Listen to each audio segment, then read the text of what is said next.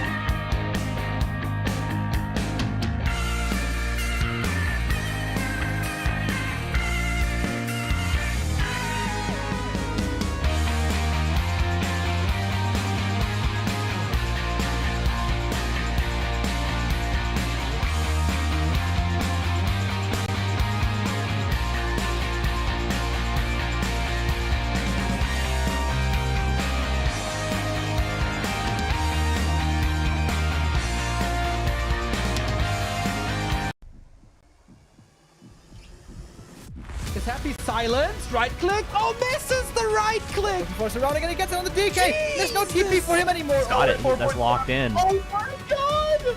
Get those apart! This is not a fight that Kiwikaki can win here in the upper right. Can he win it somewhere else?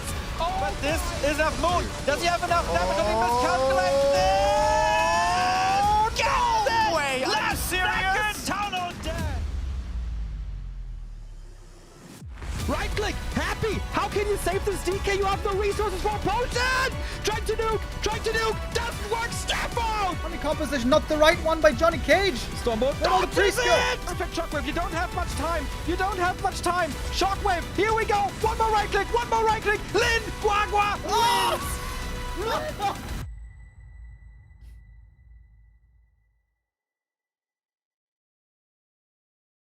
Ladies and gentlemen, this is the day we've all been waiting for, the most anticipated match in the entire Warcraft scene. It's been 5.5 months since Happy and Lynn faced each other, also in the Super League. That was Season 1, now we're in Season 2, the final day of Group Stage, and the Titans are finally clashing here today. Hopefully you all got the notification that this is live. A best of 5 between the best undead of all time and the best orc of all time, and they haven't faced each other. There's very little game tape. We got a new patch as well. We got no clue what's unfolding in front of our eyes here today. We expect exquisite Warcraft, the best Warcraft there is, and it's gonna be fireworks, everybody. Hopefully the hype levels are at the appropriate levels. We'll see about that. I am here for you. Mr. Remo Demo, unfortunately not available, but of course a match like this at epic proportions needs a dual cast. And there's only one person that I would call at this beautiful day. It is Mr. Soul 8man. He's by our side. He's been watching the ladders, the preparation of both of the players. The entire day, basically the entire week, everything points towards the Happy versus Lynn match here today. And Mr. Apeman, how are you doing? Welcome everybody. We can say about Lynn that he's destroyer of the best players per race. He solved Fortitude. He won 3-0 versus him. He won versus multiple Nidelf players. It's hard to say which Nidelf is the best now. He had a sleep up versus Colorful. Maybe he doesn't care that much about the Orc Mirror because it's the only balanced matchup and he needs to solve the imbalanced matchups. And now is his final boss, final enemy. Can he solve Undead by defeating Happy?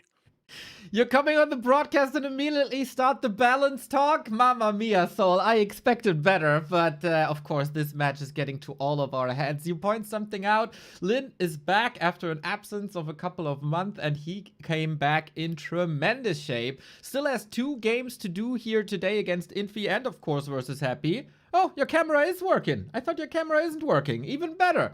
Lynn can make top 4 here today. He got 10 points to earn. If he 3-0s Happy, if he 3-0s Infi, then he would get up to 49.5 points, and that would make it so he can make rank 3. But let's be honest, that is highly unlikely, as 1-0 also can score some more points. But for Lynn, top 4 should be the goal, and he needs some wins to make that work. Yeah, it's going to be a busy day for him. Definitely a nice warm-up versus Mighty Happy, and later he's going to play versus Infi, right? And Infi is like between, right? He's like, sometimes I play human, sometimes I play Orc. So is it going to be Orc Mirror to finish the Super League group stage? We'll see about that. Every game is super hyped, and I love it. Me too, me too, Sol me on too. back 2W. Obviously, No better combo. we are in awe of Happy's skills. He's number 1. His tournament was really, really good. He got 2 losses, one against Live Medusa the Gamer, who I would say is by far the best Night Elf right now, and then a loss against Focus. That was unexpected. So if Focus can beat Happy, does Lynn even have problems getting a win here today?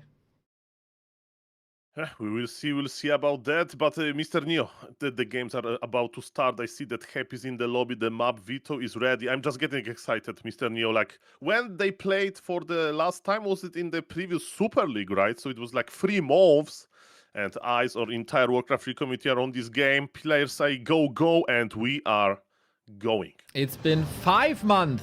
It was real. August of 2025. Long time ago. I can't even remember. It was a 3-1 in favor of Lynn. That was the group stage, though. The playoffs then not necessarily the best for Lynn, as he was eliminated by Kaho and then fell into a balanced depression and left the scene for a long time. Now, the matchup versus Night Elf. Lynn solved it. The matchup versus Human looks tremendous, especially against Pally Rifle and an Orc Mirror. He also got some good results.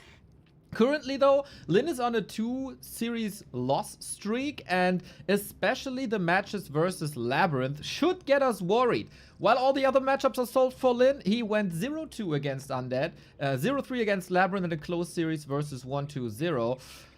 I don't know how good Lynn is in this matchup right now. I know that Happy is quite fantastic, even though he lost to Focus. Maybe you could say it's the weakness of both players, and it's a big question mark for both of us how well they are approaching it and how in general they are approaching it. These are the 2 best Warcraft gamers in the world right now. The best Undead of all time against the best Orc of all time. This is what we've all been waiting for. This Happy versus Lynn. Oh yes, and the game is running and the players are moving, and to my great surprise, in game number 1, I see that in the altar there is no Blade Master. We are going to see a Farseer Headhunter build, and what Happy is going to do about that? Happy is of course preparing with the Scouting Acolyte. He's opening with DK Ghouls, but Neo, you know that problem of Dark Ranger, of mighty headhunters that are fragile, especially in the mid game when Dark Ranger is hunting them as a second hero addition. But also ghouls are the answer in the late game, right? Versus mass headhunters, and the ghouls are got a little bit stronger in the patch. So definitely interesting decision by mighty Lynn to start with this way. Farseer Headhunter versus DK Ghouls. Let's go. Game number 1. Okay. I said real orcs don't play Farseer at the moment. Maybe it's a little bit of a curveball. This is something we can definitely adjust down the road. For most orcs, we see Blade Master these days. For most orcs, we see Wyvern these days. But Lynn is built differently, and we'll see what his plan is. He is indeed going the old way of Farseer Headhunter, a strategy that didn't work prior to the last patch. And in the last patch, ghouls got buffed. So why should Happy have issues with this Lynn style? Yeah, well, Lynn is the meta. If Lynn plays a strategy, that's the meta strategy. But of course, he needs to prove that it can work quite well. Happy is about to celebrate his tag with pulling all of the ghouls, and he's going to try to get a green camp, but Lynn is there. And guys, for the first time since August, as Neo said, they are meeting on the map as well, and who is going to win this small exchange is a little bit like Nidal versus Undead. Demon Hunter tries to keep Death Knight on level 1. The same goes with Farseer, but look at Sneaky Happy. He's splitting his army. Who will get the big turtle? Oh, Wolf is in position. Ghouls are being poisoned. First kill by Lynn, but for that he had to give up the turtle. Nice poison by the Hydra here. Item on the ground. Gloves of Haste. Kinda nice. Headhunter streaming in as well. Ghouls take some damage, but I think the majority of poison was spread to the heroes and also to the skeletons, so these ghouls aren't even that hurt. Happy saves one more ghoul with the coil, gets level 2, Unholy Aura unlocked, and it feels like this Farseer is already in a little bit of trouble. Happy's getting momentum. Lynn was trying to get the last hit, but he didn't do it. Happy's the master of those last hits, like he's so patient with it. And yes, now Death Knight is very fast with the power of the Unholy Aura, and what Farseer can do is to run back. Lynn was able to save all of his headhunters, but they are not in the perfect shape. And again, the devil is in the detail. By the way, when you play headhunters like that, there is also a way to switch into wyverns. Again, we need to keep eye on Lynn.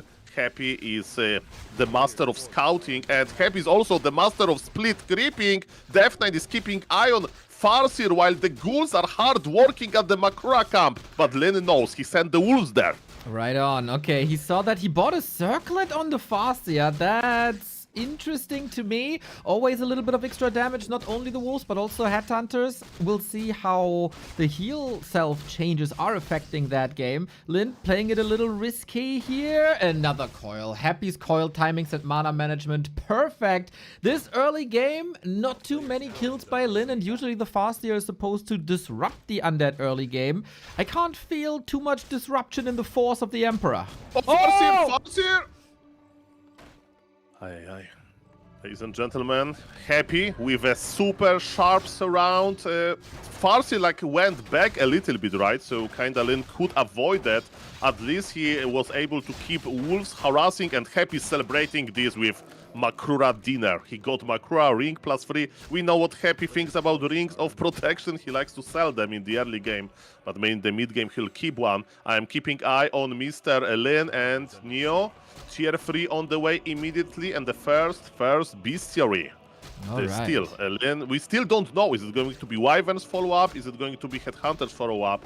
In 1 minute we'll know. And yes, Dark Ranger lady, not with life drain, but with Dark Arrow. I don't envy those headhunters. They're in a serious trouble. Maybe Hex can save them. Yeah, Dark Ranger, great support. Just like we get great support by Young Fang with 3 gifted subs to Dualcast Show, Dualcast, and Dualcast Gaming. Thank you, Bear and Rockefeller and Truffle for the support as well. Can't forget about Double Strix. Thank you, thank you, thank you. Hype levels are fine. Shadowhunter in, also not much impact. Lynn's tech is quite a bit faster, and the wolves were pushing acolytes a little bit. Let's compare the gold mines. 9,000 for Happy, 8,700. It's a solid 200 gold lead for Lynn in this regard, and we have to say the Dark Ranger usually more scary than what we see. Okay, so far Lynn is accumulating gold, and yes, it's double bestiary. He made his decision. He's like, you know what? I made a few headhunters. Happy already invested into anti-headhunter technology, Dark Ranger I'm talking about, and now he's going to throw him a curveball. It's going to be an air army, and Dark Ranger is not that great versus air army, of course. Usually, unless they go for alchemist, but there will be no alchemist in this game. And yes, the fight is happening in the middle. Mr. Lynn wants to compete for the creep camps. Death Knight is quite chunky, but look at Lynn, he's going in. He doesn't have TP. Who is going to win this? Chain Lightning. Oh, Farseer gets out of there. Wolf still chasing that DK. We do have Blight. We do have Unholy Aura regeneration. And, of course, access to potions as well. Lynn plays it safe. Gets home. Nice little exchange here. Takes some tempo out of the game. Very low hero levels in general. Empty inventory. Lynn gotta be careful, but it is interesting, and I think it's very noticeable how Wolves are constantly threatening Acolytes for the past 4 minutes. We can compare the gold again, 8,250 versus 7,950, so it's growing to a 300 gold lead, plus the DK is hurt. Can't take another engagement, I think. And then, of course, what you mentioned too, Lynn might win the strategic roulette, as Happy was the first to go for the Dark Ranger that exposes air, and there's not the greatest anti-air solutions. Lich is also not here. Lynn might win these timing battles now at the early tier 3 stage. Yeah, important moment. Now, look at this. The ghouls are low HP. Can we get Dark Ranger? And there are 2 coils, but Death Knight is just on level 2, so it's not healing that much. I mean, all things considered, this creep jack wasn't that bad. It cost Happy only 1 ghoul, and Happy is getting his final form. Tier 3 is online for the Undead. He'll acquire Orb of Corruption. And yes, Happy has a crazy micro 50 supply. But you mentioned that wolves were sent into the Acolytes. But look how well of a fitness trainer Lynn is. He's going to make those Acolytes run a lot. If you want personal coach, call Lynn. Alrighty, yeah, I don't know if it's the proper training technique. I don't know if you should throw spears at your students, but yeah, definitely, again, takes Acolytes off the grid. It is a new approach to this matchup. We do have towers coming up. That is more resources that can't go into the army, but we have creepjacks here, and who needs an army if you have Coil Nova? Boom goes the dynamite, down goes the Shadowhunter. Happy says that's what you get for advertising your gym plan, Coil Nova, and yes, that was pretty smart, and the Wyverns are losing HP. Check the base of Undead. Mr. Lynn doesn't have HP. Shadowhunter is dead. The Wyverns are in critical state. Of course, we force some towers, but Happy has map control, and Happy is going to creep his heroes. Shadowhunter was just on level 1, but we have a Q in the Altar of Storms. TC is not out yet, and Shadowhunter needs to wait for his turn. I would say the game is open. The Wyvern still can connect, but Lynn needs to heal those units somehow. How is this late game gonna go for Lynn? It's looking abysmal. Shadowhunter, no heal wave. Happy is coming in, going for the altar. 20 seconds. Ghouls ravaging, little wrecking balls. Don't take much damage here thanks to the statues. 3, 2, 1. Heroes. Lynn not interested in saving his base at the moment, it seems. Goes for more creeping. Might be waiting for a TP here, but that's also the shop going down. I think Happy completely destroys this late game. I mean, that's a good thing about having Obsidian status, right? Happy is feeling very comfortable here. He can park, and man, there is no altar. Shadowhunter is just on level 1. Shadowhunter has a mana potion, but you know, my point is we can't get Shadowhunter back easily. Lynn is very patient. He's creeping at the same time. He wants to unlock level 2 tower and chieftain, but the orc is not mining, and burrows are dying, and Happy is like, where are you? You need to defend your base. Where are you? Everybody Lynn, was and Lynn is looking. coming back. Everybody was looking towards Lynn for new meta development. So far, it's a bit of the same old, same old. Wyvern tried to get the damage in, but without the Shadowhunter, without the Hex, what can you possibly do? Stomp, maybe? Info Potion by Happy anticipated the disable and dodges it beautifully. We got Destroyers up. We had way too few Wyvern. That TC will likely buy the dust as well. We still can't get the Shadowhunter back. First the altar falls, then we're supply blocked. It is a disaster. And Happy is not going anywhere, and also there is no shop for Lynn because the shop was killed, so he can't spend his gold basically. Not on items, not on units. He can, I guess, make more burrows. That's what the orc is doing. Man, it doesn't feel that good for Lynn in game number 1, but you know what? He's going to chill himself a little bit with Makura and counter because he's still creeping. Yeah, that's his prime objective right now. It seems like, well, more and more and more burrows fall. Not too sure if he should have sent something to the tavern if the resources was there, but this is the saddest Shadow Hunter I've ever seen. I mean, the Shadow Hunter went extinct in this game. Maybe Happy will be kind enough to free some supply of Lynn, but killing his units, Tower and Chieftain went down, Wyverns are ensnared, and Happy is clearing. Game 1 goes to Happy. Yeah, there's no big debate who was the boss in this game. That was clearly Happy. Lynn fanboys already making excuses. He's just saving strategies for playoffs. He doesn't even want to win that much. It is total annihilation with no big ingenuity and no big creativity by Lynn. We have seen, you know, this acolyte harass that was supposed to give him a little economic advantage, but I'm still not sold on these Farseer strategies. I mean, in the new patch, you mentioned that ghouls are a little bit stronger, but also healing is better for a Blade Master because Blade Master has access to healing souls early, and you know they heal a little bit faster. So if you use them since the start of the game on a very important unit, which of course Blade Master is, he's even a hero, right?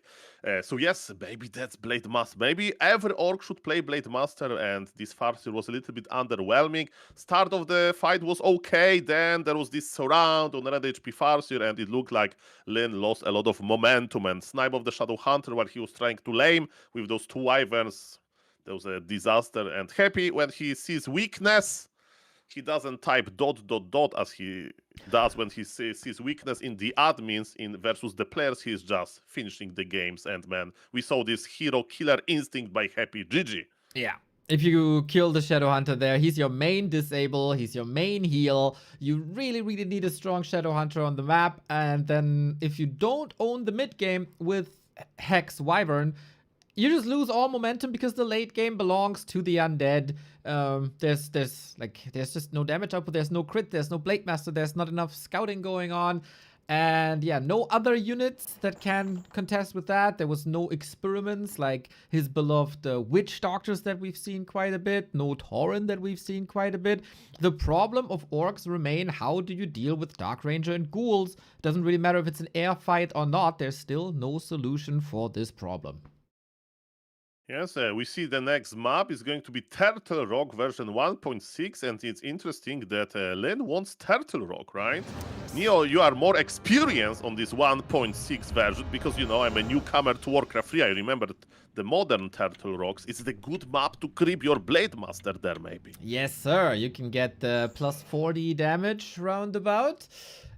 This is, again, the teenage version of Rock. There is critters already. There's no watch awards at the shop. There is very good items, of course. But yeah, not the updated version. So we'll see. Can Lynn strike back? I think, given that Lynn is oftentimes a bit of an emotional player, he needs a win here. If you go down 0-2 against Happy on this, in this matchup, that is a bit of a problem. Happy says he has a sound bug every 5 seconds. It would be every 10 seconds, I would say no remake, but every 5 seconds, okay. Unacceptable. Yes, restarting at the start of the game is not an issue. And yes, sound bugs. What do you know what the sound bug is? Like you have double sound or no sound? I'm afraid to type in the lobby, so let's not think about this. The games are starting nicely. I hope that Happy restarted everything. And yes, coming back to the Turtle Rock, today I casted I casted a Super League game from replay of Focus versus Goliath, and Focus grabbed double chops with his Blade Master. You can position Blade Master in a way that only one org is attacking you, not all of the three. So maybe that's the plan for Lynn, to make a super Blade Master. That's right. We'll see if Happy can punish that.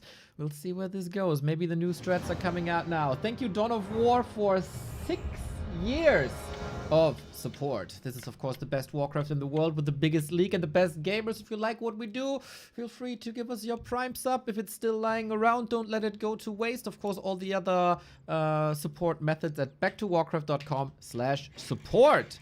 Now, we go into the early game once again. It looks like the issue with the sound is solved. And we go on to Turtle Rock. 1-0 for Happy. Very, very dominant. Lynn has to change things up.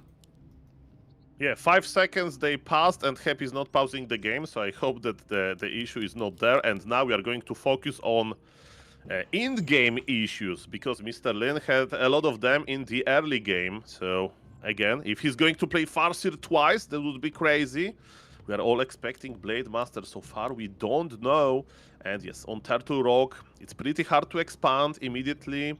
It's pretty hard to, to do anything besides creeping, right? So we are expecting a lot of item sniping. Maybe a little bit similar as Orc versus Nidelf does.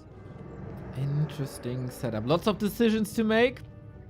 Happy left-hand side, Lynn right-hand side. They're both on the same lane. They can contest each other. This might be a bit of bad news for Lynn, as the DK will probably contest the shop there as well. Not sure if the creep route still works. It's always a little bit of a roulette when it comes to the creep routes. No close position, but we are on the same lane, so very much contestable. We do have a switch, Mr. Soul, and I'm very happy to see this. Farseer, be gone. It was a nice experiment, but you're old. Go on the bench. You have no value in this matchup. We need a big blade, and we need big red numbers.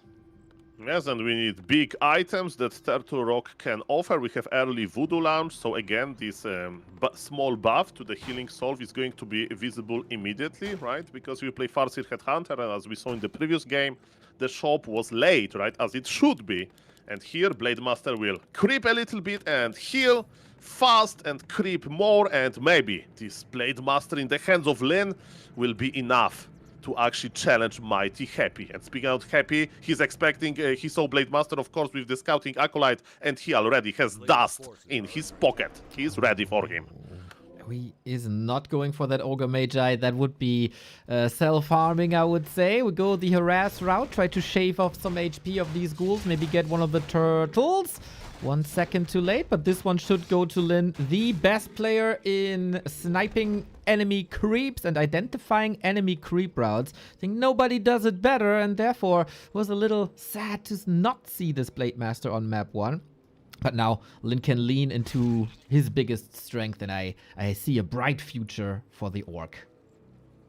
Okay, and I don't see the bright future for the Turtles, because Happy is going for another Turtle camp, and he is ready, for it. He has enough ghouls. He's celebrating his tech with pulling all of the ghouls from Lumber. And the plan is simple. Half of the army on the Blade and the other half on the Turtles. Can Lynn get the last hit? He got another one. Nice. And usually the 2 turtle camps together are level 2 with the 2 turtles sniped. And here also the third that is no level 2. You see exactly 0.3 on the Blade Master. That's the 0.3 that Happy is missing for level 2. And every second you delay the Unholy Aura makes your life a lot easier. So well done. Yeah, and he also stole the item, Mr. Neo, and beloved viewers, you all know this item called Crown of Kings, a perfect item from a campaign or whatever. Look at the Blade Master of Lynn, +5 to everything. He bought 2 circlets and stole Ring of Superiority. This is a Blade Master wearing Crown of Kings, but is it enough versus the King of Undeads? We'll see about that. Happy goes for the big turtle. It looks like a bit of evasion creeping already. It's not a classic creep route here, but Lynn is right there. Went out of Windwalk to use that backstab damage. The turtle is still up. The ghouls are very hurt as the turtles have spikes. When the ghouls attack the turtle, they take damage. Little tome there as well. When Happy was in his old flat, we saw lots of books in his background. I asked what he's reading. He said that is not a game-related question. I will not answer that. So we don't know. But also in this game, it's a little different. Happy doesn't want to read. Blade Master, though, got a little bit sharper.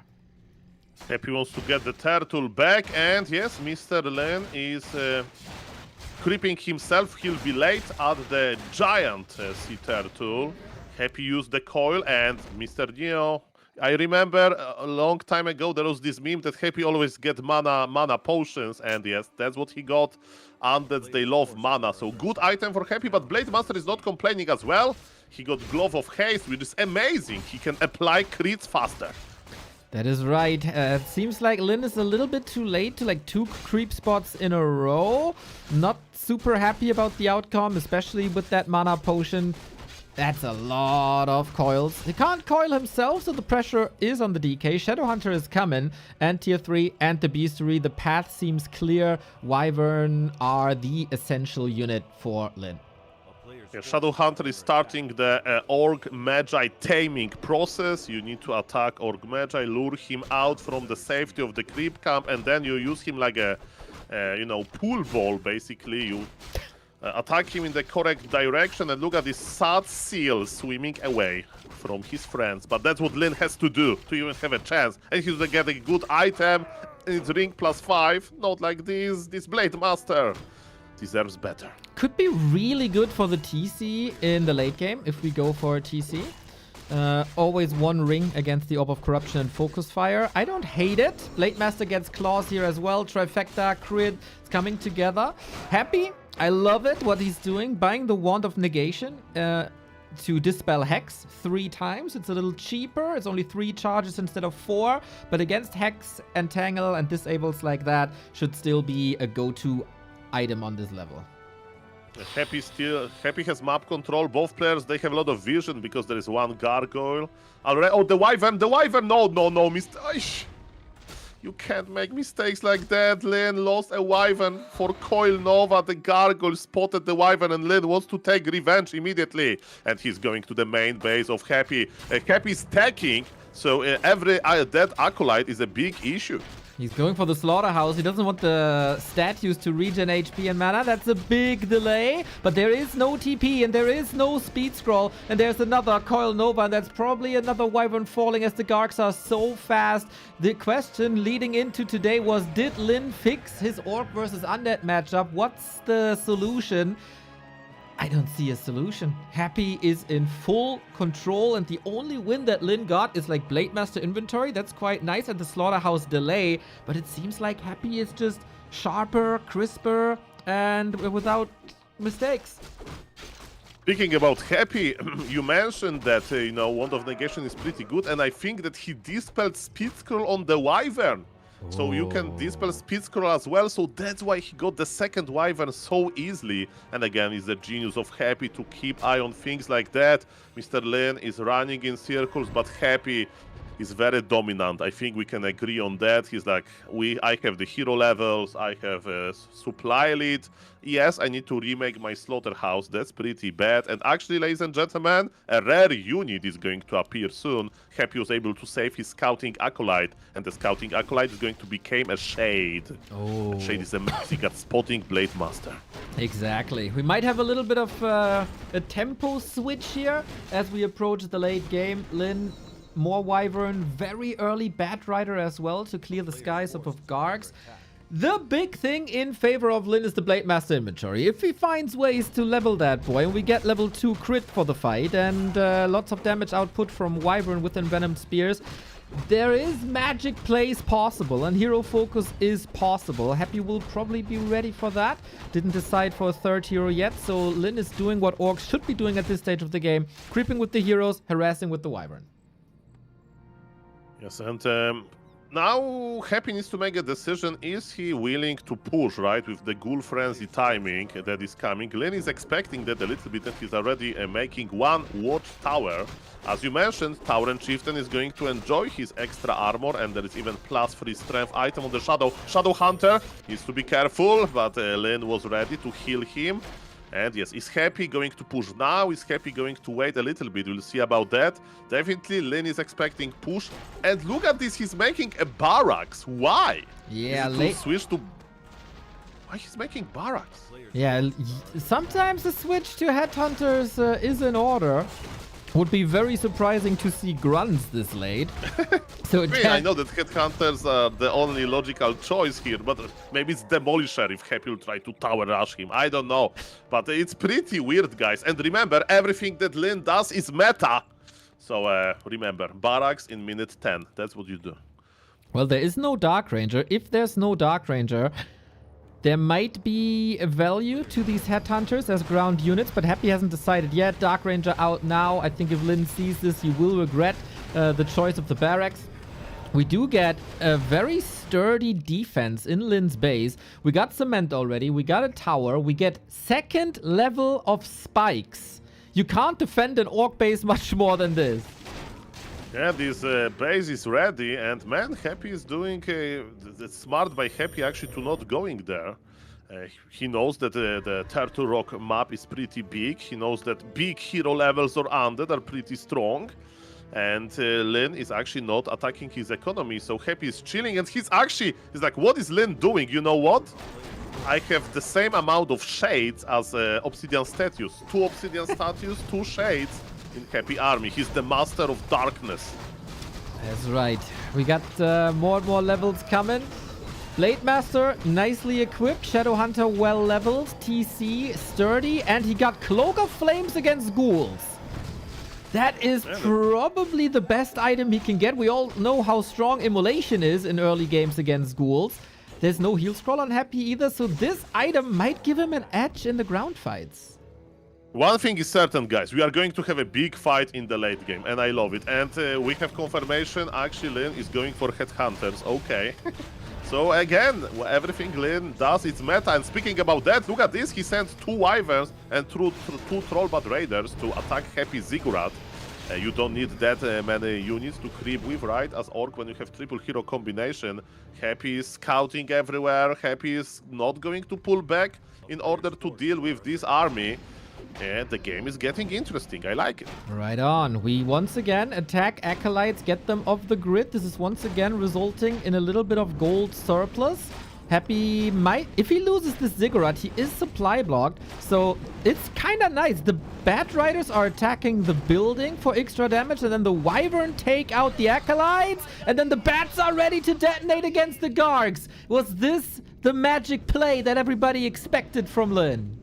That was definitely a play that gave Lynn some value. He's still creeping. He detonated 2 bats. He forced some repair. He didn't kill any acolytes. Shout out for Happy for like pulling the acolytes at like 1 HP. And then again, the game is getting colors. And we are getting indeed Berserkers, which is quite crazy. Especially as you mentioned, because there is Dark Ranger as a third hero. We got a 600 gold lead for Lynn because of this harass. We get Banshees by Happy. What? This must have been scouted, right? Because Lynn's air units were there. So Curse on Wyvern, strong. Anti-magic, super strong against poison, if we still have Wyvern in. And it's a kind of tame game. I am surprised that Lynn sold the Immolation when there's still so many ghouls. But hey, what do I know? 3-3-3 heroes against 4-3-3. Heal scroll, Invu potion, Wand of Negation. We seem pretty well equipped for the late game fights. Blade Master is making it to level 4 as well, and Turtle Rock is almost empty. Yes, so we know what Undead wants in the Super Giga late game. Undead wants Banshees. With Banshees you can curse Blade Master to like force him to miss, you know, to not be as good as attacking. You can also get anti-magic shell, and believe it or not, in the morning I was watching Happy stream a little bit, and he casts anti-magic shell on everything, and he even casts it on ghouls. Why? Because you know, the ghouls take damage from Stomp. So if Happy has mana on those Banshees, he'll cast anti-magic everywhere, and he's actually not going to probably try to possess anything. But guys, we are in the StarCraft 2 mode, and my question was what Lynn can add in the late game, and the answer is nothing. He's not interested in going for different units. He wants to make more units, and he's going to do it in style because he's expanding now. And we have even Blade Master Mirror Image level 1. Who needs Windwalk level 2 when you can just split your Blade Master and scout with it a little bit? Nah, there's more than that, Soul. Mirror Image is way better than just scouting. If you're cursed, hit Mirror Image, and the Blade Master is not cursed anymore. You see a coil flying towards you, hit Mirror Image, and you can dodge it. 3 good reasons to go for Mirror Image, at least level 1. Windwalk only adds a little bit of damage and duration for Windwalk, so I really, really like this choice. We also got a tiny Great Hall, and now the win condition is clear. Happy, can you tear down the second base? Lynn, can you hold this second base? That is the question, and Happy knows this requires an all-in. Oh yes, and Happy has 2 shades on the map, but does he know about the expo? Okay, he's going to scout now, so now Happy knows, and yes, he's moving out. Ladies and gentlemen, buckle up. It's going to be a huge fight. Supplies even. Burrow is ready, by the way, so expansion of Lynn is not like that fragile. And man, it's going to be a huge fight. And Lynn has amazing micro. Happy is the king of micro as well. I can't wait to see those army fighting versus each other. We do have 2 armor upgrades, so the Bat Riders will have a tougher time connecting. We have a couple of Headhunters, Raider in the mix as well for Ensnare, more disable, plus the Kodo for a damage boost. Both are dancing around each other. Who finds the best angle to attack? Into the Burrow, into the spikes. The spikes are so good against ghouls. Yeah, and as you mentioned, the Troll Bat Raiders are going to be hard time. Look at this, there's anti-magic shell on Gargoyles. That's not a misclick. Actually, anti-magic shell protects Gargoyles from Troll Bat Raiders explosions. Laser that we are going in. Who is going to win this fight? TC is in a nice position, but he is silenced. Now breaks silence with Invol. But Happy is amazing with his kiting. 2 Kodobis are joining, but they're still hungry. Oh, still so many ghouls on the ground. The bats are connecting, but not getting many kills. Lynn's army is falling apart a little bit. Needs reinforcements instantly. Lynn has 500 gold, but is not controlling, not producing. All the focus here on the fight. TC is so dead. There was silence. No heal wave ready because it was on cooldown. Lynn with the return, but Happy got the coil ready. Big red numbers, not big enough. And we got frost armor on top of things as well. That Blade Master is slow. The damage is distributed. Lynn needs a kill here. Supply is still somewhat close. Blade out of the fight. Gargoyle somewhat useless. Curse everywhere. I'm not sure if Happy can break through here. Shadow Hunter needs more mana, and there is no shop here. We are missing Tyrant Chieftain, of course. Blade Master got his last potion. Lynn is trying to have a nice position here, but look at this. There is so many skeletons. The last heal wave saved Blade Master, but Happy is going in. Happy is not going back. He needs to kill this expansion, and Happy is very well motivated. Amazing hero levels for the Undead. Lynn is evacuating to his main base. He wants to buy some mana. It's 70 seconds for the TC to arrive. The ground forces are way too strong. It is still the age-old problem. Dark Ranger and ghouls terrify these headhunters. It was a problem 4 years ago. It's still a problem to this day. No solution against it. And maybe the headhunters, he regrets them now. But also, if you have so much gold, why not build anything? That was the edge. Happy with a better macro during the fight, gets reinforcements constantly. We get possession in the mix as well. There's some pickups here. The skeletons will expire, of course, but Happy still has so much mana, so many statues on the ground. This army is perfect against what Lynn is throwing at him. Lynn is fighting without his tower and chieftain. Supply still not that bad. Blade Master is critting, but again, Happy has this crazy efficiency, and he's trading better and better and better. And yes, Lynn is evacuating to his main base now, but guys, it's 46 supply versus 48, but again, it's all about the mana, it's all about the momentum, and Happy has it all, and Happy is going to sit in this orc base very comfortably, and he'll kill building after building. That's why Lynn needs to do something about it. We have 3 Kodo beasts, actually. So that gives me some hope. Nice stomp to start the fight. We need a lot of crits for Lynn to stand a chance here. Home turf advantage is not in tower range though, unfortunately. Statues almost empty. If the Blade Master performs well here, maybe there's a chance, but there's no help, there's no hope. Blade bites the dust. 2-0 for Happy. Emperor shows the world who's boss. And it's, I mean, that was not that bad game by Lynn, right? He was able to build a strong Blade Master. He crept Tower and Chieftain to level 3.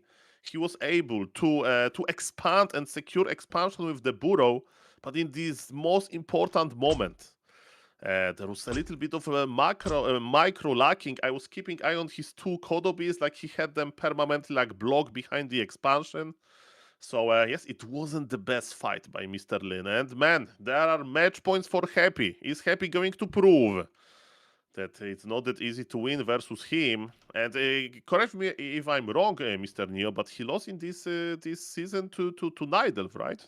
He lost to Medusa the Gamer. He also lost to Focus before, so there is a precedent on how to beat him. Focus looked really strong and Happy a bit shaky in that series. So far, Lynn has like 1 to 2 good ideas in the game, but it feels like that's not enough. It feels like Happy is reading this perfectly. I really like the army composition. I'm not a fan of these headhunters, man. They are just so easily countered. And you mentioned it, skeletons, so many skeletons. Happy's focus fire against headhunters is way too crazy. And then you got 7 skeletons against you. And then it's just the age-old snowball and all the good ideas that Lynn has, like harassing economy and trying to keep Happy supply block with the Bat Rider Wyvern attacks, etc.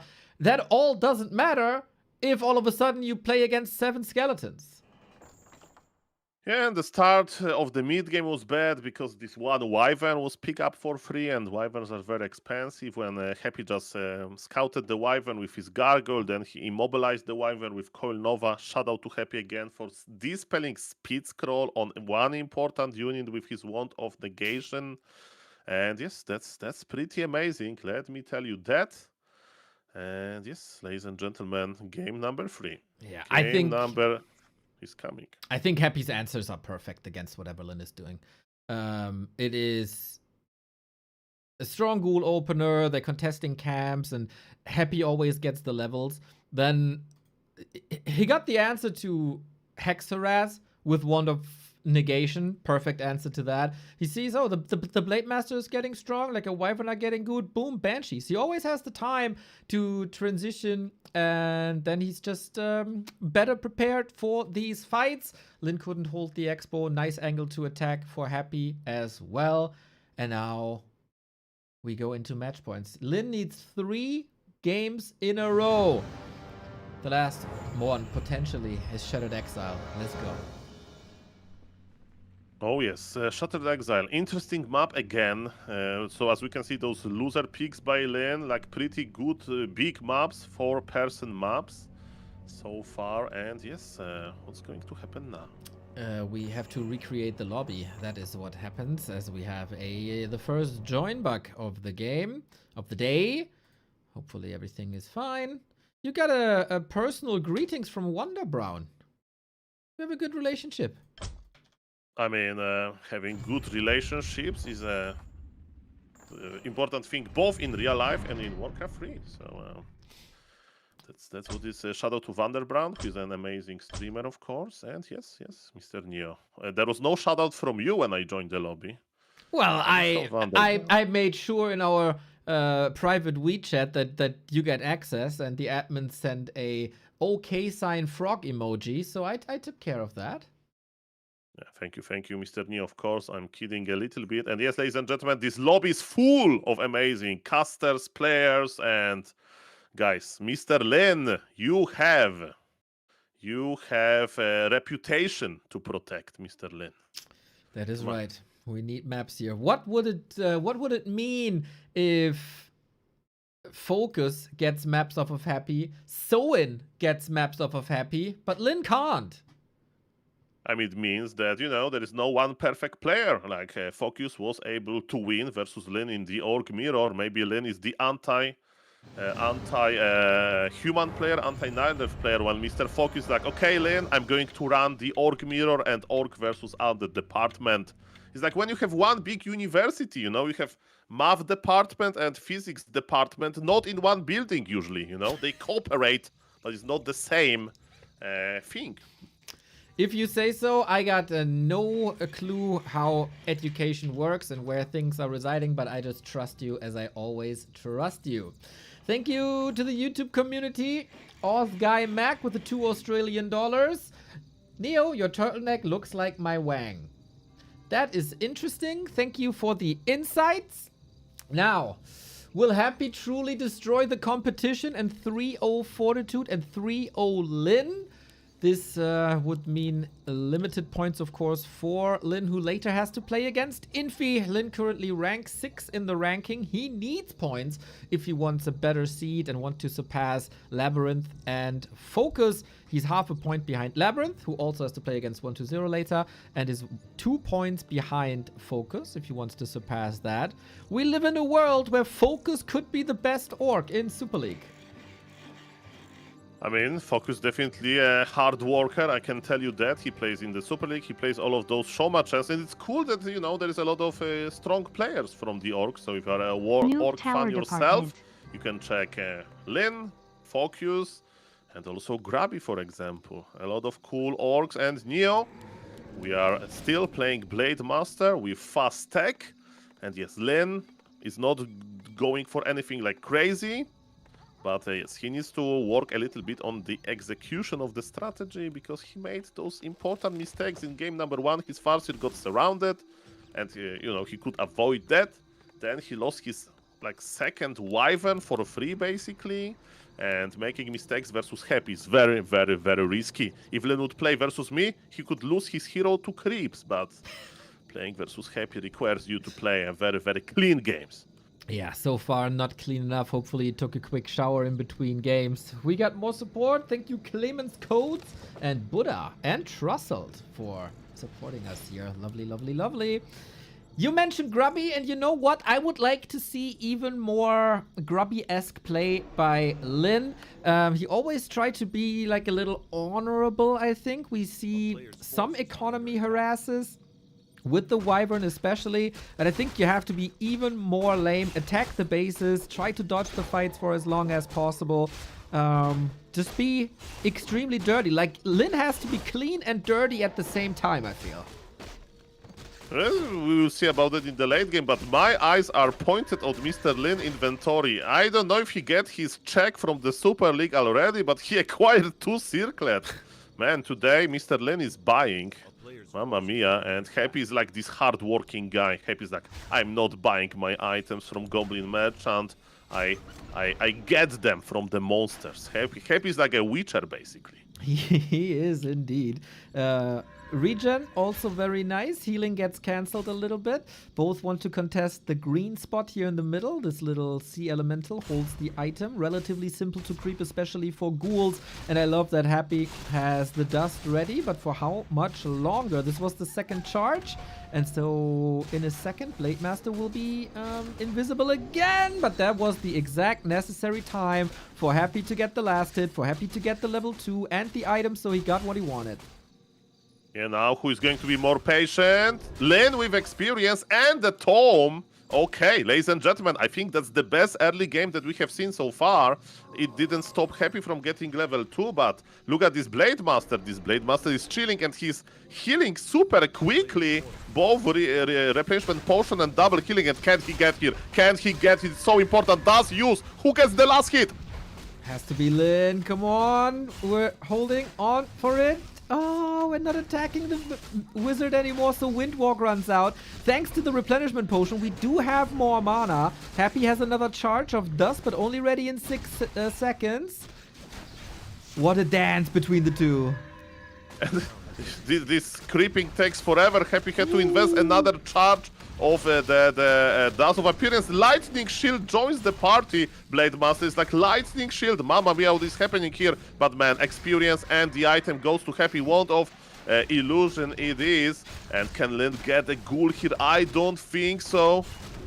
Lynn needs to watch Happy getting so much experience. That's the last Windwalk coming in. A coil could kill him, but there is no... Oh, there was mana. So tempting. Now he gets the level up. Gets another... Oh, they didn't get the last hit, right? No, Happy got the entire camp. What an exquisite dance between the two. So many decisions had to be made in such little time. What a wonky creep spot with a very hurt wizard, with lightning shield. Like, all of that changed a lot. But in the end, Happy is superior. 2.7. Got the item as well.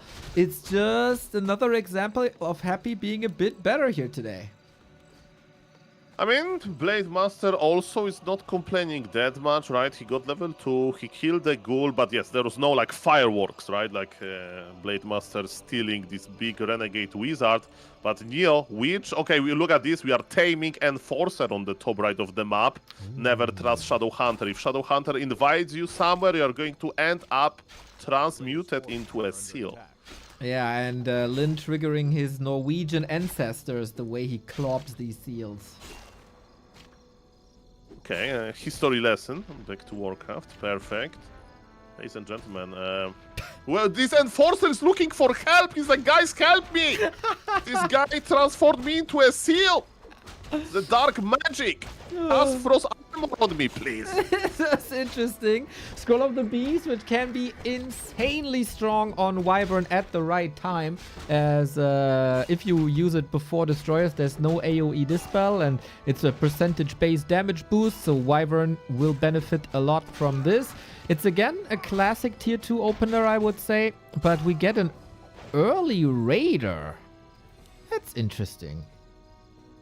I mean, that's the power of Ensnare, right? So it's one Raider, one Ensnare, so it's still going to be a lot of Wyverns, I think, but Lynn wants to get this ability to Ensnare. By the way, Shattered Exile is a little bit of a Blade Master heaven, because there are 4 Goblin Laboratories, and you can get a nice item there, like Close +5 or Gloves of Haste.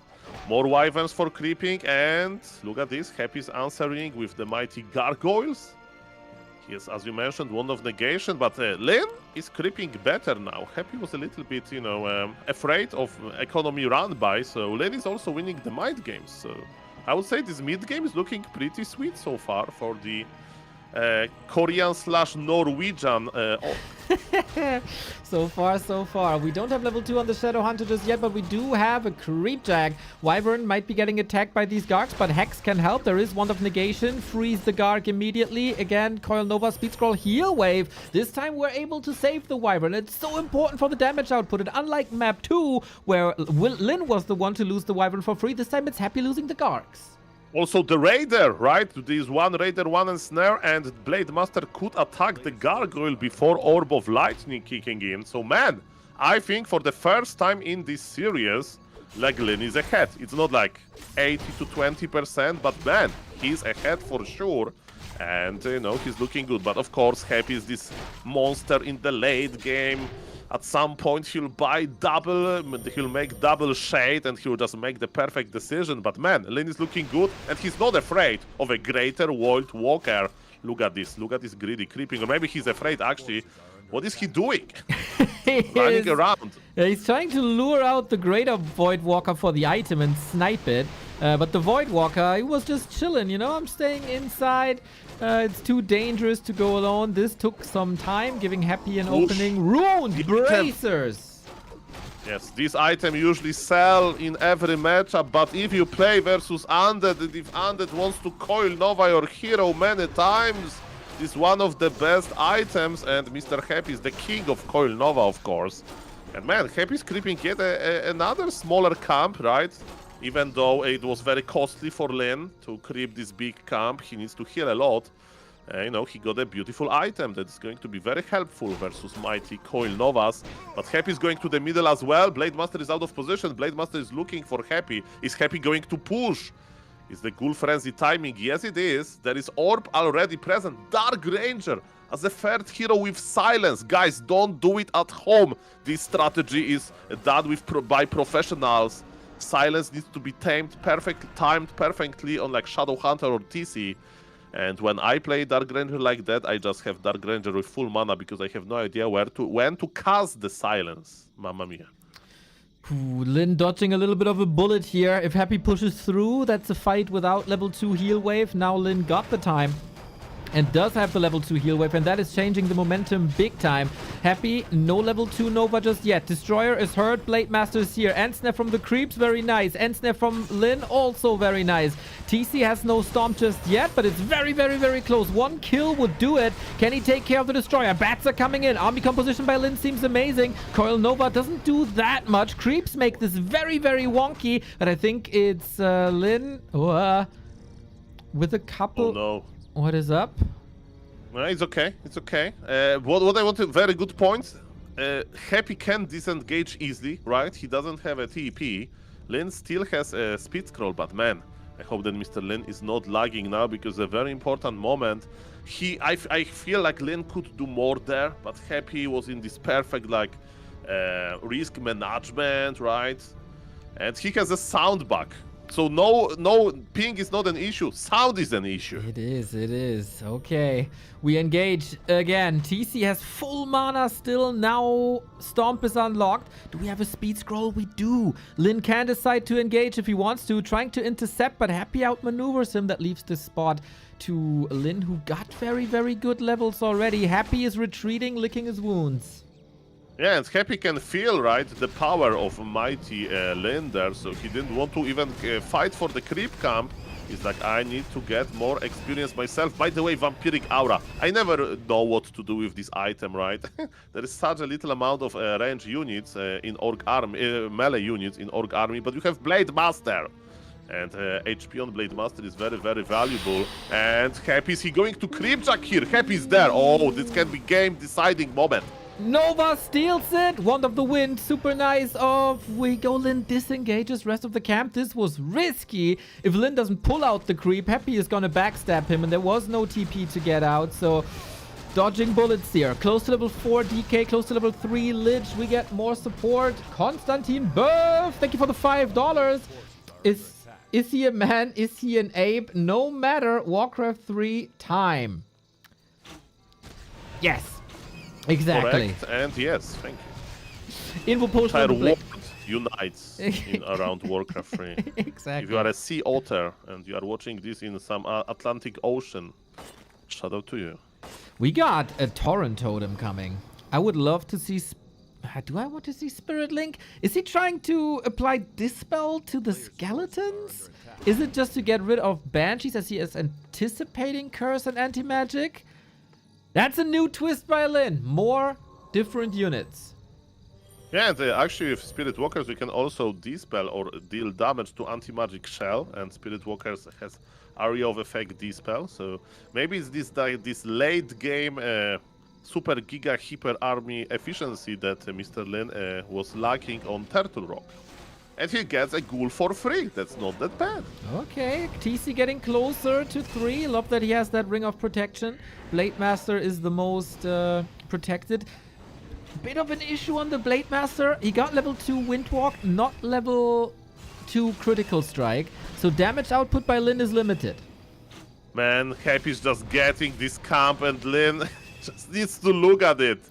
Experience is going up on Happy. Nobody has a third hero level up to level 3 just yet, but Happy's just creeping in front of Lynn, and Lynn needs to punish him for it. Is Happy ready? Is the silence ready? We'll see about it. Shadow Hunter was able to dodge the silence, and the Wyverns are trying to fly away. Blade Master is ready to start criting. Happy with the coils, Happy with the Nova. Lynn needs to reposition a little bit, but Destroyers were left back. Oh, the heal scroll. Such a great time by Happy. TC disengaging. Stomp slows it all down. Wyvern army still there. Happy lost quite a bit, but still on the ground. This evil skeleton forces dominate. We got a heal scroll now by Lynn. This is super important against the Nova. Banshee transition isn't done just yet. Lynn wants to re-engage. With that scroll, he got another charge of Wand of the Wind. He got lots of healing with the Shadow Hunter as well. Needs a potion soon. Can he take out the Destroyer at the moment? Was there silence on the Shadow Hunter because there was no healing? Might be damage output lacking. Still 2 Wyvern and Lynn needs to produce units.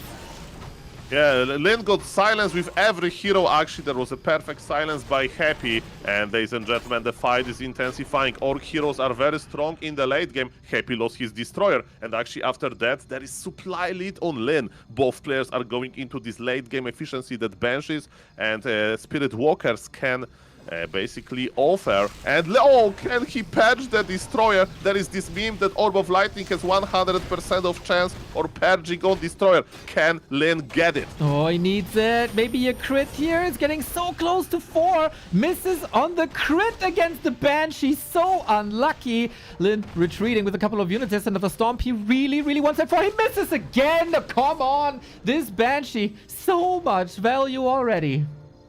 And that's why you add Destroyers, children. And you're not Destroyers, I'm sorry, Spirit Walkers to destroy those Banshee buffs and debuffs.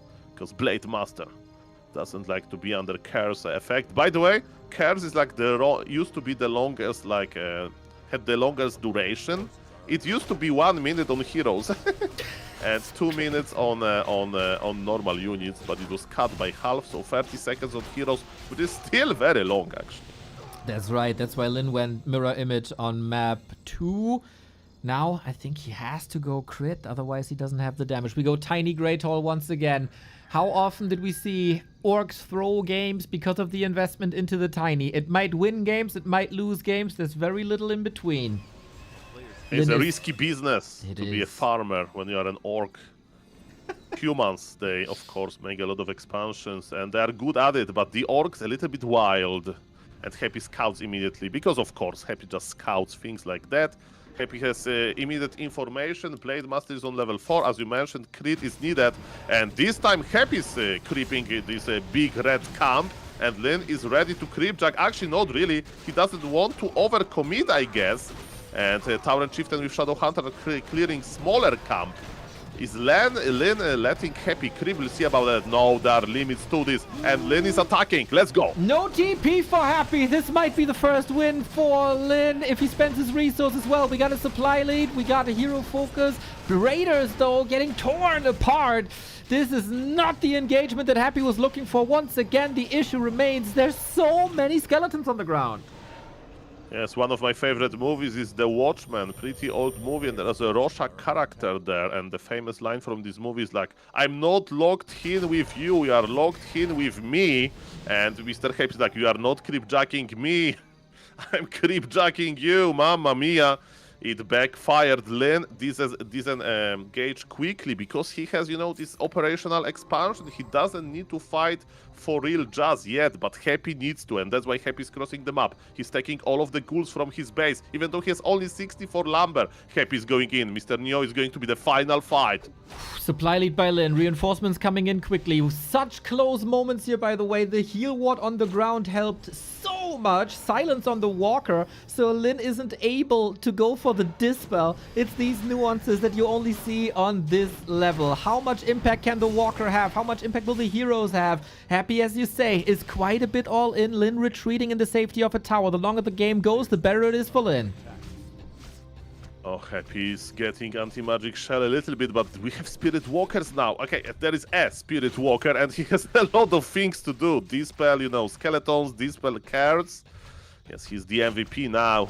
Kodobis are ready with upgraded aura. Can Happy micro his way out of this game? We'll see about that. TZ with amazing stop. Oh, the statue is under pressure as well. We do get Dark Ritual here, I guess. Level 4 on the Lich. Banshee's falling quickly. Heal Ward again is attacked quickly this time. Ghouls in the front, not too many targets there. Coil on one destroyer. What about the other one? Lynn, 400 gold, needs more units. Wyvern falling quickly. The heal wave animation has started, but it was a split second too late. Can the Blade Master take care of these statues and get rid of the regen? All of a sudden, destroyers are starting to fall. 42 food only, and there's way more supposed to go down. Critical strike against the destroyer. Lynn for the first time this series with an almost perfect fight, and Happy in shambles.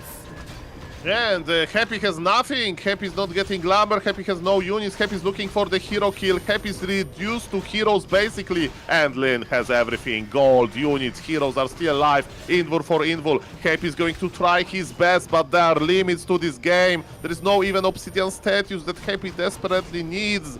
And ladies and gentlemen, Lynn is fighting back. He's not saving strategies. I think for the finals, he wants to prove to the orc players that he can bring a victory, and Lynn has time. He can now heal, he can buy mana potions for the Shadow Hunter. What Happy is going to do? Kill 2 workers? Look at this beautiful burrow position, by the way. Every orc needs to make burrow there to celebrate win victory. But Happy, is he going to try to take the fight? Level 5 Death Knight, give me some hope, let's go. Here's the Hex against the Lich, not against the DK. There's still mana, so there's the save. Blade might be in a little bit of a pickle here, but Potion is ready. Speed Scroll, Focus, Fire, and Snare. The importance of these Raiders in the fights, man, offers so much control. Lynn is not going down without a fight. This was the Lynn that we wanted to see all along. Shattered Exile gives us a series. Happy mortal after all. He can lose games, he can lose the series, and Mr. Lynn very clean game, right? This idea to creep a little bit and harass with the Blade Master, of course, expand in the good moment. Very, very, very impressive, of course. And yes, he didn't lose early Wyvern. He didn't got his Farseer surrounded on red HP, on his first hero surrounded on red HP for no reason. Very, very, very strong performance by him. And yes, Happy. Maybe he crept a little bit too greedy. Happy had good moments as well, like sniping this Overseer with Nova, right? He got a lot of experience there. But at the end of the day, Mr. Lynn showed us why he's the king of orcs. That's right. And what set this game apart from the other two games that we've seen? No headhunters. My god, there was a very different army composition. I really like this early raider, sniping early gargoyles, you know, against the... This is something we've seen before. Take out a gargoyle with Hex, but then there's now Wand of Negation against that Hex. So Lynn needed another solution to get the numerical advantages in the air department. And then it's Ensnare. The creeps were helping a little bit there too. A lot of control against the heroes, pinning units down. Happy, great execution with the silences. Weathered the storm at the bottom left with great, great, great silences on all three heroes and the Walker at the same time. And then late game, we're not transitioning into Berserkers for piercing damage, but Kodos. Kodos might not deal as much damage as a Headhunter does, but a Headhunter has basically no HP. A Kodo has 1000 HP. You put Spirit Link on that thing, you put Heal Wave on that thing, and it's so sturdy. And then this Kodo is not turning into a skeleton, and then it's not fighting against you. I really like that Kodo that also devoured 3 ghouls, or these Kodos devoured 3 ghouls. Take out 6 supply in no time. It was a very nice choice by Lynn to go Kodos here. Yeah, snacking on ghouls is always cool. And as you mentioned, the Spirit Walkers were solid. Both players, they built their ultimate form, and this time Lynn was better. No, this weird barrack, just a solid Tauren totem. And even though there's only one Spirit Walker, right, he accomplished a lot. A lot of nice dispels. There is no cares on Blade Master for a long time. And Blade Master could do what he does best. Apply damage. And that's what Lynn did exactly. Right on. Thank you, Hollow Man, for the 27 month. Thank you, Barbady, for 96 month. We're getting a bit of growth in the 100 sub club that you got. It looks like... I'm laughing because Mr. Lynn said something funny in the lobby. He says, guys, I'm in the lobby. I see everything, but where is Happy? I can't see him in the lobby, but now he can see him. So is Happy with room with you? That's what my psychologist will ask me next time. Because I'm not going. If I want psychological advice, I go to play 4v4 Kappa. I think Happy is like John Cena. You can see him, and in the end, he always wins. Mamma mia, very fitting description. And you know, in the Warcraft reward, there is a lot of like collabs, you know. So maybe Happy and John Cena will happen one day. They should do a rap together. I would love that. They should play Warcraft 3 game together. Or wrestle. You see, Happy in the ring. Or Warcraft 3 / wrestle. You know, one Warcraft 3 game and one round of wrestling. I mean, we do have chess boxing, right? Yeah? Why no Warcraft wrestling? We can start with Warcraft 3 boxing, of course. There is some... You know, Mr. New, you're a tournament organizer, so you need to team up with some boxing organizer, and yeah, we have a beautiful content for the viewers. Don King, if you're still alive, let us know. We can put this together. Okay. This is 1 point for Lynn. I wonder on the table, does that change anything? With that point, Lynn is surpassing LabyRinth, so rank 5 guaranteed for Lynn, while still attacking the top 4 to skip the round of 12. LabyRinth, of course, can score high later today, as the second match is going on between 1-0 and LabyRinth right after, before Lynn then again goes in this last match versus Infi. Happy exited the game. We were about to start, but Happy thought it's another join bug. He was just not patient enough. And now we have to restart again. I mean, we have very pleasant situation in the lobby because nobody's blaming us, right? You know, we have been present since game number 1, and there's a lot of people like joining in on the way. So if we didn't cast join back in game number 1 now, nobody's expecting us. So, It's ladies and never our gentlemen, fault. I'm sure that tournament organizers will sort it out. Everything works fine, but there is so many people in the lobby that yes. And the previous game was looking good. Maybe Happy just closed the client a little bit too early. He has this fast micro. He can't stay idle. And we are ready to host another game. Don't worry. The map is going to be springtime, by the way. And the springtime is coming soon. Okay, looking good, looking good, looking good. In the meantime, I set up the potential bracket for the playoffs. With the changes applied from the one Lynn win already, this is the current situation. Happy would have a dream draw against either Moon or Kaho. Focus still 4th, would be up against Lynn and Lawliot. Life would be up against 40 or Sock, and 120 has the pleasure of going up against LabyRinth or Colorful. But of course, this is all in flux. I wanted to show you how this is looking currently with every point for Lynn, Labby, or 120. That can all still change. And will Lynn get another point here is the question. Happy still on match points, of course. He dominated game 1, game 2, but on Shattered Exile, Lynn was finally able to strike back. And now, springtime, off we go. Still Lynn facing defeat, still Happy on match points, but the momentum is shifting a little bit. And the gameplay is clean. That's important. Mr. Lynn is like, okay, I just need to play good and I win. Okay, that's what he can do. Of course, Happy is very dangerous, but I think Lynn gets some hope, right? It was a clean game. It was a smart game. The previous game on Shattered Exile. And yes, he's going here. And you know, it would be funny if you just play like Farseer now, but I don't think so. I'm checking the altar, and who is in the altar, Mr. Lynn? Is it the Blade? Yes! Ladies and gentlemen, if we learn one thing from this series is that Blade Master is pretty good. Farseer can be fine, but Happy was so ready for the Farseer, man. He was. I think Farseer is dead, especially against Happy. Like every once in a while, he can surprise you nicely, but he just lacks the punch in the late game stages, and therefore, I'm still of the opinion everything a Farseer can do, a Blade Master can do better. Interesting approach. We need to make a tier list of dead strategies. I will start. Pala Rifle, S tier.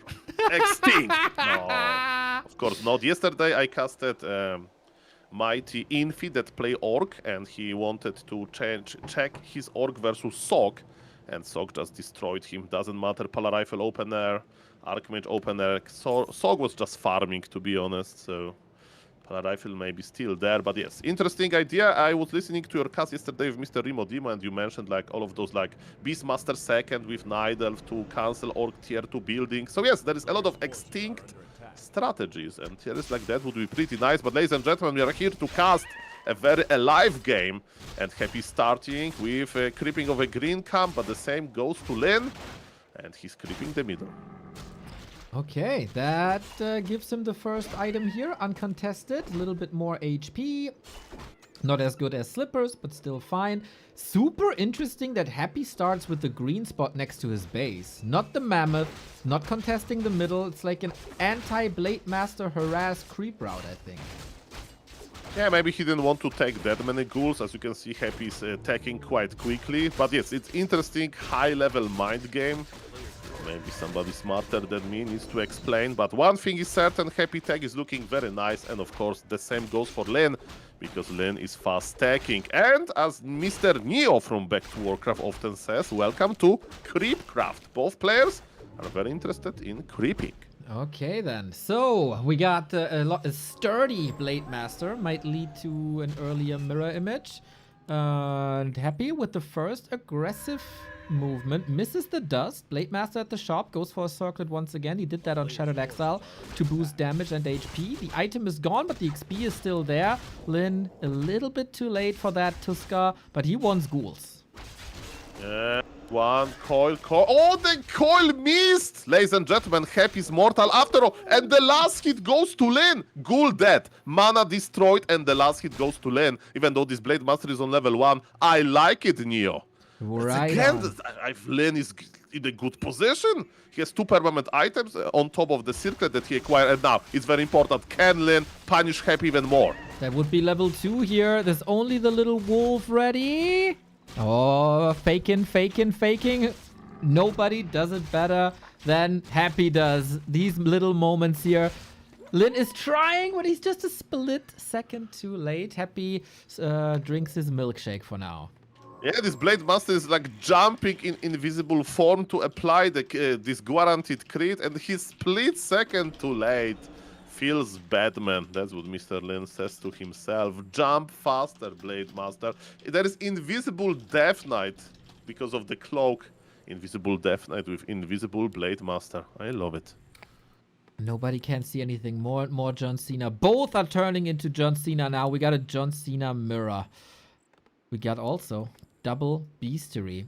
Tier 3, Shadow Hunter. Happy at the moment. No Tier 2 just yet. But I was expecting more Wand of Negation, more Lich, and the classic Gargoyle opener at Tier 2. Yeah, I mean, shout out for Happy. He waited for a long time to check the action at the shop, and he went to the wrong shop. Look at the bottom what Lynn is doing. Second circlet acquired, and he's going for the Orc Magi. As you can see, Polar Bear is not attacking because he's blocked. Very nice positioning by Lynn. And he'll get his level 2. And the item is under the bear. I've been there. This bear is so thick. He was sitting on the item, but Mr. Lynn was able to pick it up. He got like Diablo 2 Sorcerer's telepathy to beam that item into the inventory. Lucky, lucky, lucky, and it is a Wand of Mana Stealing. I love Wand of Mana Stealing against Undead. Take coils away, convert it into Hex that you need. Sasquatch being morphed here. That is one of the strongest creeps in the entire game. Circlet on the ground, man. Usually it was Happy turning into a little princess and buying as many circlets as possible. Now the prince is Lynn. Mamma mia. I'm very happy for Lynn that he didn't lose this item. And now, as you mentioned, Shadow Hunter help with getting an item. And now Shadow Hunter can help with getting maybe even a hero kill. Probably not. As you can see, Happy has a lot of units already. And Lynn needs to start making Trollbat Raiders because there are 2 Gargoyles already in the air. Nobody's creeping for now, but Death Knight has a lot of mana. And both players are getting ready to go into the late game.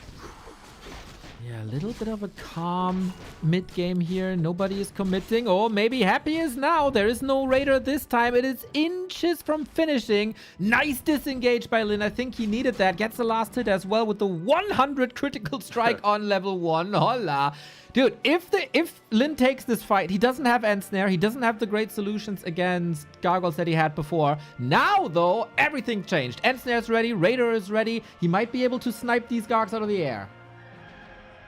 It's an interesting idea to not go for Trollbat Raiders. Is like, so Trollbat Raiders maybe can work on your level now. He hacks! Look, he hacks from the distance. What? He attacked the creep camp with hacks, and that's why this Fruborg is there and this Fruborg is ensnared. What? Man, I never seen somebody luring the camp like that. That's crazy. Me neither.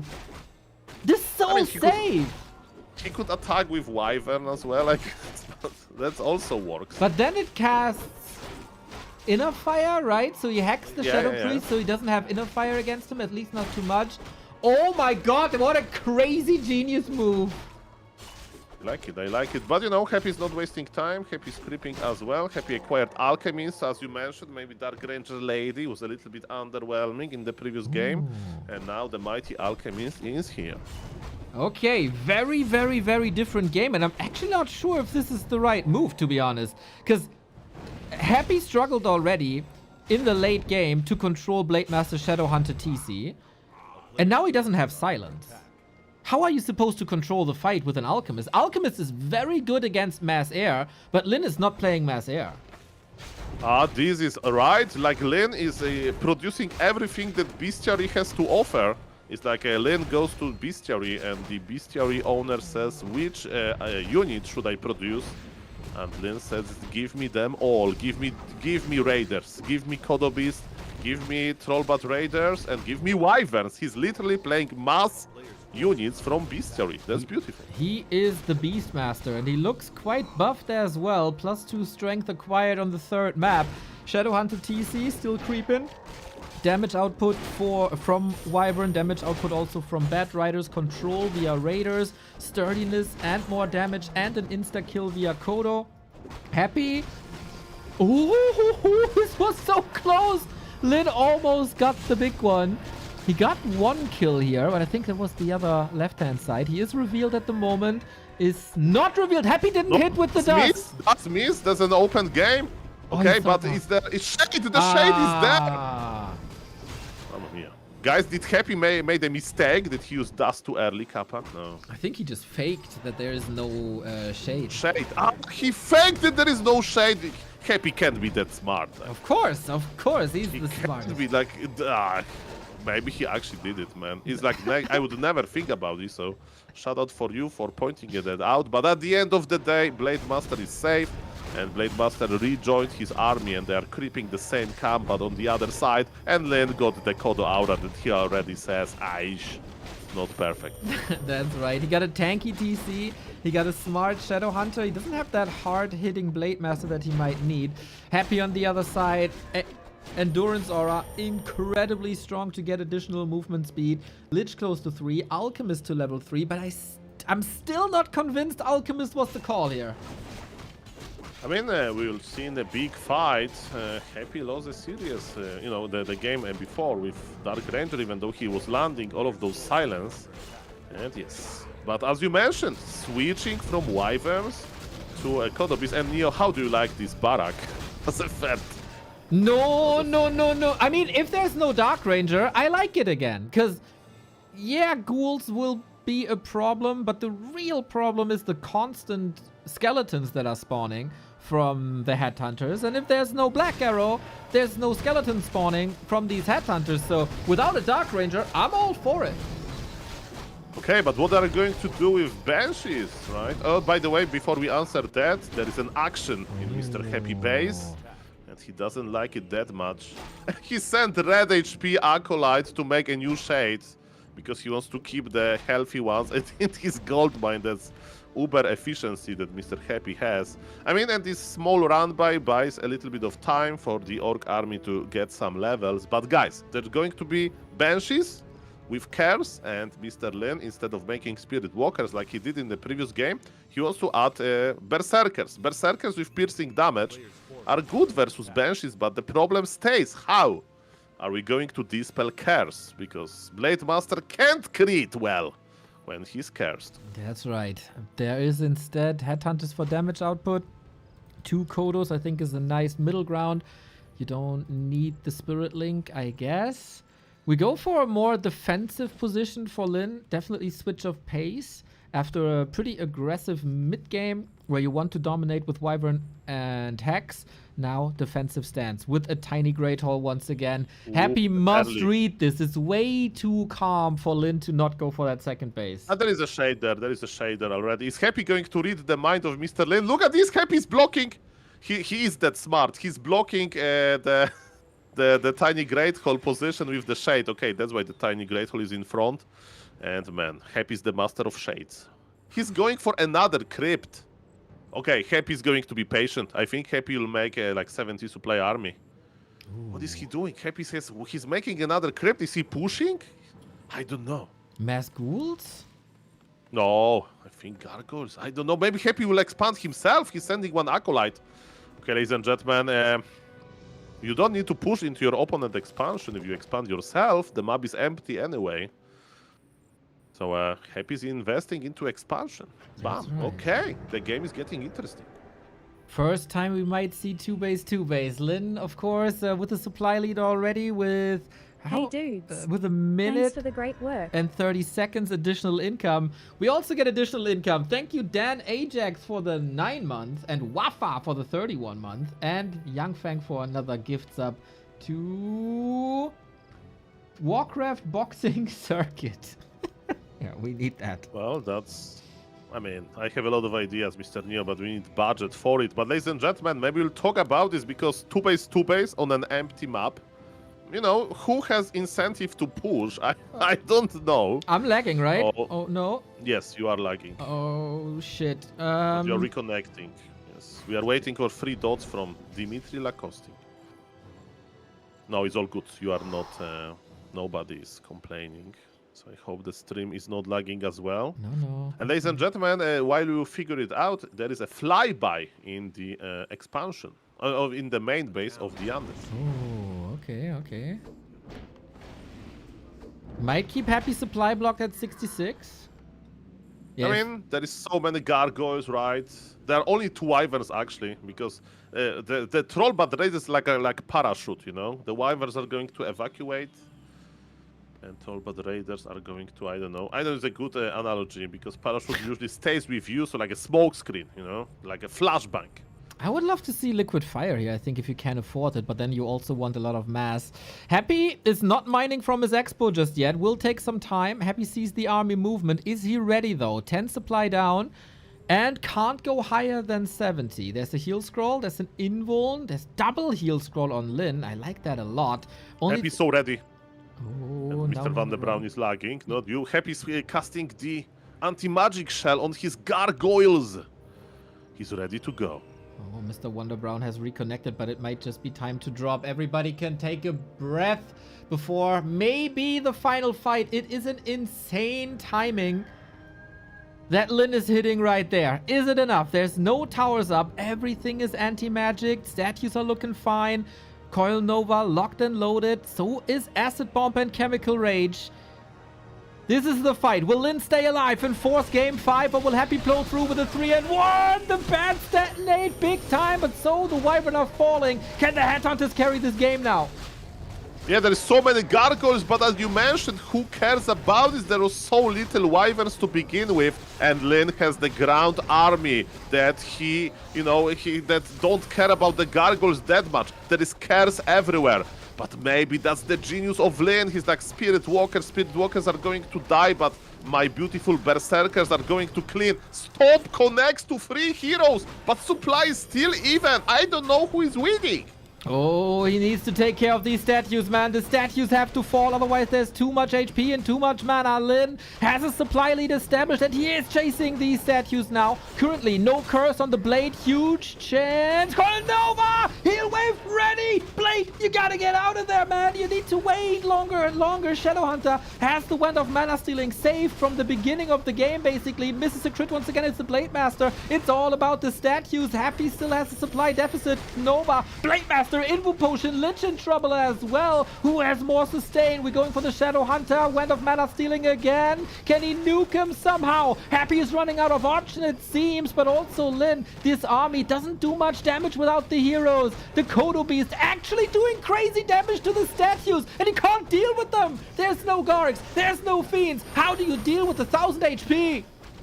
There's no more healing for Lynn. His blade has fallen. Happy is so patient, but there is no healing for the Lich. Blade Master for the Lich trade. I don't know but 2 orbs are gone, right? so we can look at this. So maybe it was even after all. But as you mentioned, Lynn wants to stay. Lynn wants to fight. Undead heroes, they have absolutely no mana, and mana is what makes them strong. And there is orc army everywhere. This is crazy. Berserkers, they're winning the fight. Lich is back though. Lich is back from Tavern. TC might be nuked. Acid Bomb. Or we need the Blade Master back, but he goes from the Tavern. Heal Wave. Alchemist. He's so sturdy. Evasion. Big Storm is coming. Oh my god. Level 4. Lich is back as well. The Raider Cannon Snare, but the Coil is there thanks to the one statue. Here going for the Banshees to take out the misses. Nova and the Raider can't be saved. DK Lich back and Snare controls the fight. Lynn has a 30 food lead afterwards, and that was the majority of the fight without the Blade Master. What a crazy game this is. And Lynn says, that's why you play Berserkers.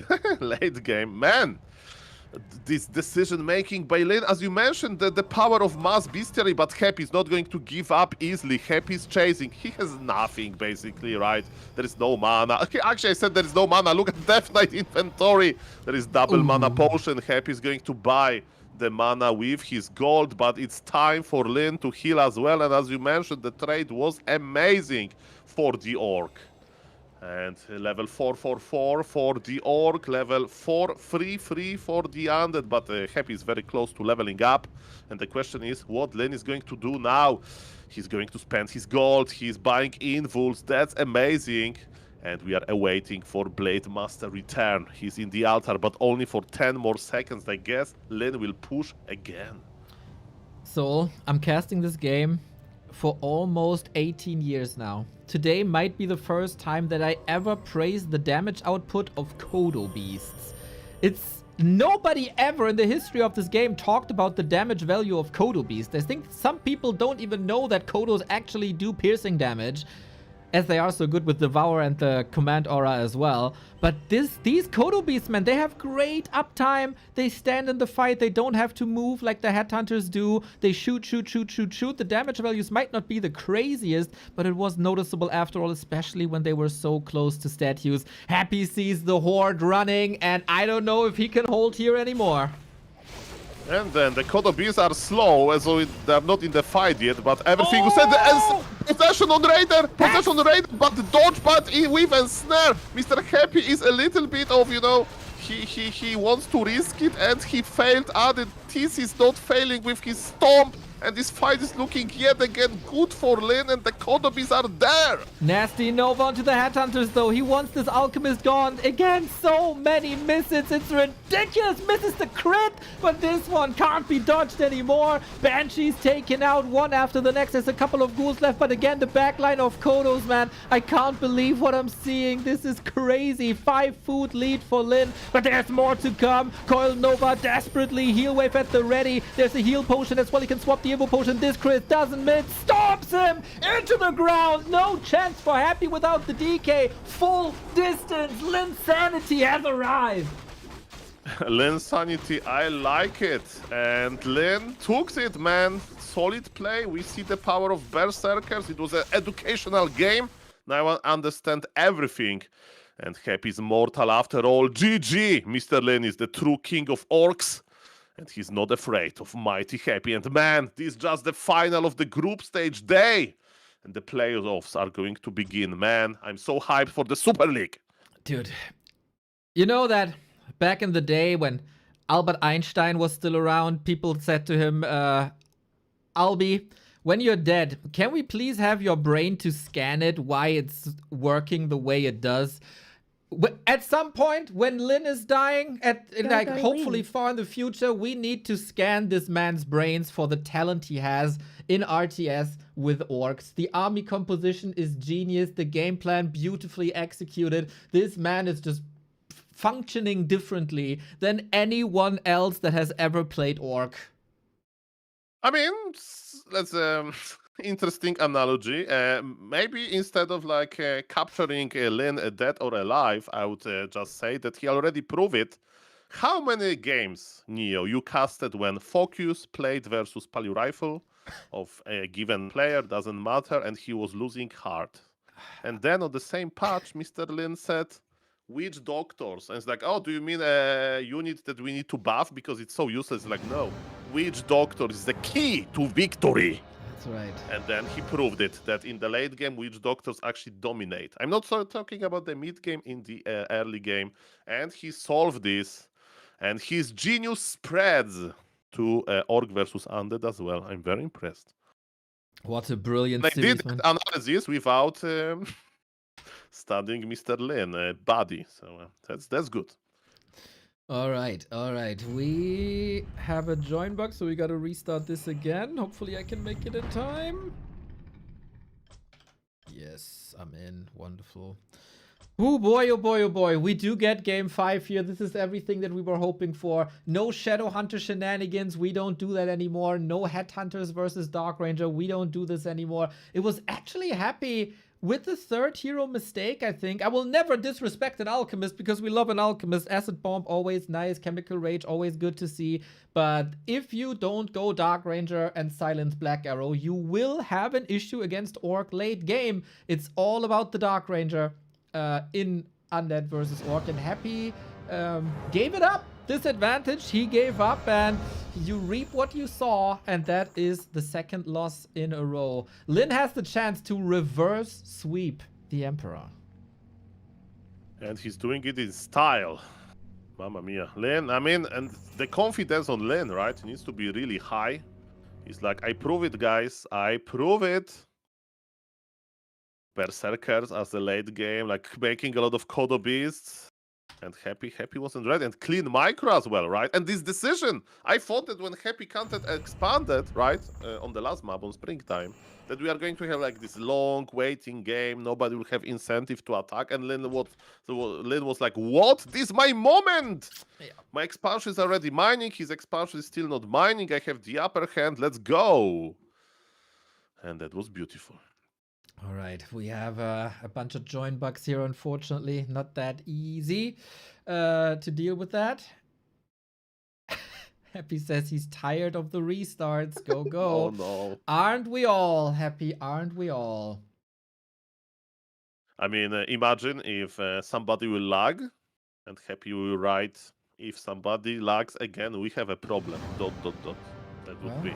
We have an indicator of who's responsible for the join bug, and it said Aurora Happy, Aurora Happy, Aurora Happy, but 3 times the charm, and we decide this on Autumn Leaves. Let's go, everybody. The first 2 games of the series were incredibly one-sided in favor of Happy. Lynn found the solution. I think the backbone to this was Kodo Beasts and a little bit of an invite from Happy himself. Can Happy find his grip, or is he too tired after too many lobby rehosts? And can Lynn do it again? Oftentimes, in clutch games, Lynn was a bit tired, a bit fatigued. This is the start to the day, though. He can't be that tired just yet. This is what it's all about, man. Lynn could be the 3rd player that defeats Happy in the Super League group stage. And I was laughing a little bit because, yes, after all of those restarts, there was a lag at the start, but I think everything is okay now, and Mr. Happy can just focus not about those not important things like restarts and lags, but he can focus on how to solve this Lynn strategy. And the map where the game is going to happen is Autumn Leaves. Mamma mia, Happy versus Lynn. Lynn is so good, and Neo, there's no Barak, there's no silly headhunters. Lynn found the meta in Blade Master Fastech. Let's go. And then we'll see if Happy has new solutions to it. So far, same opening, eh? We get DK, we get Ghouls, we get Blade Master, we get Harassies.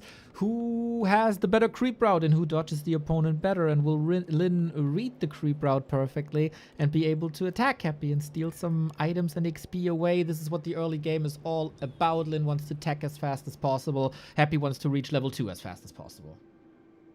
It's going to be this big dance between Death Knight and Blade Master and Dust of Appearance.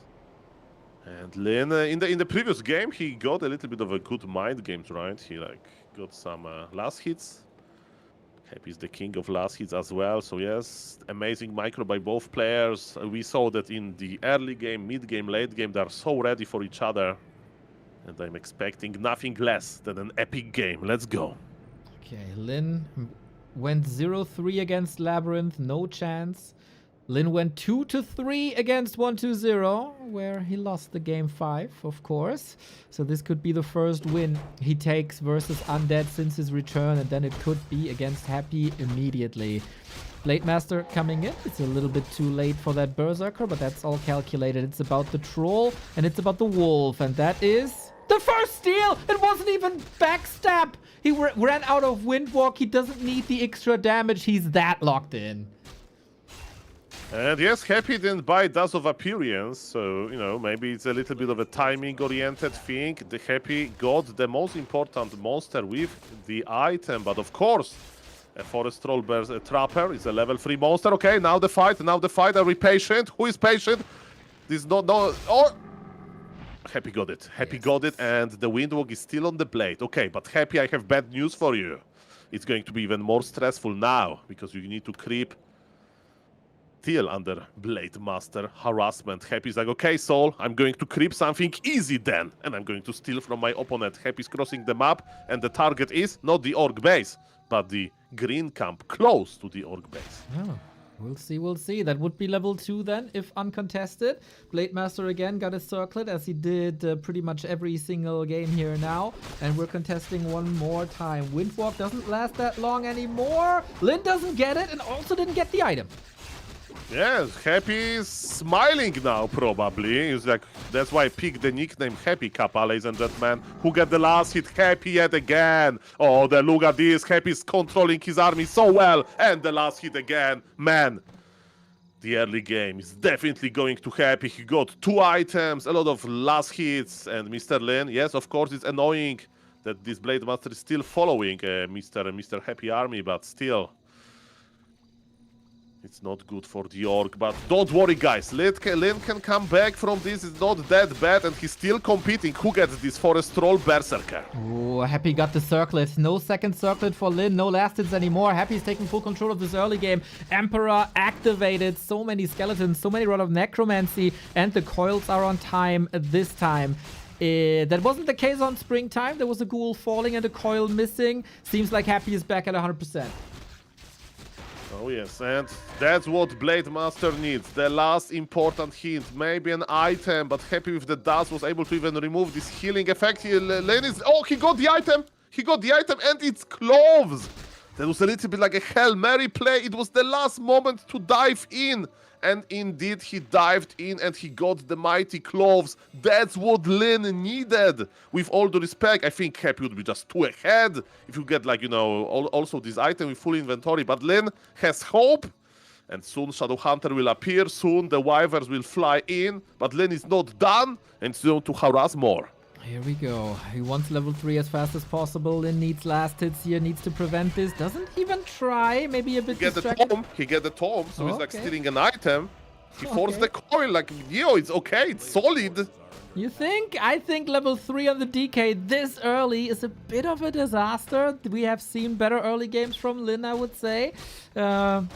He's pulling back now. He also has only 1 circlet instead of 2. But the Shadowhunter is once again working on his creeping. The nice little wildkin pull. Oh! There was a line of sight issue. There is a line of sight issue. Now we fix this. But without burrows, he's just keep... Oh, wait. What? Dude, these what the hell is going on? It's not that easy to tame and rage Wildkin, Neo. Look how magnificent this monster is. He's so Takes lost, forever. man. He needs Google Maps on his phone for some directions back home. Mamma mia. And at the same time, Happy is creeping his Death Knight. Lich is in the altar. Rune braces No again. doubt. Rune braces again. Push. It's a great item. Yes, the round braces were pretty solid in the previous game. Mamma mia. Speaking about weird behavior of creeps, look at this Gnoll Overseer is. He wanted to chase a ghoul, but Happy will get the of course, Happy is now get him now, but the middle belongs to the Orc. Lynn is getting double important item. Healing wards actually are not that bad because he's missing HP on every single unit, right? And he can use healing wards to creep something big. Is it even possible to creep a red camp? I don't know, because the red camp hits hard. But with healing wards, it feels like everything is possible. Yeah, interesting how Happy is not contesting anything despite having level 2 coil. He could have sniped a lot. Maybe with the Wand of Negation work against Hex as well with the Liches out. It feels like Happy gave the mid game to Lynn. Like the middle is almost empty. He's getting another consumable here now. Of course, Lynn is creeping greedily, but especially as you mentioned, the heal ward is amazing now. Damage output by Wyvern is all you need. Shadowhunter is rising up crisply. And I can't help but feel that Happy missed a bit of an opportunity here. I mean, I really like to see on pro level that pro players are using healing wards as a creeping aid, right? Because if you play on my level, on even a little bit lower, you know, you can use healing wards well in combat as well. Maybe your opponent doesn't even know what it is, but on pro level, they know how important it is. That snipe it immediately. By the way, we had a little bit of a split creeping. Shadowhunter stopped creeping with Blade Master. Blade Master sniped a little bit himself. And Tauren Chieftain is out, Blade Master is healing, and as you mentioned, Shadowhunter level 3 is very important, and that's what Lynn is trying to do. But the problem is, there is no creep density. around him, and it looks like Happy's crossing the map, and he has some fiends. That's what Happy's changing. In the previous game, those literally mass gargoyles that Lynn punished. But you know what? Creep fiends, they deal piercing damage. And piercing damage is pretty good versus Kodobis. Look at Lynn, he's creeping the red camp while Happy's pushing his base. This is so stressful, can you do it? What the hell? This is very reminiscent of game 1. Happy with a sick timing push. Dark Ranger, Fiend. Looks like he got the solutions locked in. We creep the red spot, but that takes forever still. There's no TP on Lynn either. The TC is almost dying! To the creeps! He lost hero to creeps. What? Level in game 5. Lynn is shook. It was level 1 hero, but... And the base is getting ravaged. And now, what is Happy thinking? Seeing this Altar of Storms? Oh, maybe Happy's smiling, actually. Are you kidding me? Game 5 of Lynn. Oftentimes not as clutch as the games prior. Is he running out of steam? He can't produce anymore. He needs every single crit, but Happy with the good old Dovak strat. With ghouls, with fiends, he's taking apart one wyvern after the next. Blade Master runs around like a headless chicken. Where is the damage? Where is the hope? Healing Ward not that strong, and Happy is very strong with his Coil Novas, but with all seriousness, Lynn is still fighting. Look at this, getting this big red camp was important. And he has a lot of, like, listen, I'm speechless. Okay. Can Lynn hold this? Let me take over then if you're speechless. He's gunning for the Lich. The cow is in position. Got another stomp. No more coil ready. Oh, he lets him go though as the Raiders are missing. The Ensnare is missing a little bit of control. Can he go for another Hex? There's no Wand of Negation. Lynn is not silenced here on the Shadow Hunter. He's waiting for the perfect time. Blade Master's coming in with Windwalk. So close here. Still no coil. The Shadow Hunter gets the kill, and Lynn is pushing Happy back across the entire map.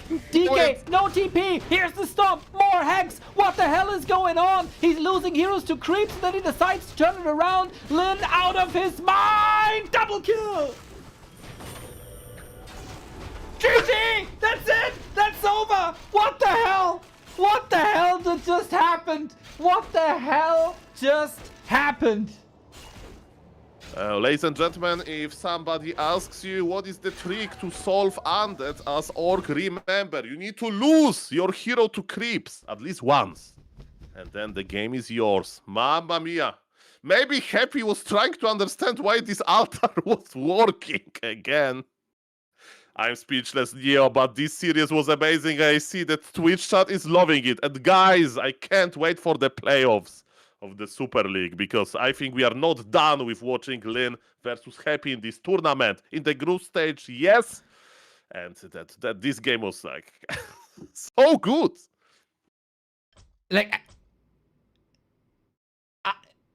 what did just happen? Like, how did Happy fall apart this quickly? Like, he completely fell apart. He got the game in the palm of his hands, it seems like. The game seems over. The base is in shambles. Lynn is supply blocked. The TC was super low level because he was dead. And then the Shadow Hunter got a bunch of mana. He goes Hex, Hex. And the Blade Master and TC were there as well. Insane control. And Happy had absolutely zero answers to this. I mean, so what happened, like second by second, right? So Happy pushed the base, right? We all saw that. And Lynn was like, okay, I still have time, right? I will lose a shop, maybe one burrow. Let's creep. I have healing wards. He went to the big red camp. And while he was busy microing in his base, you know, like loading, unloading, burrows, repairing, then those big wolves, they got the TC. But TC was just on level 1, right? So the rest of the army of Lynn was healthy. He came back, but during this fight, you know, there was a lot of webbed wyverns, and I thought that, you know, Mr. Lynn is out of position anyway, right? But then what Lynn started doing was those crazy, like, hero focus attempts, right? And Happy started running back, and if Happy would have a TP, that would be still fine, I think, right? But then this chasing, he killed Happy, basically, and man, beautiful game. That's crazy. That's crazy.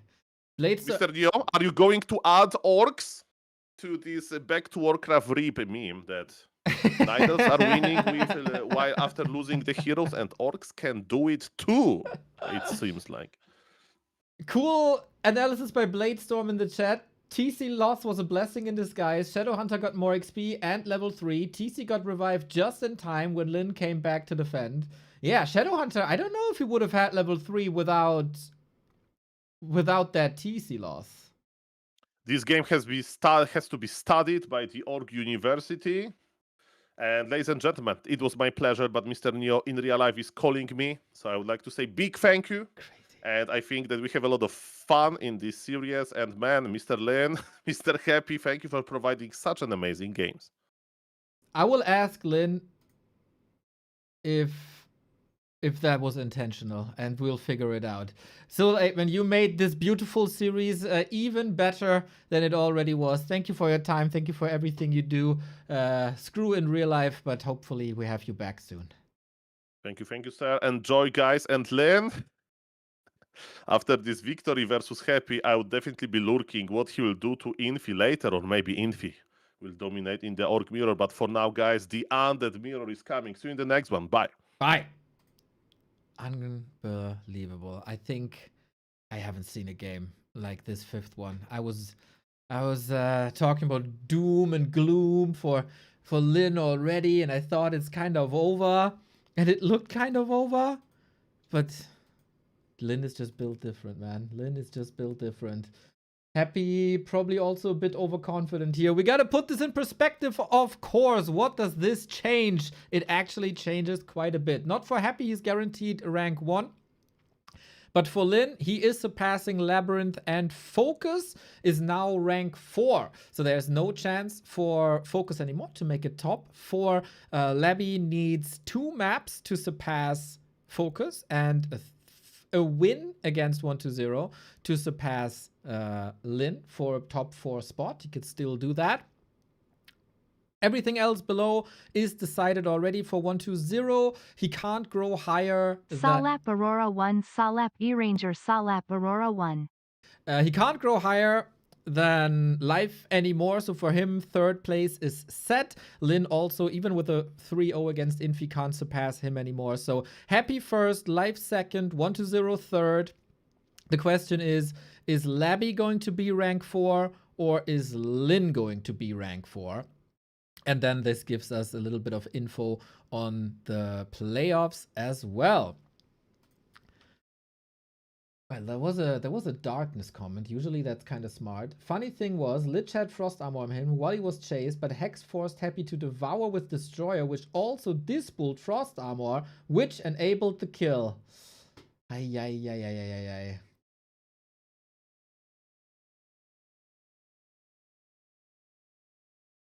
That's crazy, man.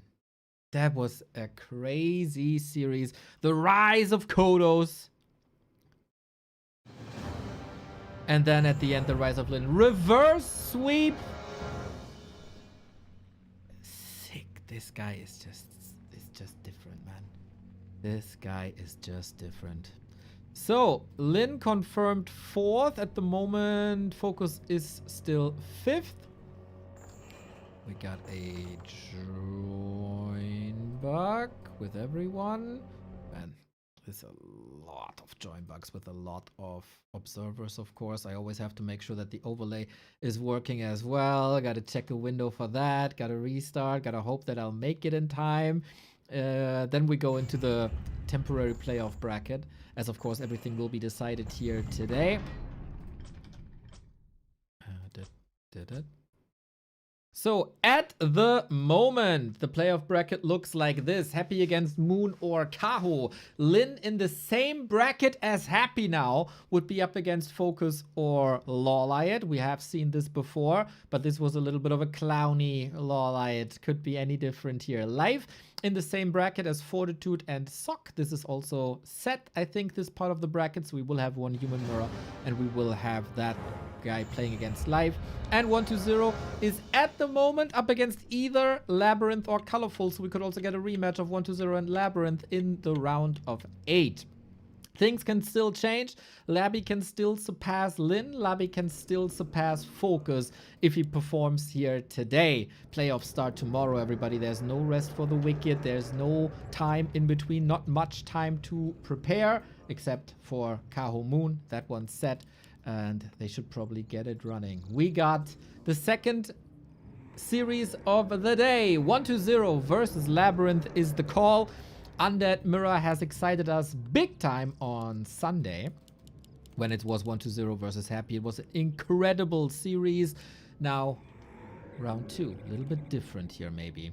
We got a little bit of support. Thank you, Trussell. Thank you, Saliano. And thank you, Burning Blades. We are only here because of you guys. Without your support, we couldn't do this full-time. And if it wasn't our full-time job, we couldn't be here at the middle of the day broadcasting these games because we had to work at a supermarket or McDonald's because we're not qualified for anything else. So if you want us to continue what we do, and that is bringing you the best Warcraft 3 games possible, we are relying on your support. Thank you, thank you, thank you, thank you.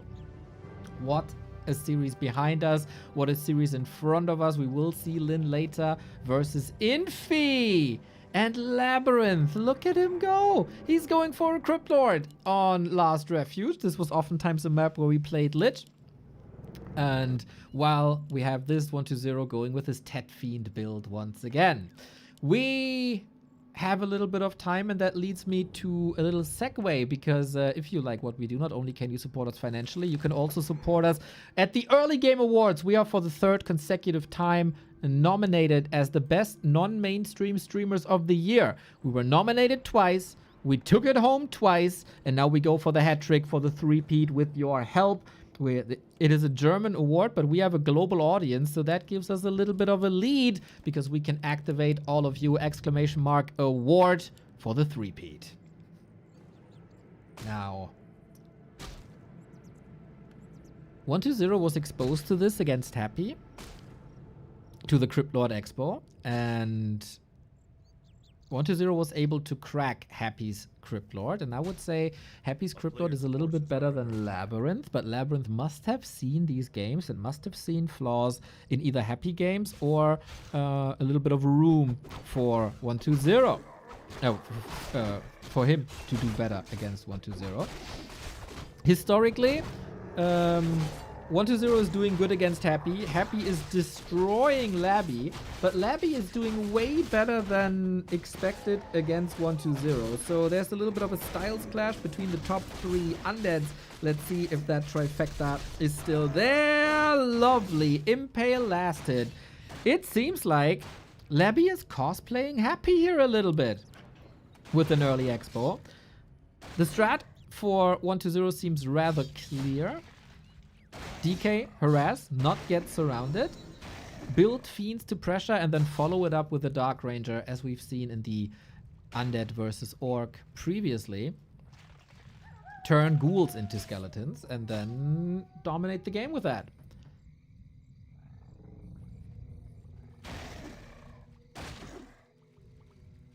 Labby, if he wants to climb in the ranks for the better seeding, he needs 1.5 points to tie it up with focus, so 2 maps means rank 4, and we got a very, very, very unfortunate desync. This happened to Labby a lot in the past. I think he'll be angry with that. We had discussions in the lobby. Do you want the ping equalizer? You know you're fragile with the ping equalizer feature. This oftentimes leads to desyncs with you. Labby said, yes, let's try. And they tried and desync. This is painful because the early game was really good. The strat is out there. And I think this is a little bit of a win for 1-0 already. To just be able to replay it, making adjustments maybe. So we started again. There's no rule anywhere that they have to play the same. We'll see, we'll see, we'll see. Desync. Wasn't that the 90s boy band? Yeah, that's where Justin Timberlake is coming from Thora with 20 gift subs. Let's go. That's what I'm talking about. That's the proper support for the Super League like this. This is not the first time you're supporting us in the past couple of weeks, man. Thora, much love. Seems like your birthday is in 1 month. Pretty fantastic. Also, Exact, thank you so much for the support. 20 gift subs is insane, man. Woohoo! Someone seems to enjoy the day today. Feels good. Oh, feels good. I can't really completely process what just happened in Lynn versus Happy. I'm not ready to move on to another series. I want to talk about Lynn versus Happy for like a million years. And you know what I'm super excited for, actually? Nick Oldishad's analysis of that series. He's the guy who's like doing a YouTube series, learning from Lynn as an orc. And he's pretty old school. I think he was casting back in the day for WC Replays, if I'm not mistaken. Amazing YouTube channel, amazing insights, super cool guy. I have to say, the best hair in all of Warcraft, no competition. Makes me a bit jealous, of course, as a fellow baldy.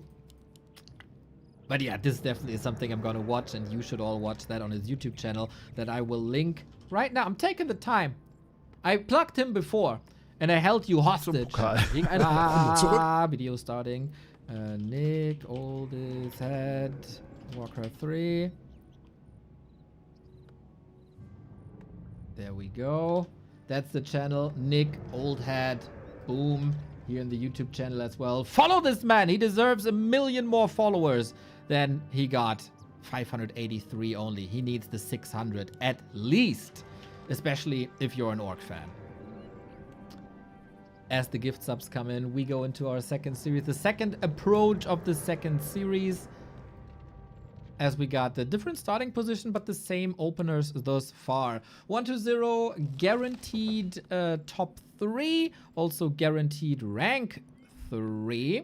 He can't be higher than Life anymore, who's currently ranked 2nd. Who can't be lower than rank 3 anymore, because Lynn is missing half a point, even with the perfect score versus Infi. So top 3 finish for 1-0, guaranteed. Now, how seriously is he taking this, is the question. We got the same build up. We got Crypt Lord on LabyRinth this side, which is a little interesting to me. I kind of semi-expected a Lich, but haven't seen a LabyRinth mirror game in quite a while. We're going for expansions and we scout. We have the same opener for 1-0 as we usually always have. DK Tet Fiends versus Crypt Lord Ghouls expansions. This time now. I don't think we have ping equalizer, so we shouldn't be in risk of these things. The early creep was pretty damn phenomenal for LabyRinth in the beginning with that last hit Impale. It's a little bit of a battle between Impale and Coil, who gets the last hit on the Magi. This last hit goes to 1-2-0. That is an opportunity for more beetles, but we don't go beetles, so it's time to spam the corpse to create skeletons. Can lead to a little victory. 1-2-0. Extremely patient. Impale again, beautifully done by Labby, hitting both DKs so he can't coil, and the Ogre Magi so it can't be stolen. Skeletons of 1-0, not particularly interested in workers, ghoul skeletons, but rather in Necropolis Ziggurats. And that is 2 Ziggurat cancels already. I think this should be fine for 1-2-0, who is Tekken. Fiend should be coming soon. Skeletons try to disrupt this. DK is making sure that he is still in punching distance. Waiting for the first Fiend. No backpack.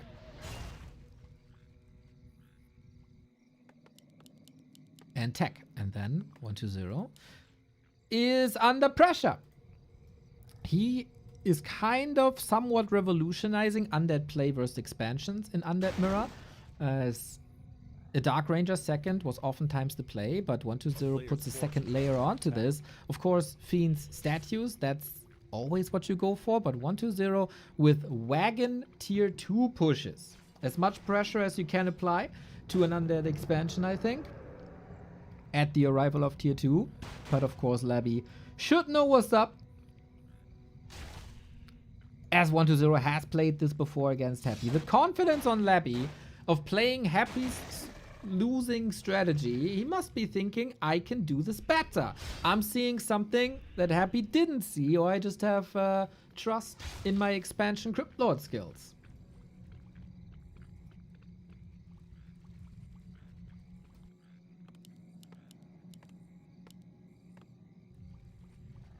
Calm moments here.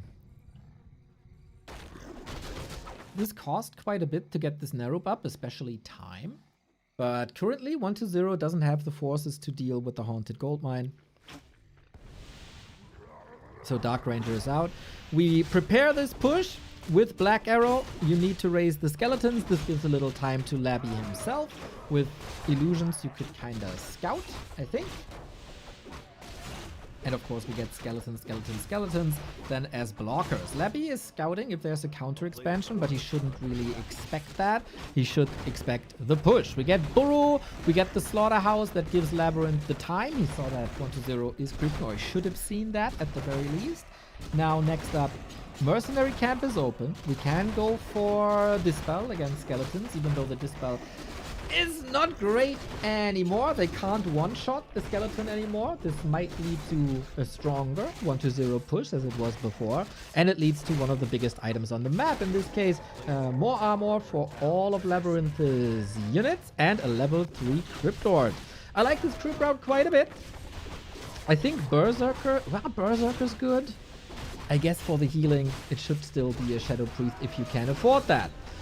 Consumables, solid for 120. Scroll of the Beast can't be dispelled for a long time. Extra damage on the Dark Ranger is always nice. Devotion Aura will be a big help. And then how do you buy time for that Expo to pay off? You will need tier 2, ideally tier 3. So far, we don't see the wagon for 120 as the statue is infinitely more important. No coil, of course. Deny, though. Yeah, but even if you deny, if the unit is under effect of the Black Arrow, you will raise a skeleton. Labby gets a very good idea of what the timing is. I think Labby played a very solid Super League season.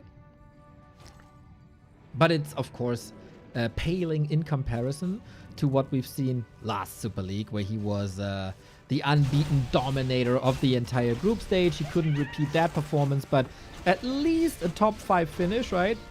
Or top 6 finish with this competition is still incredible. He's going for Impale. He's going for a Surround. Can't lock it in because the body block by 120 is great. Focus Fire by 120 might be the best in the world. Aiming for a Surround, super difficult to do with Fiends. And 120 claims the rest of the camp. Ghoul misrallied. Labby shaky. There was the rally point on the Crypt Lord possibly, and then you run straight into a bunch of Fiends. That's rough.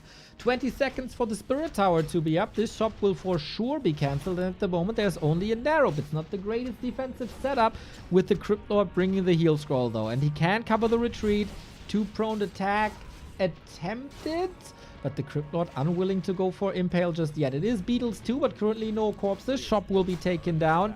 Are the ghouls ready? I think there's a wonderful wake-up call happening here, as every single ghoul is affected by poison. That is a lot of damage, but he bought the necessary time for the Spirit Tower. Can the Acolytes hold this? It's piercing damage against medium armor, so it's not the greatest impact, but still having a narrow tower, Spirit Tower is fantastic. That Impale was the necessary damage reduction. Perfect hold thus far for Labby, but a wagon has arrived with the Scroll of the Beast on top, plus 20 damage. The Acolytes are still repairing. He needs the Fiend support. Trying to kite. Best Fiend micro in the world for a long time. Now contested with Happy. He is basing his entire strategy on the Fiend kiting.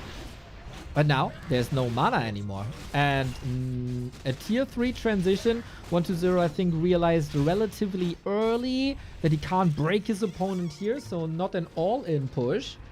But a strong tier 2 timing push. Every time you force repair, that's resources that's not going into army. Every time you force repair, that's also delaying the tech. And LabyRinth is playing it indeed different. You got double Crypt. That's what you usually do, but he's playing ghouls. Which will probably be countered soon with Fiend Focus, with Dark Ranger, trying to overwhelm.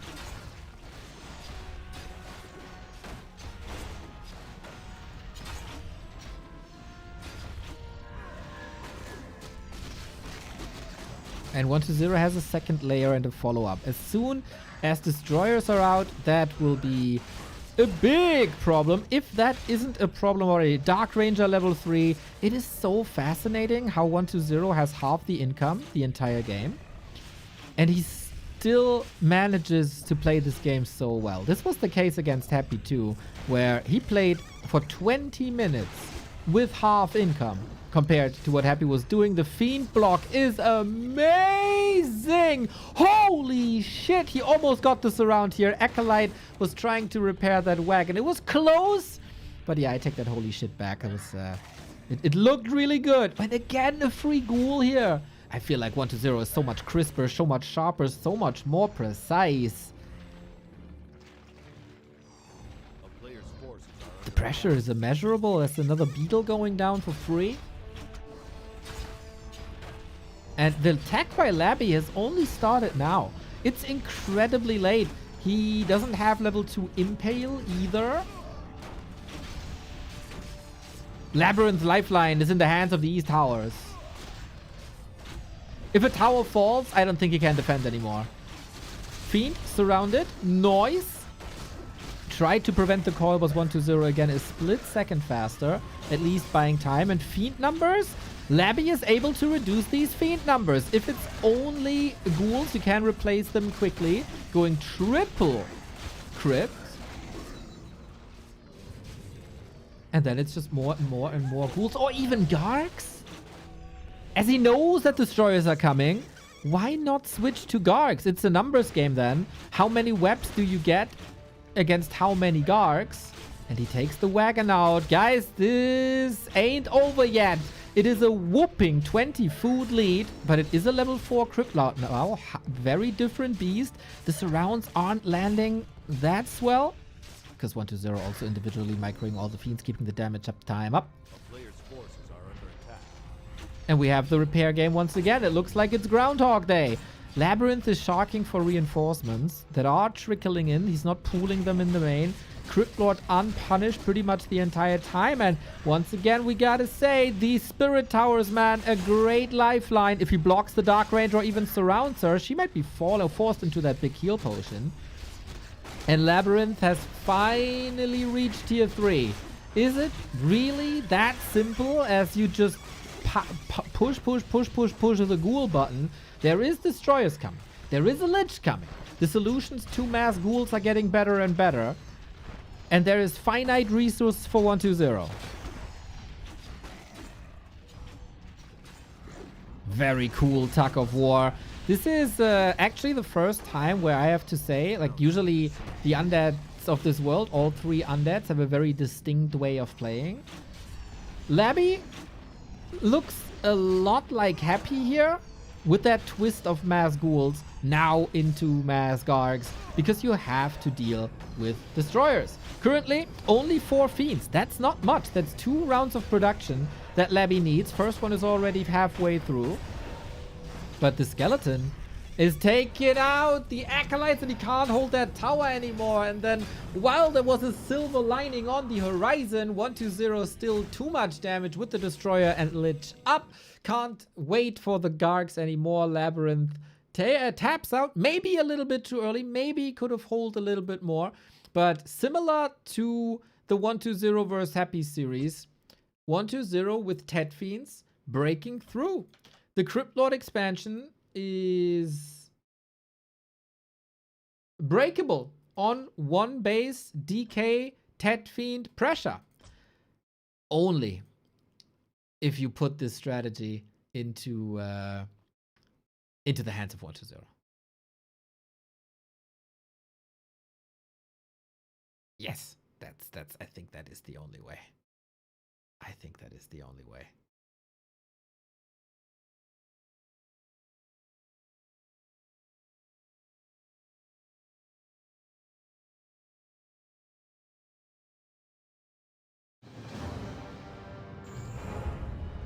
1-0 for 120. That means Labby can only get 4.5 points from this.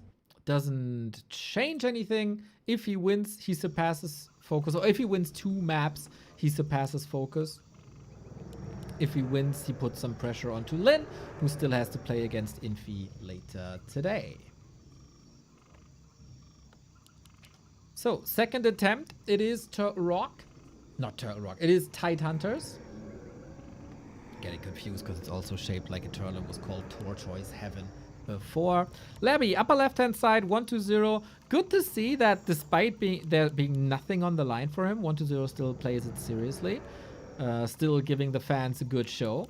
And 120, one of the 2 very positive surprises to me, alongside Life, of course, who is the most improved player in 2026.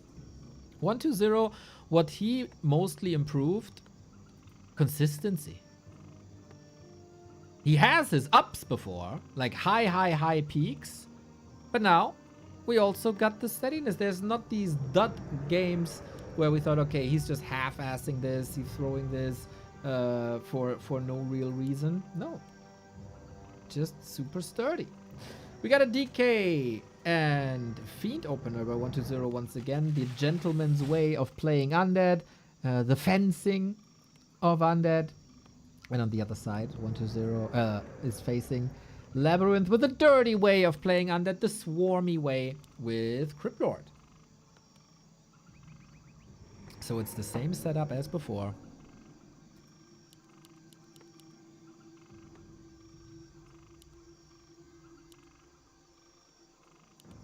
And we'll see if Labby can do it better.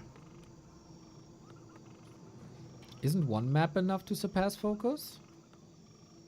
No, Focus has 1.5 points advantage. If I entered everything correctly. Is Liquipedia giving different points? Oh, they are. Ooh, either I or Liquipedia have a mistake then.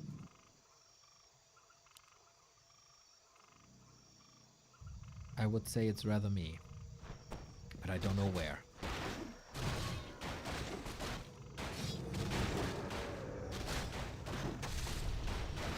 Impale doesn't lead to the perfect last hit. There it is.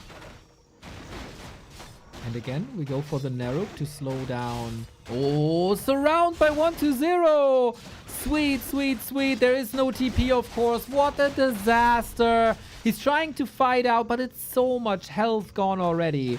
120, the Necromancer. Magic he can create with skeletons and a DK. And Labby is looking shook. The Acolyte falls as well. Oh, what a terrible, terrible opening. As I said many times, LabyRinth openings are becoming too predictable. I said this in a show match versus Moon. Moon punished him so ungodly hard. And 120, all you gotta do is to click on that bug. We got a lot of bugs in Warcraft. Maybe in 2 or 3 minutes we got one less.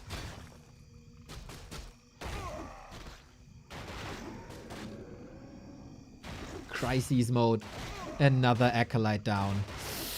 This might be a quick one, boys. The pressure didn't even really start yet. There's no beetles. There's only Impale, but there's also no mana. We can operate with range now. Skeletons are constantly attacking this Cryptlord, and he's not even on Blight for extra regen. An expert undead mirror for 120. Jesus.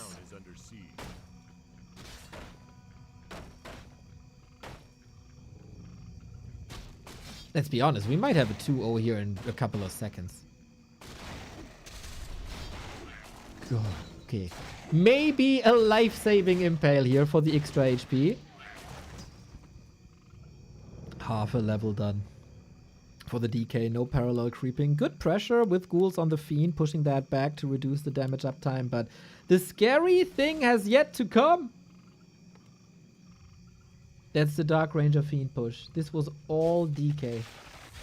Wait, it's Spike Carapace. Wait, what? There is no beetles. Wait, what? This must be a misclick.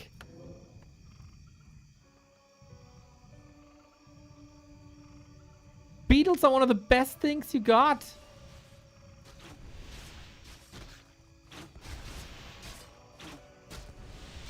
There is limited corpses, of course, as you operate against Dark Ranger. But the thing about Spike Carapace is, it's only solid when you're getting attacked by a melee unit. There's only one melee unit, and then there's the tag something else. It adds a little bit of armor, I guess.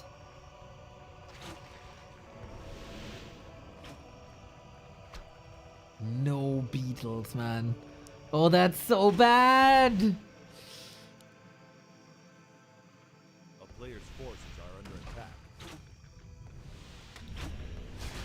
1-0 is in a beautiful position. Similar strat for him again.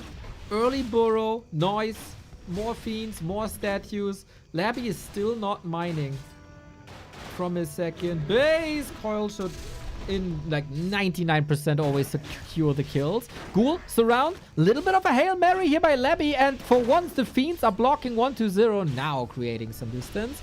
A kingdom for a statue for 1-0. The ghouls are slowly but steady taken over.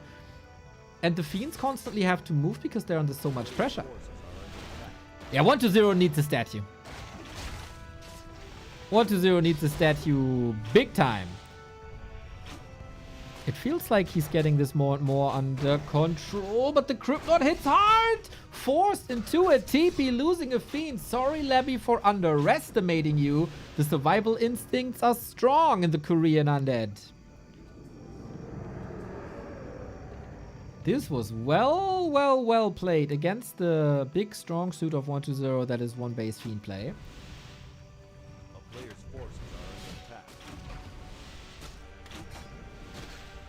Now we need a little bit of recovery. We need the statue to work overtime.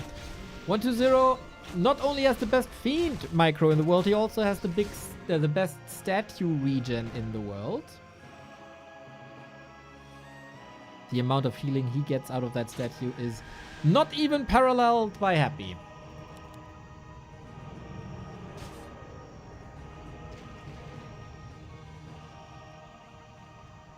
A player's forces are under attack.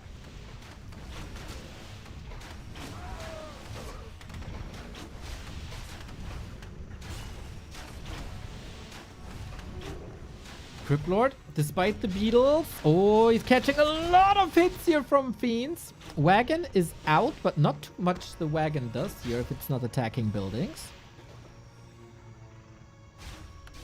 Interesting how Labby maneuvered out of this disastrous early game. Willing to go for the heal scroll now, even though there's mostly single targets.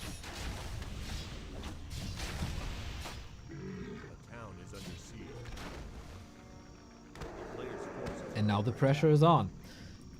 If the shop comes up and he got access to mana potions, how much better is the defense? But there's no space actually, and there's also no finished tier 2 yet.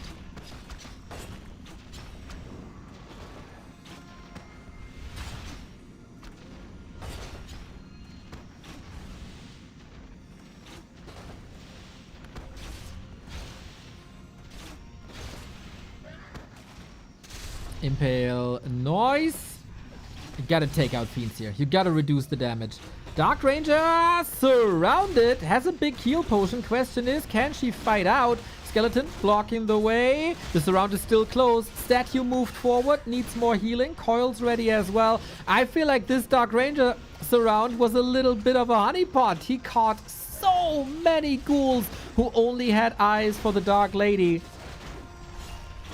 And that was so much damage wasted thanks to the potion. And LabyRinth sees, yep, I wasted my little bit of a comeback here. Little bit of a Hail Mary, but 1-0 was so ready. Crazy harass. Labby also extending there quite a bit. And Labby goes down 0-2. 1-0 played a phenomenal mirror match against Happy already, where he basically only lost because he had the Soapy mask on the wrong hero. Now, if Happy can't win against 1-0 with the Cryptlord, maybe it's not the right strategy. for 120 to go for the same approach.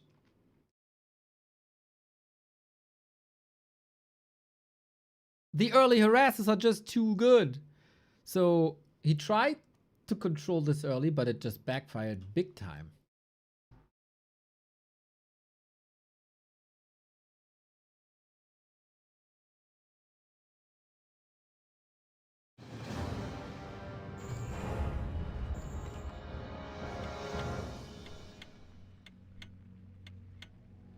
Man, 2-0 with 0 points. If Labby gets 0 points here, he would be behind Focus. That would be rank 6 instead of rank 5. That would put LabyRinth in a bracket with Colorful and 120. If Labby takes over Focus, he would be up against Lawley at first and then against Lynn.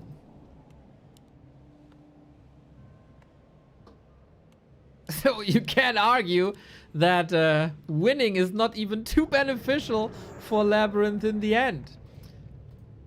This is why we, by the way, play all of our last play day games in DACH Inferno at the same time, so you can't adjust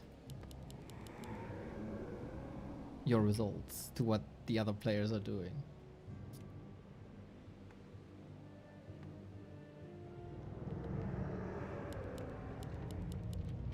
Focus needs to win so I can make more water boy meme. What's a water boy meme?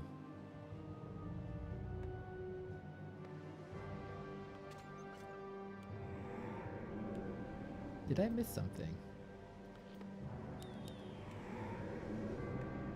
It is the return to Lich. This is also what Happy did. This is how Happy took over in their series against each other.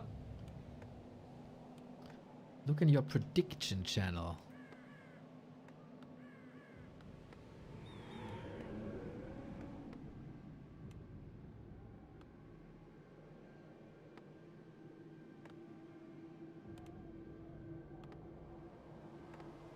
Oh, I'm gonna show that later. I see, I see. Okay, we got Tet Fiends once again. Lich can definitely expand. Has done this before. 120 is check-in for what hero it is. There is a forward Ziggurat already. Yep. That is a good response to a possibly roaming Lich. Pretty much the same that happened when Happy was playing on Springtime, also with the Lich. Trying to throw a curveball with 120 is ahead. Thinks a bit quicker. Thinking a bit faster.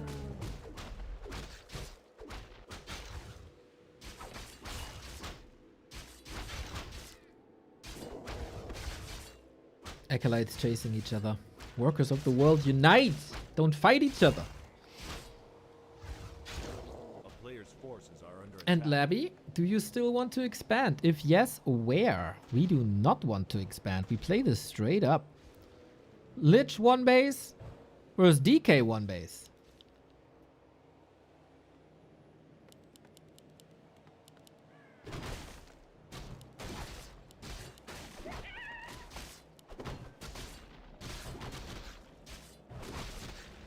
Okay, very different approach then.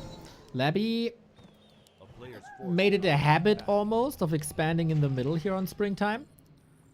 That might have been too easy to read.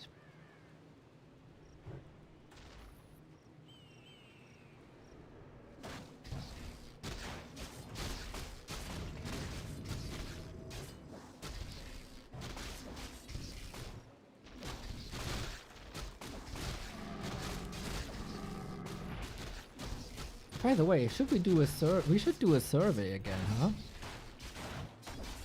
Of how you liked Super League this time. Maybe we do that in between games. I wonder, with this game going on and with Happy versus Lynn just happening, how many people are currently watching the VOD instead of the live game because they were too late? And are catching up now.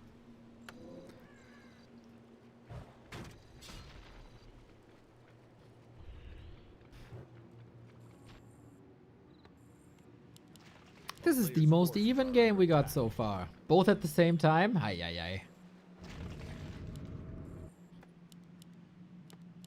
So what's the follow-up, Labby? Is it Lich first, Ghouls, Destros then? For 1-0, nothing really changes. I guess the amount of Fiends. And he will tech to a faster tier 3 as he doesn't have to push currently.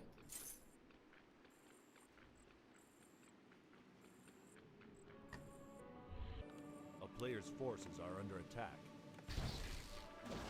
Lich, of course, a very destructive force with Nova, trying to single out individual units here. But the surrounds by Labby, I have to say, not sticking that much.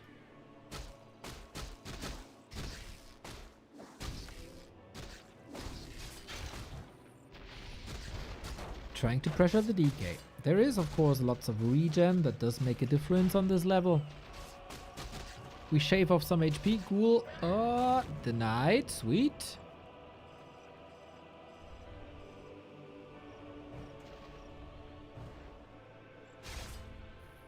But Lich is pretty low level. No power farming, no early level 3, no super aggressive Nova surrounds. Feels a little tricky being LabyRinth right now. Tier 3 on the way. Statue coming. And on the other side, the very, very same. This is then like the old school Happy versus 1-0 games. 1-0, ready for the late game with anti-air fiends, soon web, solid piercing damage output. That is a nice counter to ghouls and destroyers. Happy trying to swarm, but 1-0 will have the answers ready if there's no huge tech deficit or level deficit. Labby didn't get it! 1-0 kills the Ogre Magi with the DK. Oh, what a huge opportunity miss that was.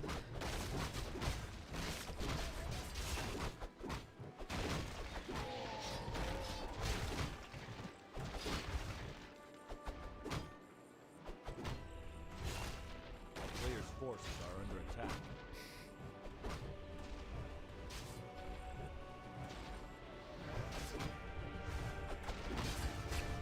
And we calmly wait for the tier 3 to arrive where we will have the big push.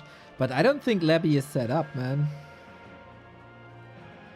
I don't think he's set up at all.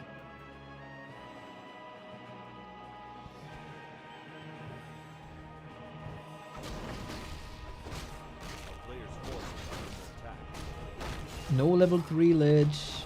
No big mass of ghouls. No crazy inventory. I don't see anything that is threatening 1-0. He will have the timing push. He goes Crypt Lord once again instead of Dark Ranger. It is an interesting development that he goes for the Crypt Lord more often than not if he has the time instead of Dark Ranger. Goes for an orb. Nice little gift. Lich level 3 is sweet. It's not everything perfect for 1-0 Forces are under attack. as he doesn't have level 3 just yet. He got a level 2 Lich, which is fine. But he's still waiting for the push to come.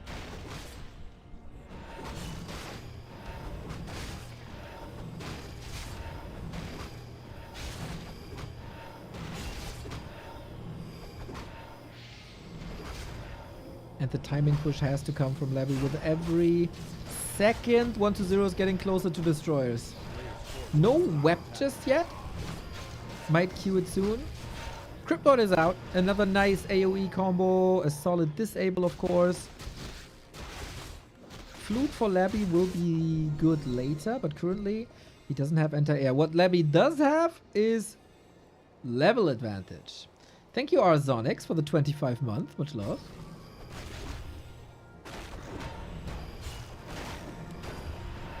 This is an important red spot, and I think Labby is giving him the time to creep this. Damage output is good. First destroyer in the air. Statue still healing and regenning.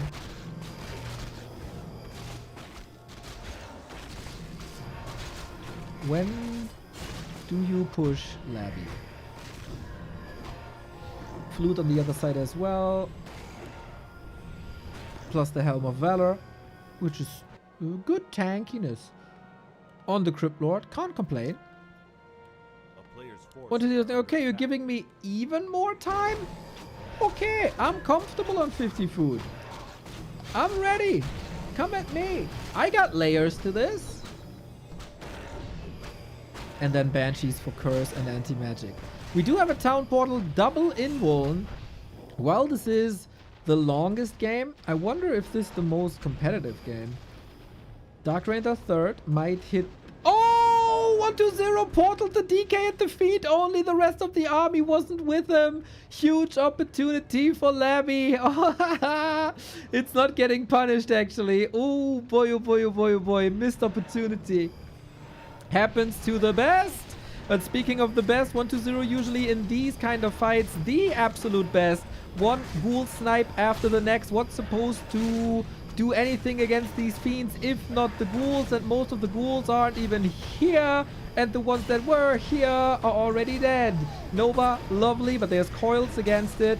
Labby brings in more statues. A couple more ghouls from the main. There is no burrow currently.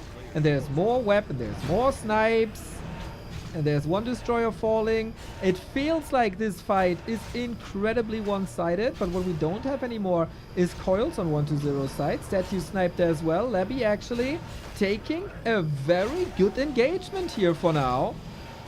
Despite there being so many fiends, 1-2-0 has to go for an invul potion. Wipes the Dark Ranger. My lord, I feel like I cursed him a little bit.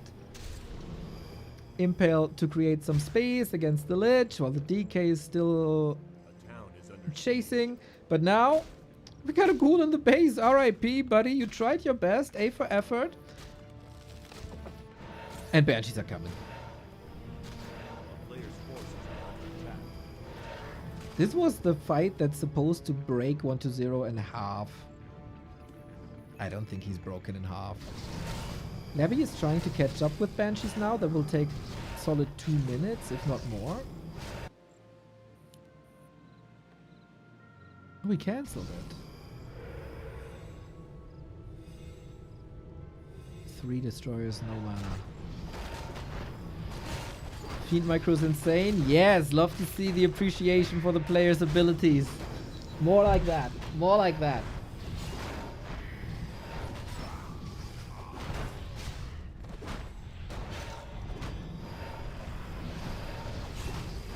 Engaging with the Fiend, kind of nice. Absorbing lots of damage. Oftentimes 1-2-0 does this with the DK on purpose. We got Weps one more time. We got a Bursey still there, so he has to coil that Destroyer. Fiend Micro is just a thing of beauty, man. Still, not too many losses here. DK being punished now. Dark Ranger might be part of the fight again. He got the Crippy surrounded. Lamau. We got a coil ready, right? Yep, one. Forcing a re-engagement. Will a hero fall here? We got an invul potion and more mana potions. Maybe it was a little bit of a bait. Lynch! Invul on the other side. Coil ready. Now we got the undead mirror fights that we love so dearly. 4 destroyers running out of mana afterwards. They just tickle. Destroyers without mana have less damage than a Kodo Beast. To put this into perspective. But we did see some powerful, powerful Kodo Beasts early. The highest damage dealing Kodo Beast we've ever seen earlier today. In Happy Roslyn. So Labby puts on a fight here. Are under attack. Is competitive. Possession ready for 1-2-0 as Labby. This was his timing push, or it was still his timing now. Banshees might take over.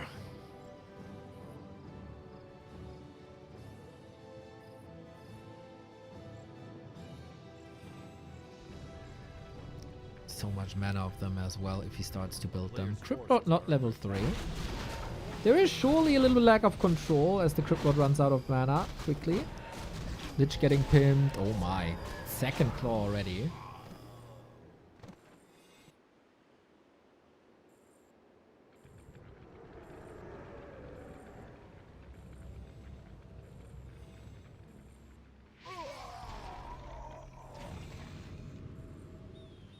The Watcher Ward saw the shade. Nice. That is not giving the expo away then.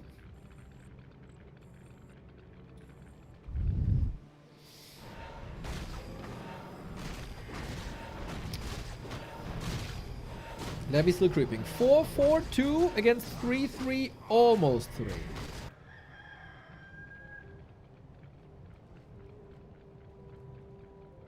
But this expo, yeah. Easy cancel. One Banshee only.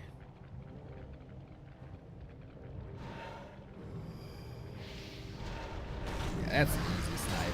That had no value. Big damage and 1-0. Yeah, this is not something you can fight Player's at the forces are under moment. attack. We're going upgrades. We get another sub. Thank you, Eric Fish.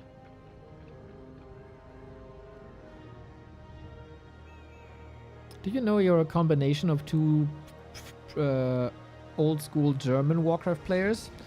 One was called Eric, the other one was Fish.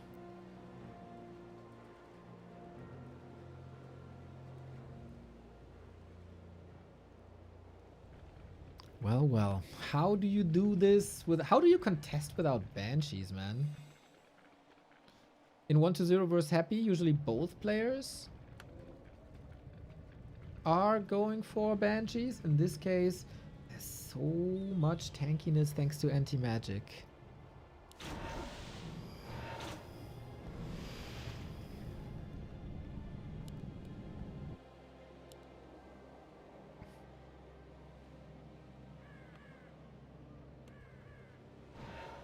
A player's forces are under attack.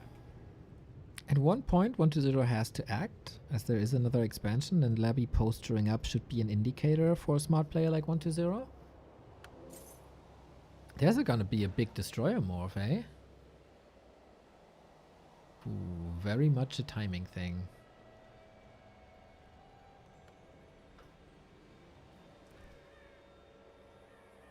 That is only destroys. Is this Edo playing?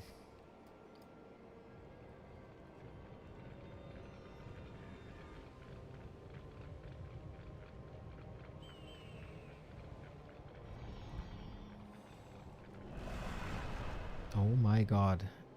6 Destros. They will be so useless if 1-0 is able to stall time.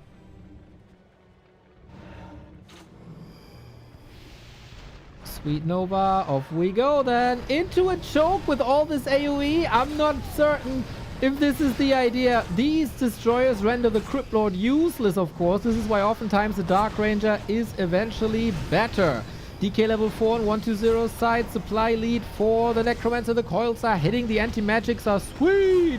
Level 4 for 1-0's Lich now as well. On the other side, close to level 5. DK in trouble. Both have the tendency of sending their healer back into the front row, who is of course sturdy and is absorbing thousands and thousands of damage. But yeah, this is a lot of Destros falling when they don't have mana, they don't have value. And the DK is hurt, and the Lich is hurt, and the statues are gone.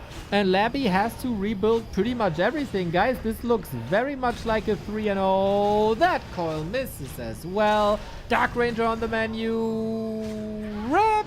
DK on the menu. Almost rip. 1-0 barely lost anything. Holy shit! This guy is good at controlling undeads.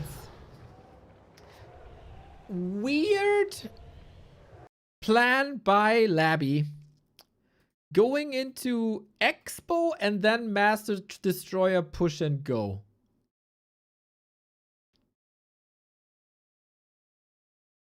Huh. Instant 0-3. This gives us more points for 1-0. A crushing defeat on Labby. And no more chances for any wiggle room, right? I think this determines our group stage, more or less. I will give you the results in a second, once I have joined the game and made sure that we're getting the Lynn vs Infi game. Yeah, I think this gives us the playoffs, boys. The result has been entered. Labby needed 2 maps to surpass Focus. He didn't get them. 40 points it is. And that way he gets rank 6. Focus has no game anymore, so he can't improve. And Lynn was playing so well against Happy that he got the points to surpass Focus, but doesn't have enough points to threaten 1-0, especially after this win. So Infi versus Lynn now is a meaningless game, more or less. Infi could get 13th, but that's about it. He blew his case before, 1.5 points, not enough. And with that, our playoff bracket looks like this. Happy versus Moon or Kaho. Lynn in the bracket of Happy, up against Focus or Lawlight. Life against Fortitude or Sock. And 1-2-0 against LabyRinth or Colorful.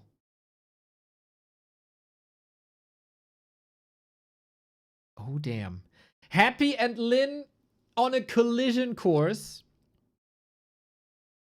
in the semi-final. And Life and 1-2-0 also on a collision course. Oh my god. You guys can create a bracket prediction. If you have a challenge account, you can predict the bracket and predict the winner. And then we'll see who the real trophy is, who the real profit is. We're going to do this together after the next game. Is there a lower bracket? No. No lower bracket. This is the bracket as it stands.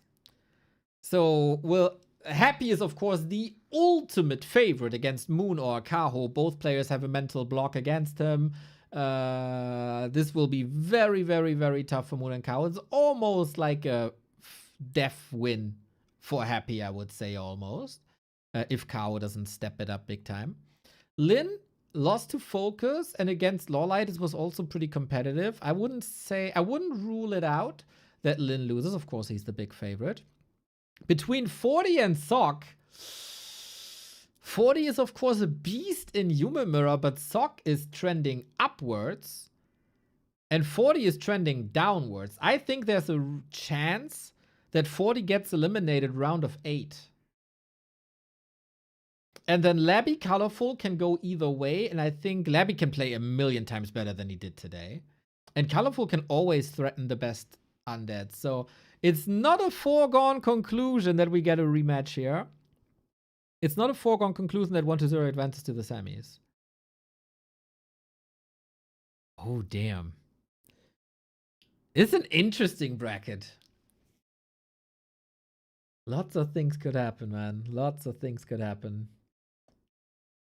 What's now happening is that I get a restroom break and a coffee refill.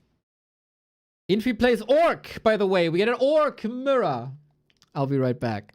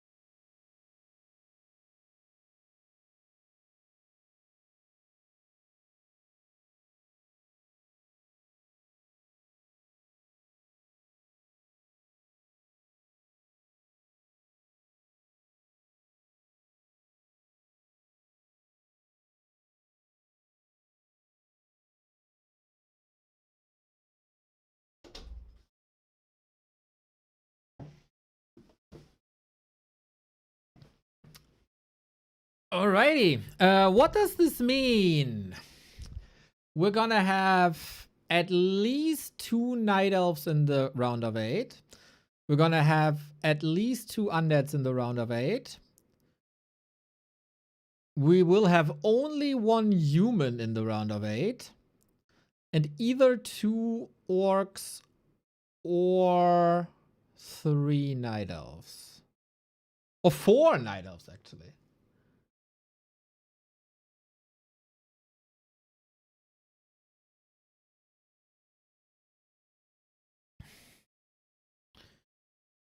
Who would have thought that we get 4 Orc Mirrors in Super League? I didn't. I didn't. Later tonight, we get a sweet Orc versus Undead in our DACH INFERNO League, where Teddster and Edo are fighting for playoffs and playoff ranks. Oh, the Baron meme. The Baron meme. Open in browser. Oh, we should probably start this from the beginning. Hey, why does it not start from the beginning? Let me ask you this. What's your prediction for the rest of the matches? Focus is going to win 3-2 over Happy. That's very interesting. How do you come up with that guess? Guess? That ain't a guess. That's what's it gonna be.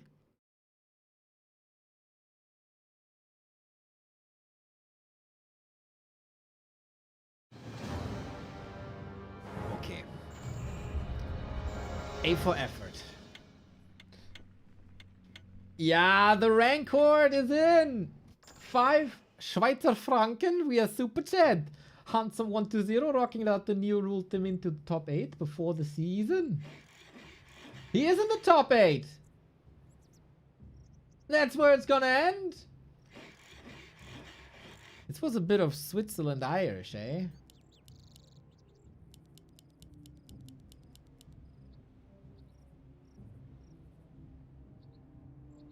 It's a scene from Waterboy. Waterboy movie. Meme of the year. It's funnier when it's not read by a German. There should be a joke about profit. I'm not Swiss, by the way. But you're sending Schweizer Franken, no? It's only funny if you like Adam Sandler movies.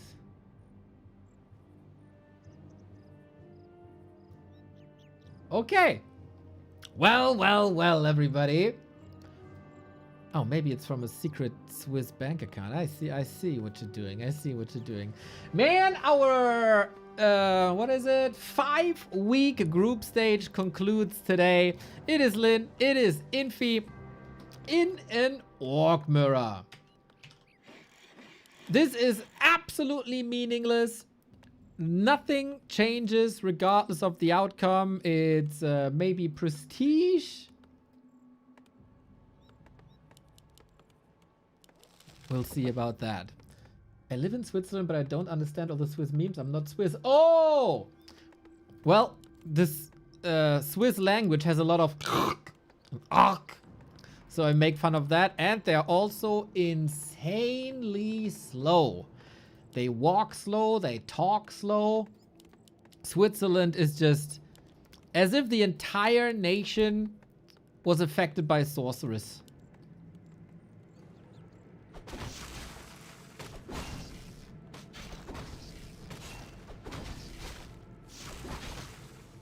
So, we'll see where this goes. Are they memeing? Will they have a little bit of fun? We'll see about that. We got Mirror Image Infi. I haven't seen Infi's Orc Mirror games versus Focus, so I don't know what the strats were, but Infi annihilated Focus 5-0 in show match after Focus defeated Lynn.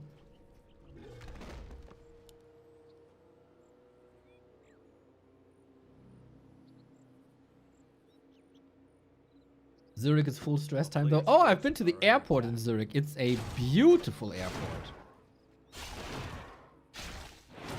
It was mass witch doctors. Mass witch doctors? Wait, what?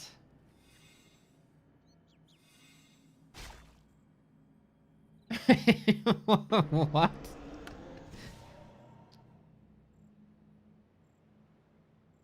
What do you mean? It's Matt's Witch Doctors. That's why we're Players' hyped. forces are under attack. Mass Doctors versus Tauren? What? Well, Infi in a little bit of trouble against Lynn's Blade Master with Windwalk. Can he buy a potion? Uh-oh. It's not the old ICQ sound. He's blocked in now. Oh, no, no, no, no. Well, you can't get Infi as not human, but you can't get the human out of Infi. I don't think we're gonna get to Witch Doctors, boys.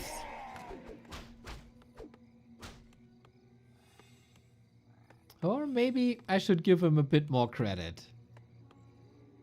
This will take quite some time. That is all the freedom in the world. As if Lynn plays a David Hasselhoff hero. As David Hasselhoff gave the Germans lots of freedom. He was looking for it. And he found it.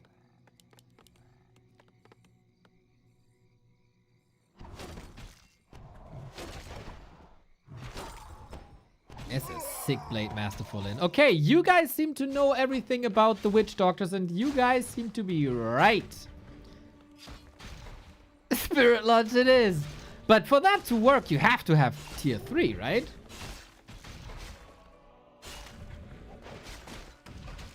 Dude, another strat in Orc Mirror. As if there weren't enough strats in Orc Mirror already.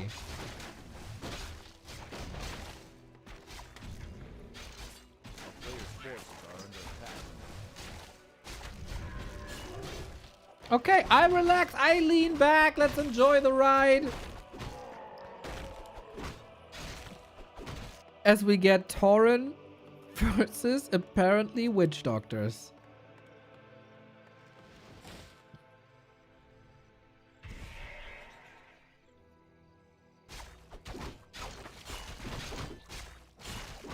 I hope Lynn is not too tired after patting himself on the back for an hour straight. With that series versus Happy.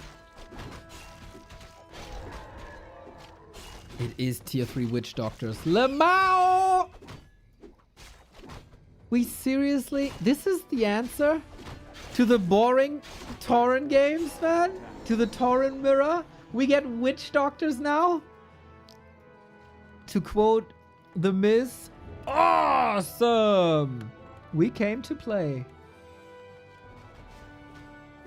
Well, it's rather ref theory, right? From The Miz himself. It's a wrestling memes today. Well, Lynn takes the consumable. He's still got a very strong blade.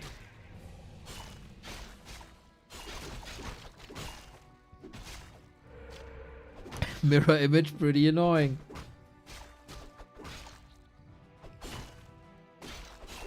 So, I guess since we have mirror image grunts, headhunters aren't really an option. But he needs some range though, right? Either Blade Master or Shadowhunter should deal with wards. Oh, wait, how was it? Is Pulverize affecting wards?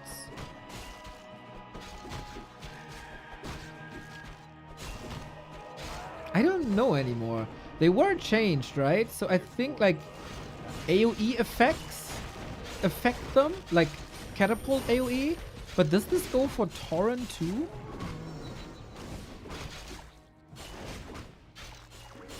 Man, Lynn was storming back into the scene with Witch Doctors versus Pally Rifle.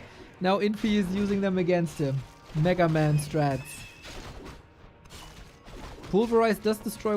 thank you guys. Thank you guys. 2 orc experts in the chat. Shout out Bladestorm and Babus. Educating the uneducated caster.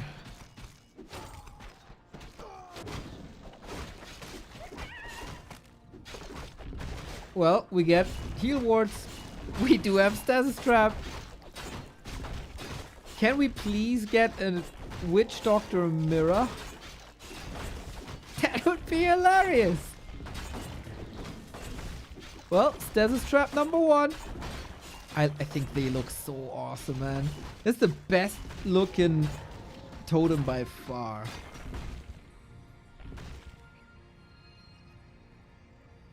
It's one of the best models in all of Warcraft.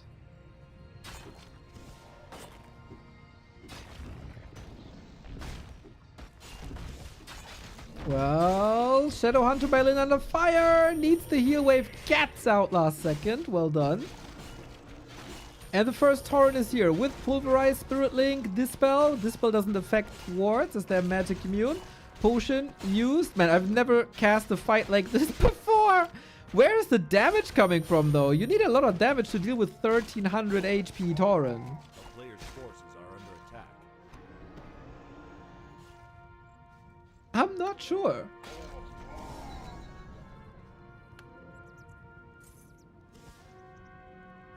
Only blade, huh? Yeah, so Pulverize kind of fine against these wards, I have to say. Blade Shadowhunter TC, what a nice combo this is. I got no... I've never seen a game like this. You all have... I have never seen a game like this.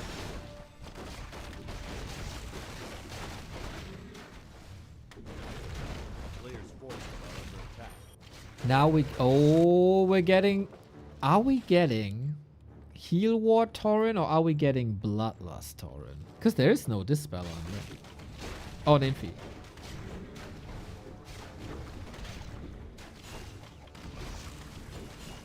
What annoys me to no degree is the attack sound of Witch Doctors.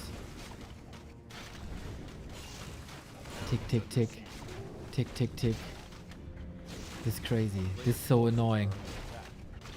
But everything else about Witch Doctors is awesome. The Book of the Dead is terrorizing Infi, who skipped Cement. Here's the Stasis Trap. Go, go, go. Kaboom! Quite a bit of slow here. And the Heal Ward. How do you deal with the Heal Ward? The Shadowhunter has to do it when the Torrent can't enter. Bit of a problem, of course, that Infi can't rebuild any units. Blade by Infi is kind of strong as well. Shadowhunter under fire. Storm, focus, big crits. Another Book of the Dead. Lemao. One Shadowhunter down. Infi saves himself with Mirror Image for now. Needs a potion soon, I guess, but is too late with that endeavor. Wanted to get some damage out. Lynn owns Infi on game 1. The Witch Doctors are beatable, everybody. Who would have thought? Cool idea, but you know, I'm not sold of this strategy just yet. Not just yet. You know, there might be a couple of improvements to be made here. This was also a sick Book of the Dead and a sick Blade Master in the hands of Lynn, and then Lynn takes the 1-0, continues his rampage here today. But maybe Infi needed a little bit of a warming up. I'm still not over the Happy Lynn series, dude. I want to relive the Happy Lynn series until the day I die. That was so awesome.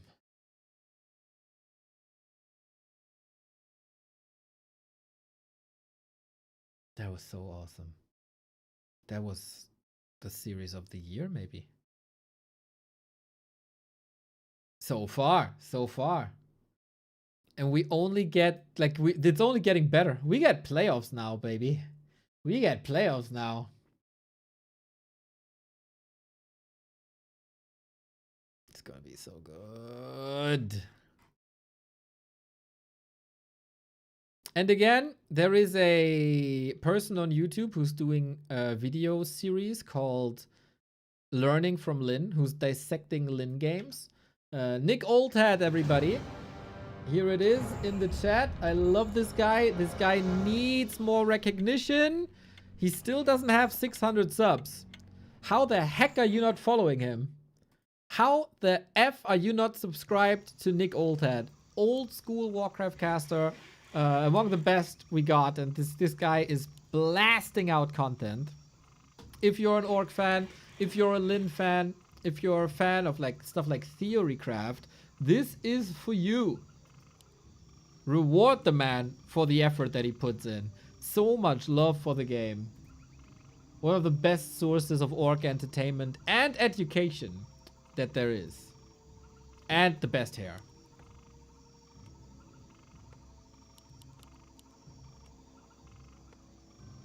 Just for the hair, dude, he got the best hair. He got the best hair. Voice of an angel too. Passion. Got it all.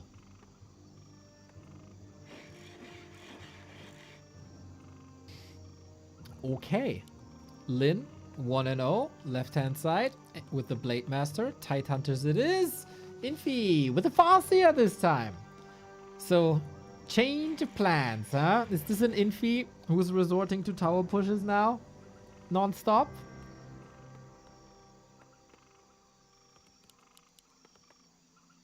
We'll see, we'll see, we'll see. Oh, you guys still get your prediction payout.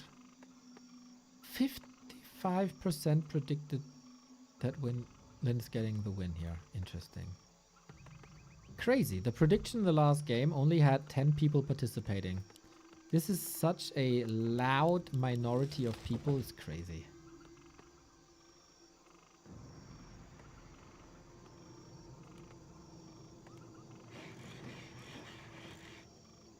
Infi is locked into Orc. You can switch between series, but never between maps.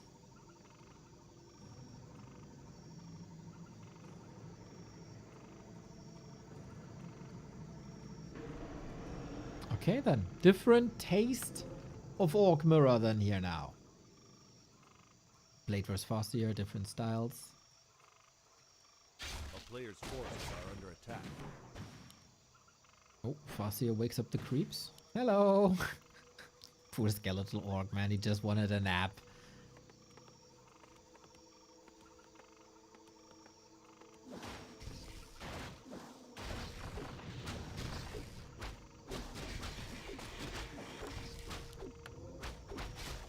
Seems like Lynn is still in serious mode, trying to get as many points as possible.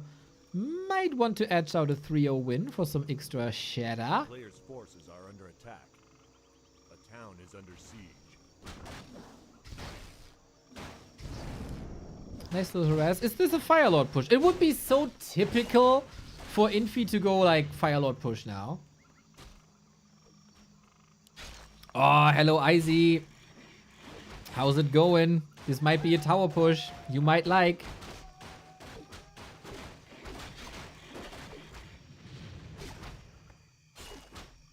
Kind of fascinating how Infi can just switch races after being human for like almost 2 years now. Town is under siege. Or might even be Player's 3. forces are under attack. And just be among the best. He did it twice to focus. Oh, damn. So, that's an interesting dynamic in Orc Mirror, huh? Lynn beats Soin. Soin beats Focus. Focus beats Lynn. While Focus gets owned by Infi. And Lynn is then beating Infi. Huh? How?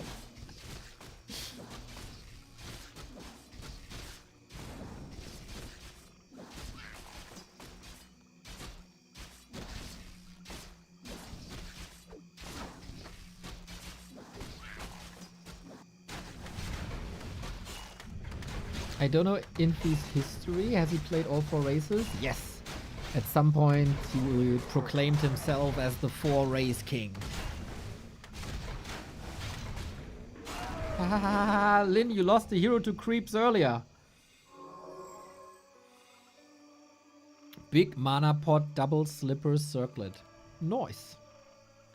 Very nice.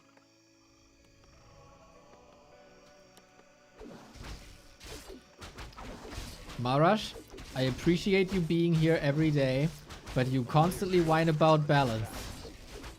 That's annoying. Have a timeout.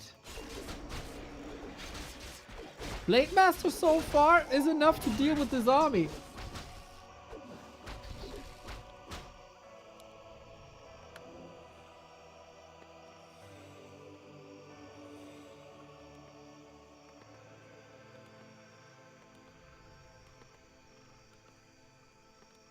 That is such a sick Blade Master. Big red numbers, boys. And it's a Shadow Hunter. It's not a tower push. It's a regular Farseer Headhunter paired with Raider Kodo approach.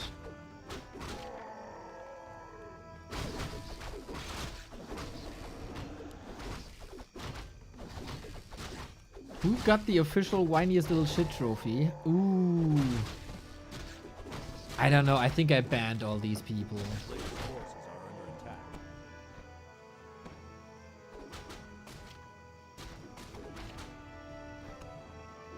Must be somewhere in Battle.net forums.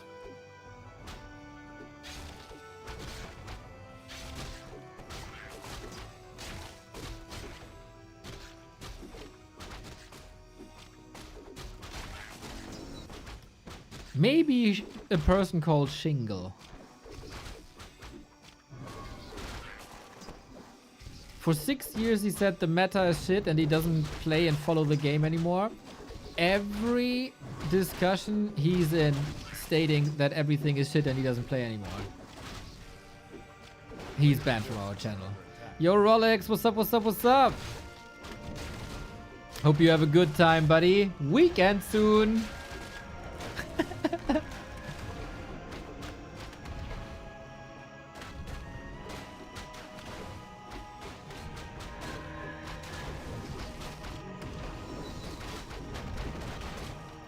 Sometimes there's always weekend, isn't it? So, it might not be a Firelord, it is still a tower push, and I think this was very much telegraphed. Like, Lynn must have read this the second he saw the Farseer. And with a Blade Master like that, can you one-hit towers? Double slippers, gloves, circlet claws. Good luck tower pushing against that.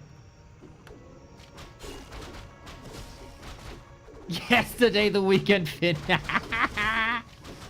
I love it, man. I love it. Enjoy, enjoy. Well, well.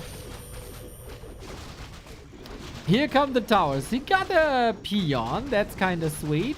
Trying to put in damage with peons versus headhunters. That's a lot of headhunters, though. That's some solid damage. Of course, distributed thanks to Spirit Link. Lynn not microing the headhunters back. Is he getting a little lazy? Nah, Lynn never lazy. Look at the blade. We got mirror image. 1-1-1 build. He loved that mirror image that Infi was playing on map 1. And I think Infi's chances are massively dwindling. Yep, GG. That wasn't very competitive, was it? Lynn preparing, Lynn farming, Lynn owning. Going 5-2 here today. Yeah, that is that was very easy to read. It was.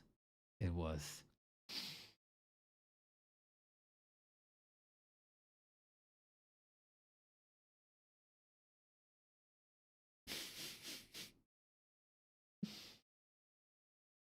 Funny, funny, funny, funny. Yeah, it is the expected one-sided series, right? It is for the golden pineapple, as we say, with nothing on the line. Except honor. But who cares about that, eh? Who cares about that? Lynn guaranteed top 4. Infi guaranteed out.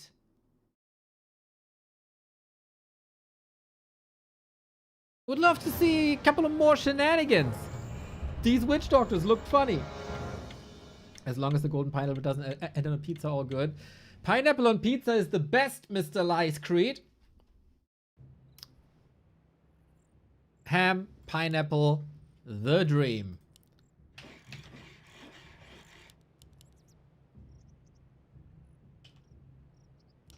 But of course, you're intolerant and elitist. You're being an Italian. The only thing allowed on pizza is mozzarella.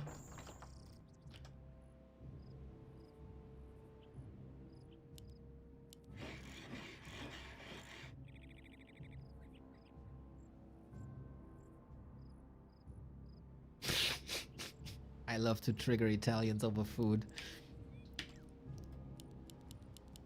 It's so funny how seriously they take this.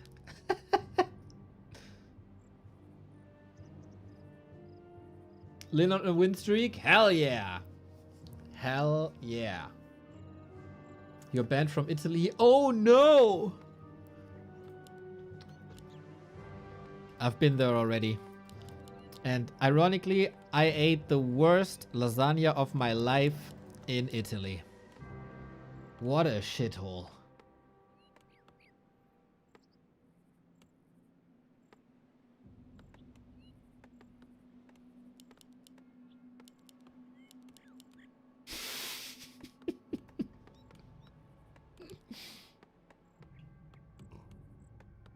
So what do we got now? Oh, Infi here again. This might be another tower push then. What if I say every beer is the same? I'm not that classic German, brother. I don't care. I don't care. I don't have any national pride whatsoever. And I don't like beer that much. So I don't care.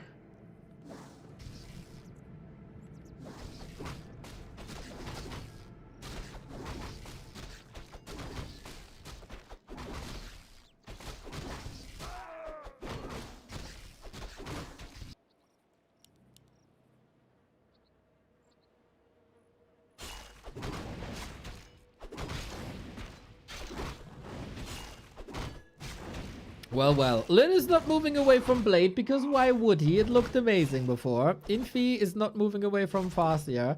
It was quite disastrous early games, I have to say. Players' forces are under attack.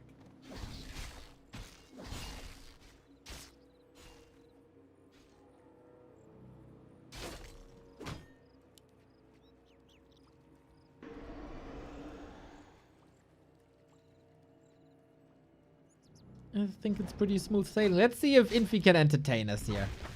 With the Fire Lord, maybe. Yo, Leon, what's up, what's up, what's up, what's up? Did you see Happy versus Lynn? Oh my god. What a series. What a series. Leon had a great speech yesterday about balance. You should all listen to this guy more. In general. Also, Leon said yesterday that he would like to see Ido jerk off. That was interesting. But hey, no kink shame. And it's Ido. It's a pretty boy. GG. Thank you, sweetheart.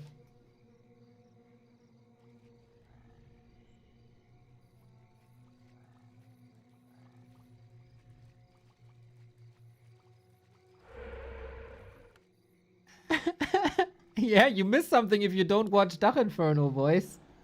You are missing out.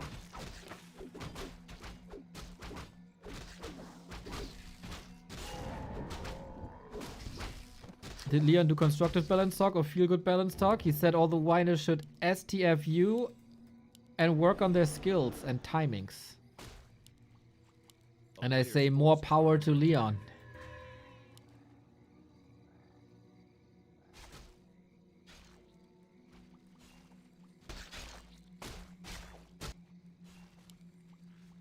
Because he's a saint.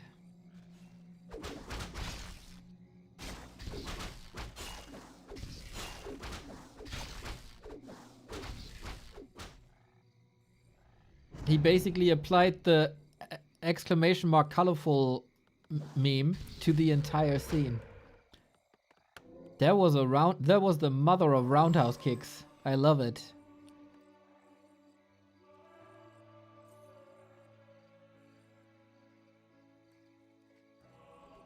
A player's forces are under attack. It is a rather calm game, but we all know what's gonna happen, right? Infi is indeed bringing the heat. This might very well be the last map of the Super League group stage that's been with us since December 27. 5 weeks of group stage come down to a Fire Lord push. What about raising serious balance questions on BNet forums and triggering a constructive arguments with Captain Jack? Captain Jack posted a tutorial how to ignore Captain Jack. And this is the only post of value that Captain Jack has ever done on Battle.net forums.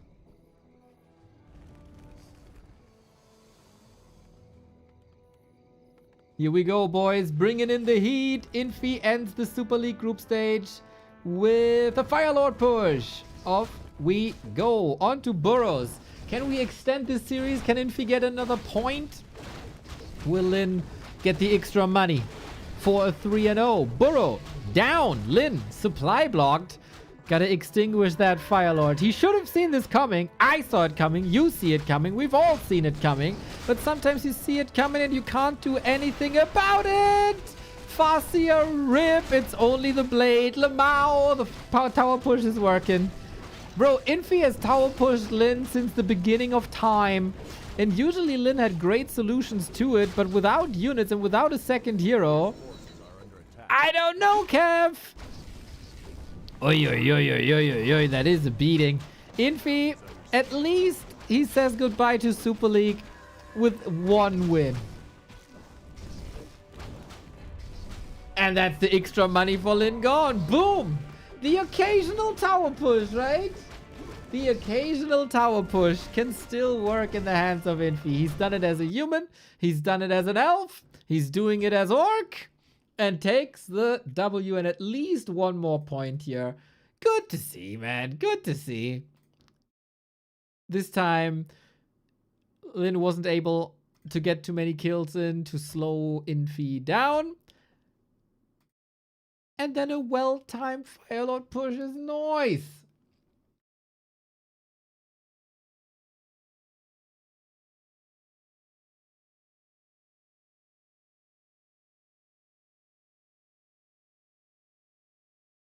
Dude, Infi is getting a little bit scary, I think, with Orc. Like, if he puts his heart into it, he can be a threat. He can be a serious threat.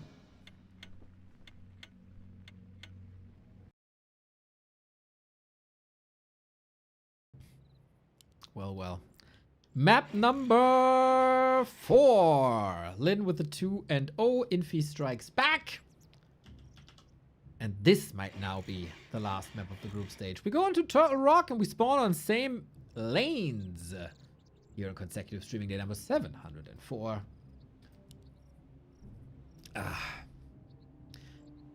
It feels like we got half a day of like semi-relaxation now with the group stage done. Like this is just good, clean fun between them. There's not even extra money on the line anymore with the 2-1 now. Would be fun to get a reverse sweep. After Lynn reverse swept Happy, it would be fun to have a reverse sweep here now of Infi versus Lynn.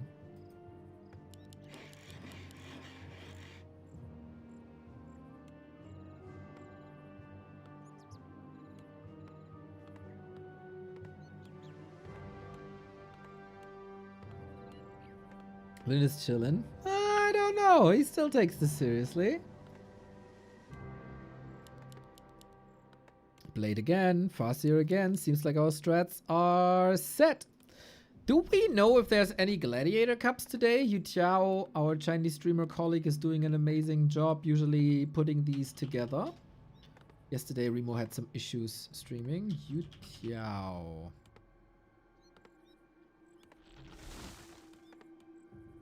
TikTok. Seems like, oh, Moon versus Sock and Life versus 120 is on the menu. Nice.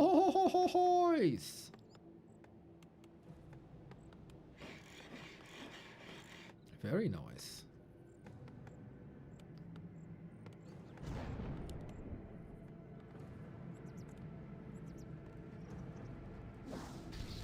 Well, people of course are asking, why is Infi going Orc? Asking for a reason in Warcraft is always tricky. All the W questions are oftentimes unanswerable.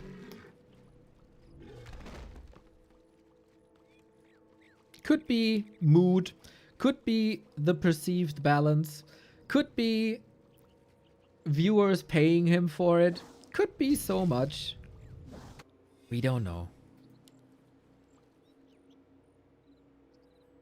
Could be because he feels like it. Could be fun. Who knows?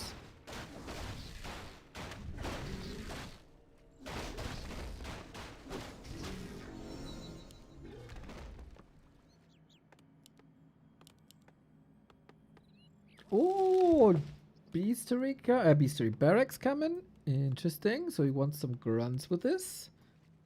Farsi are eating good, I have to say.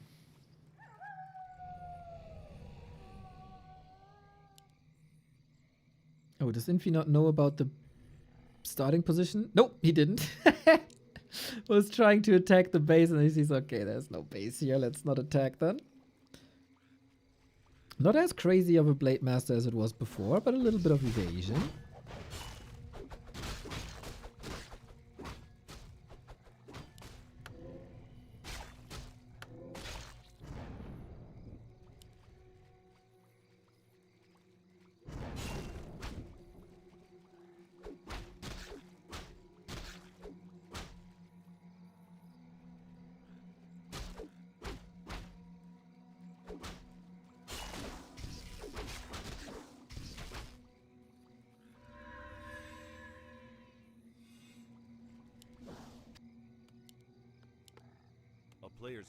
And Lynn then, I guess, preparing for another push. Slowly but steady. Can't afford to lose the burrows again. Oh, chop, chop, chop, chop, chop. That's, of course, the best way to prepare Tower push. Nice wolves blocks by Infi.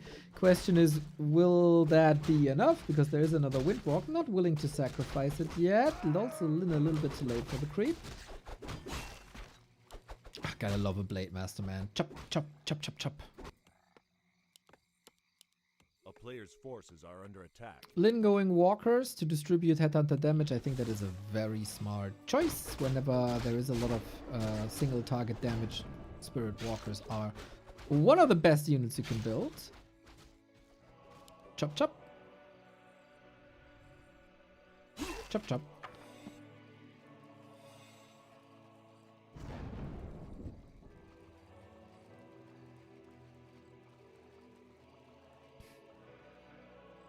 Man, we gotta do like a feedback survey thing for Super League. We gotta do our predictions for Super League. Got a lot of stuff to do. We have the Gladiator Cups coming. Oh, we got a Fire Lord once again. Maybe Infi is giving us a little bit of time if he finishes the series quickly. He does have Troll regen. Fire Lord is coming swooping in. And Lynn with forward burrows pretty exposed. The entire base is exposed. I think Infi is hitting a pretty amazing timing here. Oh, rip! Dude, it's the same as Last Refuge. He's losing the burrow. He can't rebuild units. He can't build units at all. This time, not as bad though. Heal wave in. Heal wave first, actually. Kind of sweet. And this time, it's looking a bit more sturdy than it did before. Second lava spawn. Can we make him split? I don't think so. This one's saved. But yeah, the towers are killed. And yeah, maybe Lynn with spirit-linked peons is defending this better.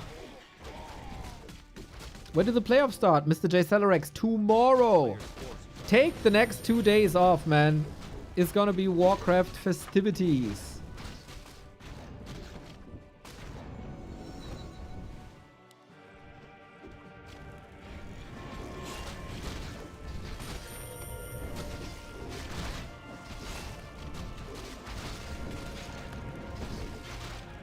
The playoffs will be without Infi, without Soin, without Elegant.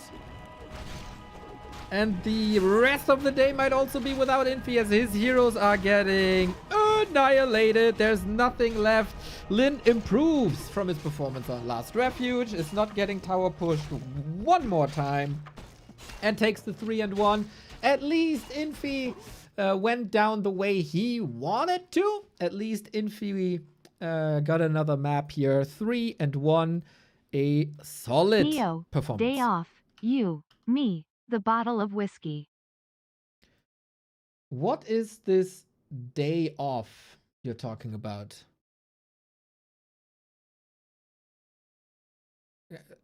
Do I have to put this like Urban Dictionary?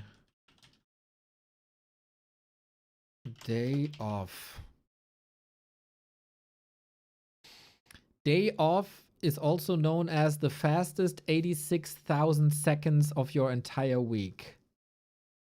Typically spent running errands or sleep.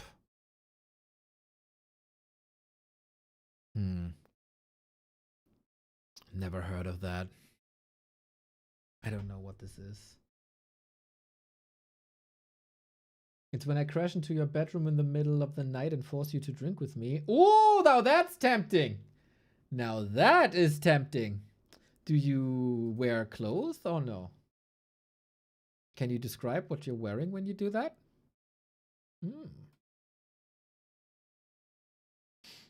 Well, that's the group stage done, everybody. All results entered. And let's trust the Wikipedia page. Oh, let me go into the game first. Because the games are usually starting very quickly. Game name was sent to me by Soul at some point. Na, Yu Tiao, are you hosting already? Boom. Sock says he needs like 10 to 20 minutes. That is perfect. Yeah, that's perfect. We can do a lot of stuff. We can do the predictions. We can do the feedback. You can do everything. Sir, no offense, but you have too much land math in the south and by far not enough in the north.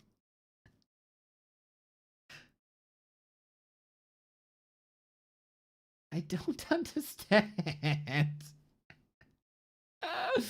I don't understand that. There's not much land mass right there. But hey, there's definitely a lack of land mass here. Anyway, thank you for the dono. Okay, let's do some Warcraft errands, basically. We got the Super League conclusion, as this is our final table of the season. 5 weeks of playoffs are done. Happy wins it with 3 points ahead of Life. That's really not much. Going 11-3. Happy is not even the player with the most wins. Thank you at Back to Warcraft. Ah, Luigi, my pleasure, my player, my pleasure. He just has the best map score, basically, and the highest wins, I guess. Life number 2. Amazing group stage. Holy shit. This guy impressed me so much. We meme a lot about elves. We laugh a lot about elves. I bow down to the performance of Life. His peaks were very peaky, and his average was extremely high. There was barely a flaw. There was like one off series. That was the one against Labby, I think. That was weak. Every other series was so freaking good. I'm in love with the guy. Medusa the gamer. Thousands of games paying off. He can get his first major title here if he continues to play this way. 1-0. We can say pretty much the same thing about him. Same track record as Happy is top. His consistency was amazing. And he's only 1 point behind Life. Really freaking sweet. 1-0 performing a lot better than I thought he would be. And brings a lot of consistency across the past 5 weeks. Massive shout out to 120. And Lynn, first tournament in 5 months. Boom. There it is. Rank Fuck 4. ads. Use your Prime subs, guys. Let's go. F the ads, indeed. Lynn top 4 as well. Rank in the all 4 players are in the round of 8 already. Lynn.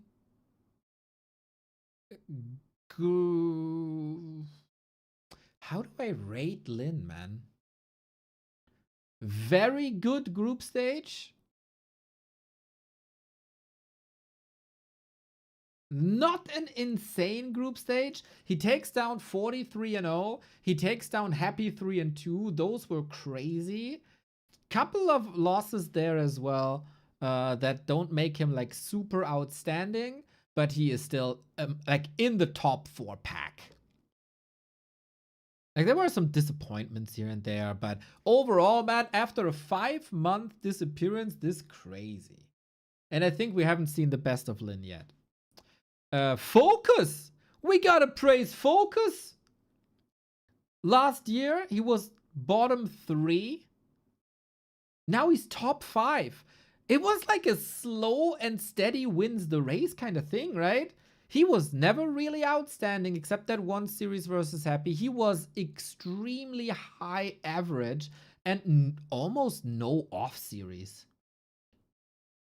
I think Focus needs to receive praise here. Top 5, really nice. He will be up against Lawlight in the playoffs. It's a classic. I love their matchup. We've seen it yesterday. It was super entertaining. Maybe both players half-assing it and enjoying it a little bit. But man, Focus. Never underestimate Focus. Labby, top 6 finish, very good. Obviously not as outstanding. Was also extremely close here, right? Between 5 and 9, it's 2.5 points. That is nothing. It's so tight between them. Just as tight as it is in the top. So clearly 2 packs here. And they deserve this. Focus, Labby, 40 and Moon. For Labby, above average season, I would say. It just pales in comparison to season 1 where he had his breakout performance. 40. The number 1 disappointment of the season. Starting things with a sick win streak and then falling off so hard. I think for Moon, it's a big accomplishment being on a level with 40. Kaho also. Like for Moon, big accomplishment from 2nd last to 8th is really good. Kaho is my 2nd disappointment of the season.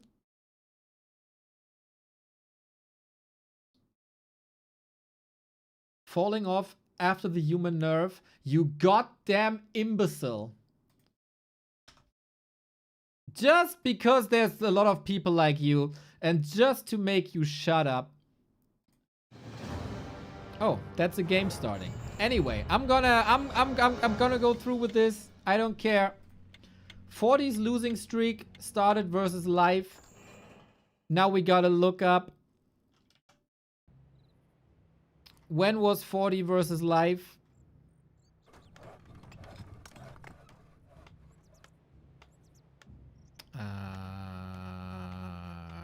Group stage.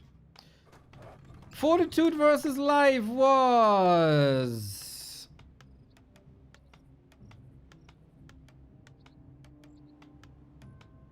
somewhere here.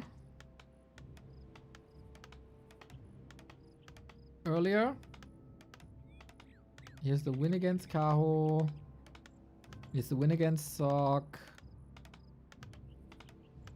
No, there. It doesn't show the details. I don't know when this was. Day 18. Day 18 was for January 14. January 14. Remind you, January 14 is where 40 slump starts. Patch was applied January 26. So that doesn't add up. You're an idiot. And 40 slump began way before that. Has nothing to do with balance. it was a weak Fortitude in this group. Sok also, like Kaho and Sok, both similarly disappointing, I would say. Both have a way higher ceiling. And can play a lot better.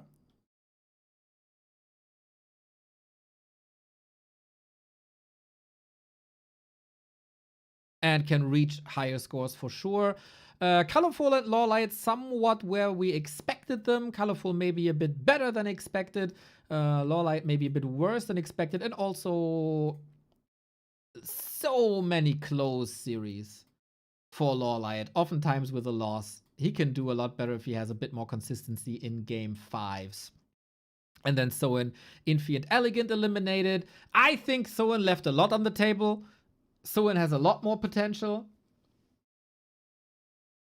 Infi is the third big disappointment of the season. Maybe the number one, as he was top 4. Like 10 days before Super League, he was top 4 in the world. And here, it was just one disappointment after the next. For Elegant, shout out, man. 17 points is a good result for the underdog. It's funny, the big disappointments are all human. Is Kaho a human? I don't think so. Guys, if you blame a 5-week round robin with 2 different patches purely on balance, you should really open the windows for a second. You really should. So this gives us this bracket. You can predict the brackets. There it is. Who is the best? Who has the best knowledge about the scene? How will the bracket end up? Happy is up against either Moon or Kaho. I think this is more or less a free win. We get Lynn versus Focus and Lawlight, and I think everything can happen here in this part of the bracket. The most likely outcome, of course, Happy versus Lynn semi-final, and that will then be fireworks. Fortitude versus Sok with the weak state that 40 is in. This could be his weakest tournament performance in years. Sok is trending upwards, I think. Is any of them ready to face Life, who's in crazy shape, and will Life withstand the pressure of playoffs? That is a question. 40 is a big bout machine. He's used to this. Sok withstood the pressure in Ancient of Wonders Cup. Is he able to do that again? That's another question. And between Labby, Colorful, and 120, I also think everything can happen, but 120 is the big favorite.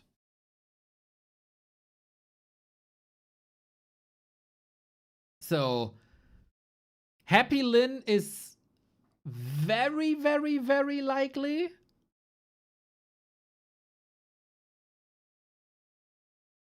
With Life 120, I wouldn't say Life 120 is guaranteed at all.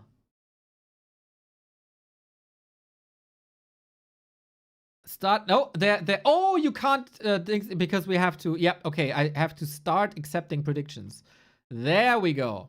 Now you can. Now you can do predictions. Oh yeah, we had to wait until this is the final one. Now you can do predictions. Okay. Cool. We are going into Gladiator Cup. It is Sok versus Moon. Oh, banger. Sok versus Moon. Gladiator Cup. Show match. Play all 5. At some point, I'm gonna do feedback for the Super League as well. I'll maybe, if we have time in between games. Yes, playoffs are single elim. Playoffs are single elim. And we have a wild game, apparently. Boom, boys. We had to finish our talks a little bit. Oh, is overlay not working?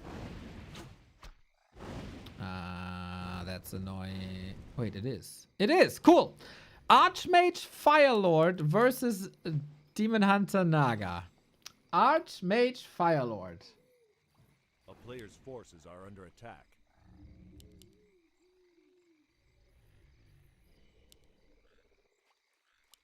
Archmage Firelord. We missed quite a bit because we had to sum up Super League.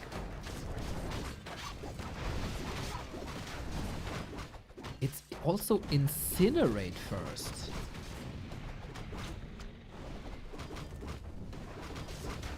What are you doing, Sock Bro? Player's forces are under attack. Playoff 3 out of 5 as well? Yes. No, Grand Final and Game for third are best of 7. I think semifinals would have deserved best of 7 too.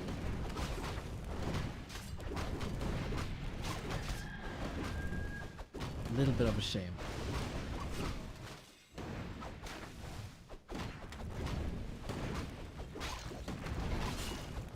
I take Lynn 1-6-0. Absolute dominance, brother Young Fang. 6-0 indeed. As predicted. So what's this Archmage Firelord? Is that just a timing push?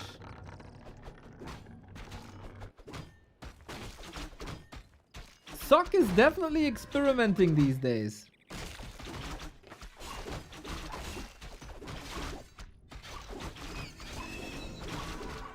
player's forces are under attack. How can I watch Happy versus Lynn? You sub and then you have a rewind function.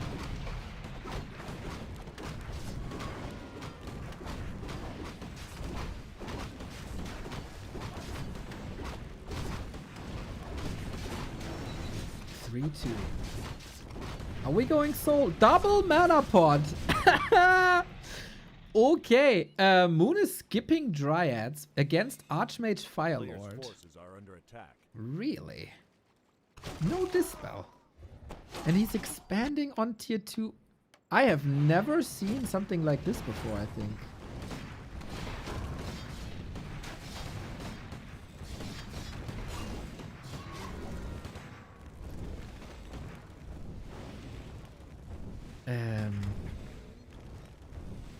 This is kind of cool, man. Sock is probably, we mentioned this a couple of times, the Player's forces are under human player to watch at the moment.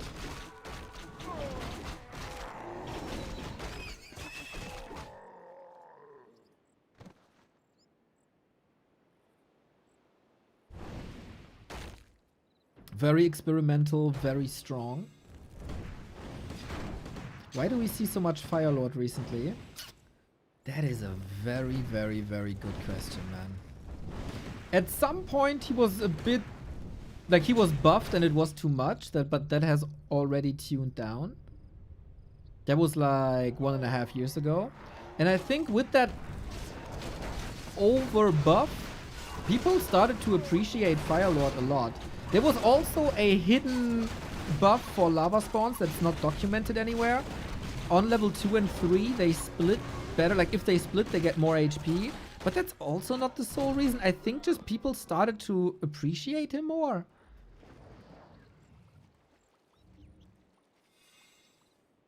He's playing Firelord for weeks now. Yeah, I thought he's only playing Firelord first. I didn't see it paired with Archmage. I think. But Mr. Wisdom, lol. Mr. Youngfang, thank you. I really appreciate your insights. Even I can't watch all the games.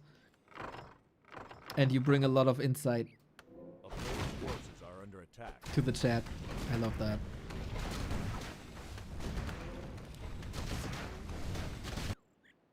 Moon, doing moon things with the Zeppelin. There's no fortification here. Oh boy. Okay, okay. He saw tier 3. Expo punished. Let's not fight. This is done. Okay, I can't really say too much about it because we went so late into the game. This looked like something in the early game backfired a little bit.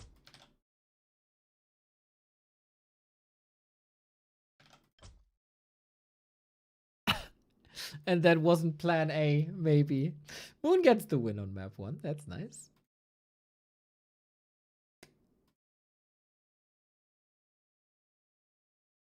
We have 4 more of this. And then I think it was 1-0 versus life later on.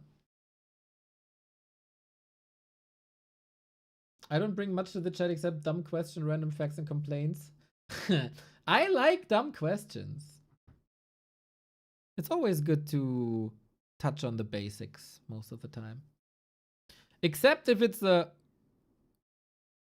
why behaves a player this way question, then we can never answer that. We can never ever answer that.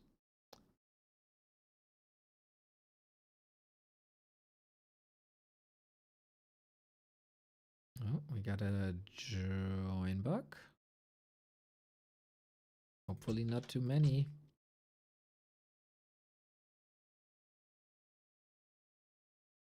Yeah, I didn't really see the reason for the Fire Lord here. Maybe it's I don't really know. I don't really know. Again, we do a little bit of a prediction game for Super League. Playoffs are starting tomorrow. Here, you can predict the bracket. Who is the prophet? The real, true prophet in Warcraft 3? Who knows the players the best? I would say... I think the last prediction champ was Jay Celerax. He was really good. I want my title back, man. I think I did very brave predictions. Oh, snap! I didn't tell you yet. The Chinese figured out our colorful meme. You know, exclamation mark colorful that we're using for a long time. That he has to improve on micro, macro decision making, etc. During my Super League prediction, I quoted that meme. And the Chinese clipped that and put it on the biggest Warcraft 3 page they have.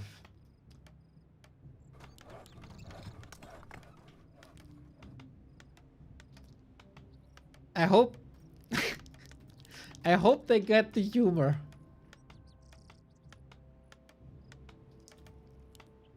I hope they understand the humor. Otherwise, friendship with colorful over.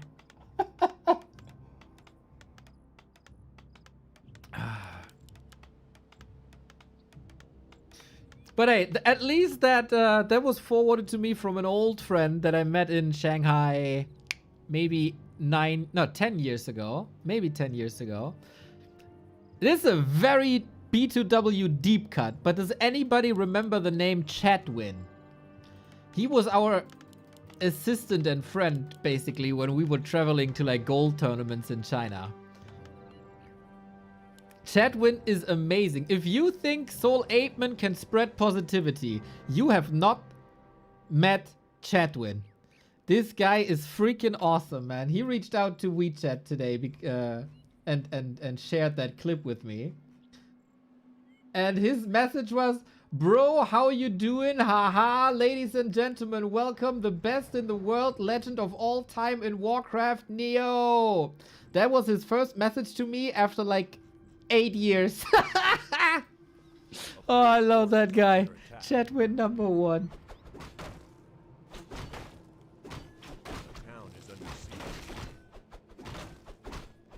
He's great. How do you like Shanghai? It's my old home. I had amazing moments in Shanghai. It's very Western. It's gigantic though. I couldn't live there at all. But man, did we have fun in Shanghai. Oh, that's a crazy town. I think it's very, very, very pretty.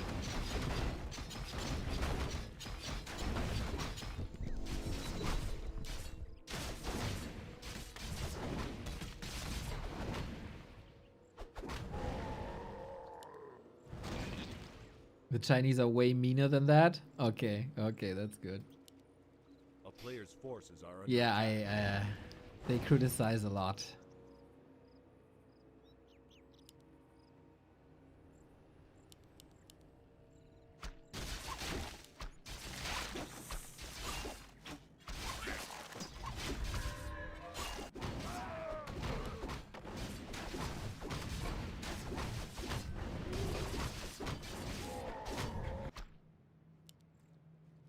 So we got an Archmage opening again. Concealed Hill, we don't really see that too often anymore.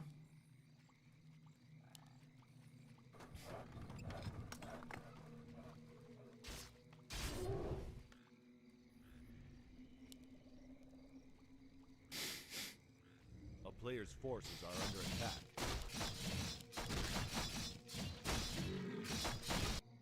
Shanghai were good times. Man, I kind of miss these party times in China. Those were good food. Don't know if I miss food more or the parties. I'm probably too old to party. The music there is crazy, by the way. You know, like usually in electronic music, there's like a build up and there's a drop. And then there's a build up again and there's a drop. In Chinese clubs, it's only drops. One drop after the next, one harder than the next. Jesus Christ. Drop the bass. And next one is so nuts. That's good. Good times. Oh, the scout by Sock for the Huntress Hall. Can he kick it? Yes, you can. With water elementals? Easy. Isn't it weird how this bug applied 2 days ago? Where every Night Elf building looked like an Ancient of War. And then it never happened again.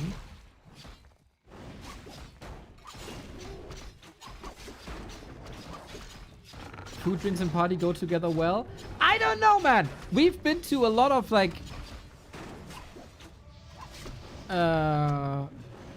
basically limitless food. They just keep on ordering and keep on bringing more stuff. And then I'm too full. If I go out to party, I can't eat that heavy.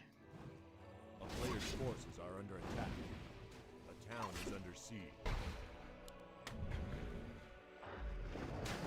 Do you remember the band The Bled? No, I do not.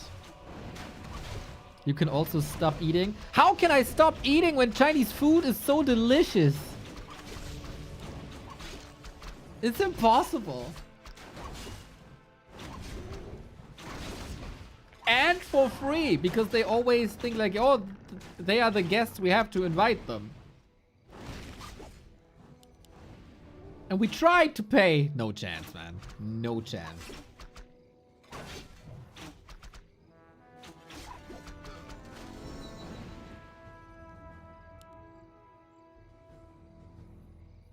Moon is in a bit of a pickle here, isn't it? No lores.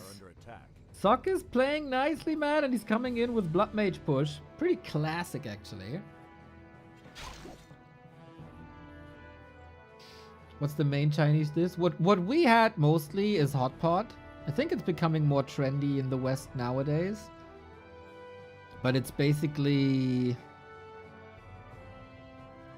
boiling hot soup, and then you throw all kinds of stuff in there and boil it in that special spicy soup.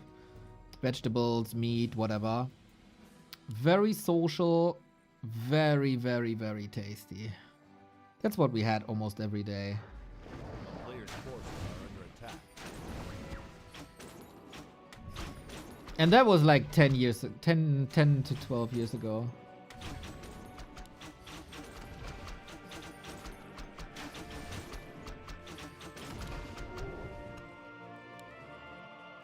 We know hot pot before it was cool.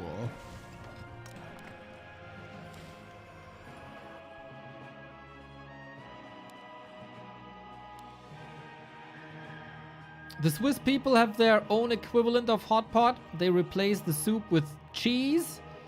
The Germans have their version of that, where they replace the cheese with this pure boiling fat. Fondue. Wonderful.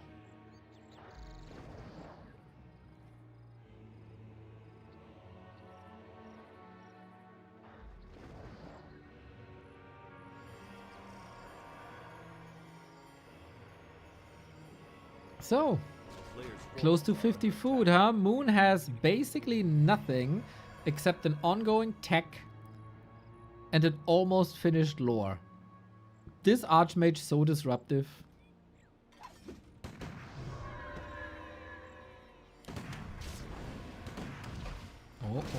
Oh.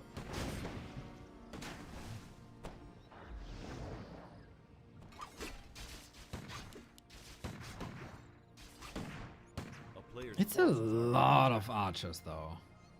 With Naga, Moon might actually... If he gets like 1 or 2 bears out, he might hold.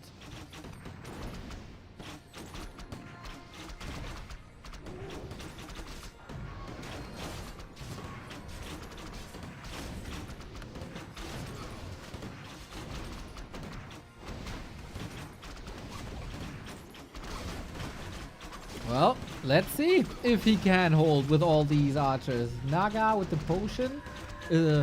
Poor man's redo, that is. Lots of freedom on this Demon Hunter as there is 0 experience on the Blood Mage.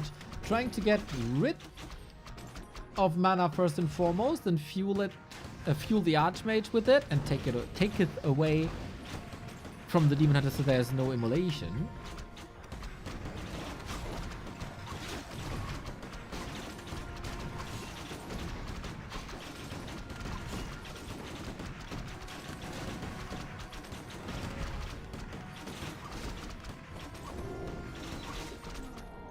And we got the bear, we got the roar, we even get marksmanship. I like it. If you have the Ancient of War, why not? It's free damage. Not as good as roar, but still free damage. Moon in the ropes, but maybe he comes back swinging. It's a nice little back and forth for now.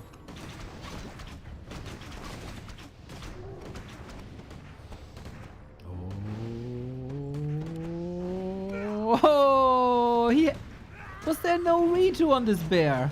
Or maybe not. Well, I think this is the 1-1 then. Simple, classic, one-base rifles. Simple, classic, one-base rifles. GG. Very one-sided game so far. Moon stomps Sock on game 1. Sock stomps Moon on game 2.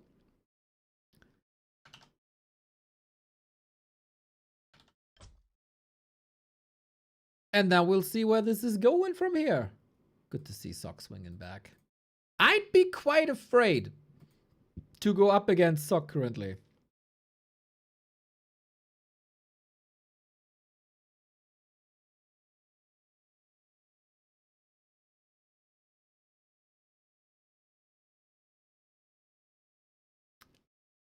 It's getting better and better as well, it seems.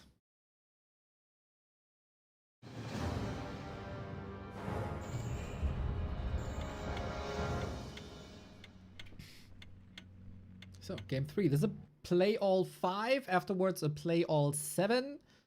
Between 1 to 0 and life. Hot games. Hot games during cold weather.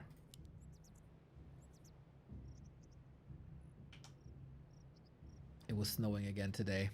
Remo was complaining yesterday. No snow in Karlsruhe. Said, bro, we got plenty.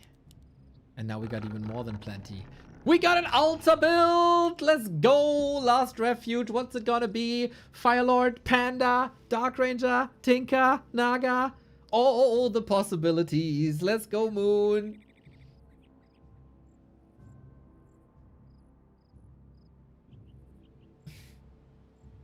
On a scale from 1 to 10, how was Happy versus Lynn? I would tell everyone but you, Kov. You gotta figure it out yourself. Just because you're you.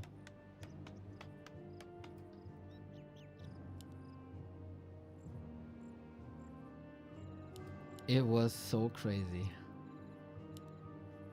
I'm in love with that series. I want to relive that series over and over and over again until the day I die. Can I please get a Beastmaster, Moon? I haven't seen enough Beastmaster. Everybody is talking about, like, Beastmaster's so strong now. Why don't we see him? Where he at? Where my Beastie Boys at?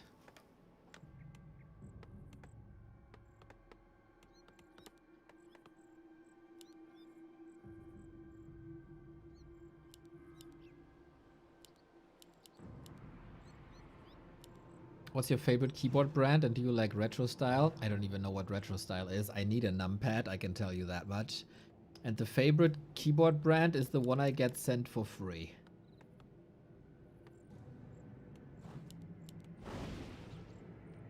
I don't have a preference.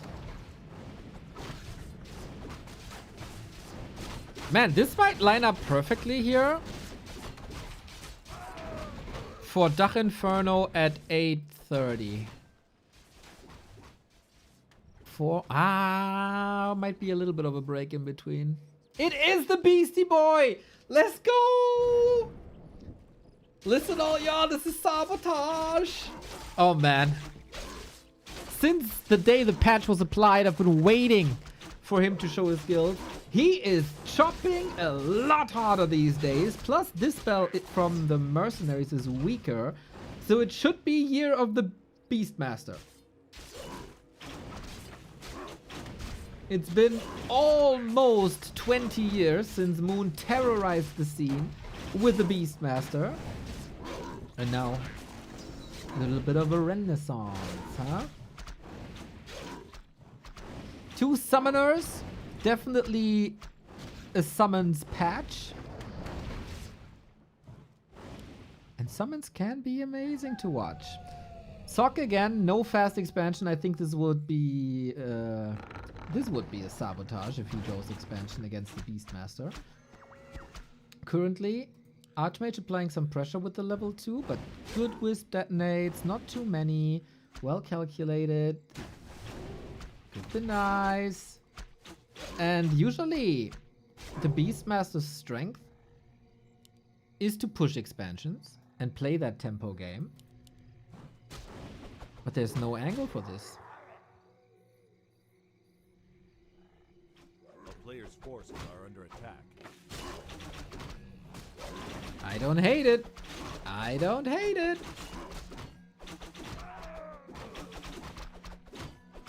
Yu Tiao still has $58,000 left from Wu Yu donations. What?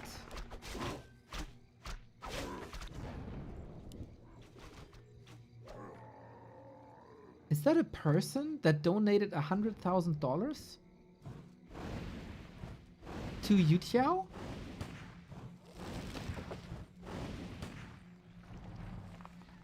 A player's forces are under attack. Is that the lore?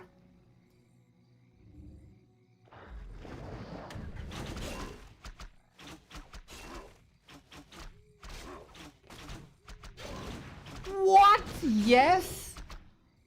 Oh my god. What the fuck?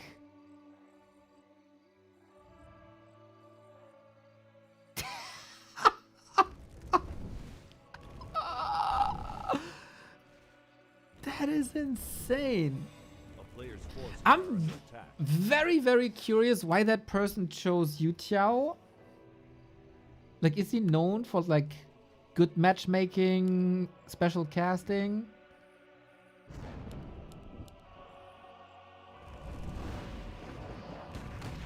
Just very likable? Holy shit, man. China is just different, dude.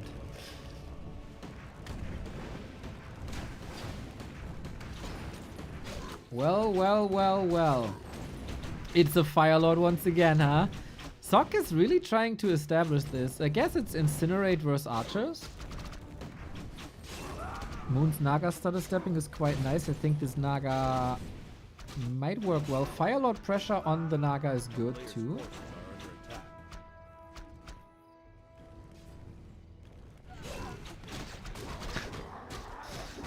Okay. Let's see if the Fire Lord can work against these archers then. Incinerate is a nice little ability that if something dies, it creates this explosion, and that is super good versus archers. There's a staple in this chat, and Yu Tiao has good connections.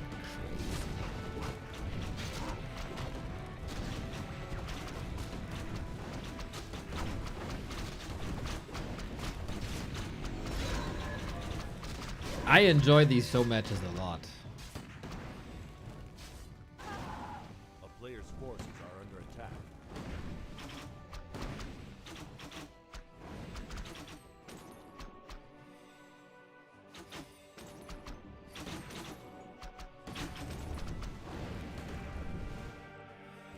That's some cool lore explanations, Mr. Yang.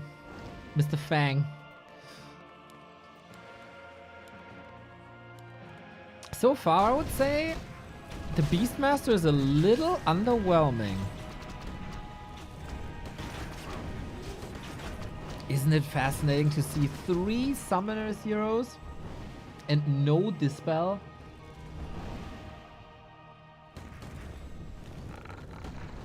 You just gotta endure the summons these days without the mercenaries. And I like that so much, man. As long as summons aren't like infinitely spammable. And you need to mana manage a little bit. As you do with the Fire Lord. But I like this a lot. Oh, the body block with the bear. Beauty.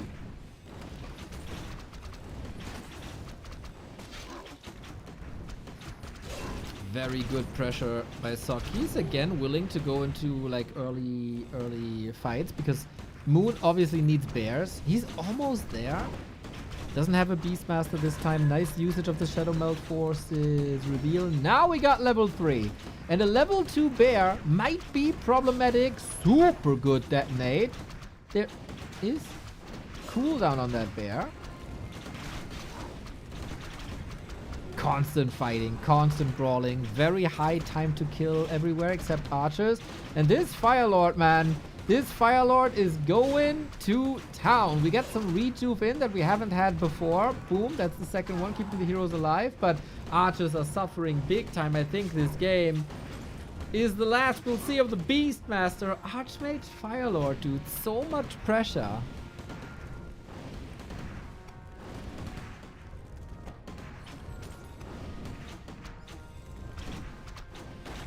Summons are getting better and better. Beastie down.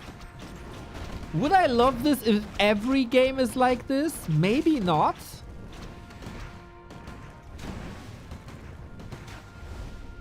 But damn, Summoner's Wars is on between Sok and Moon here today. Too bad we had a slow start to the Beastmaster. Sok controlled him really well, I think.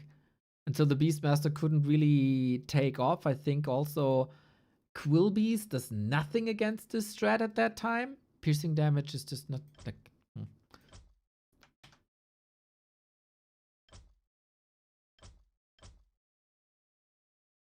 And Fire Lord is looking good, dude. Fire Lord is still looking good.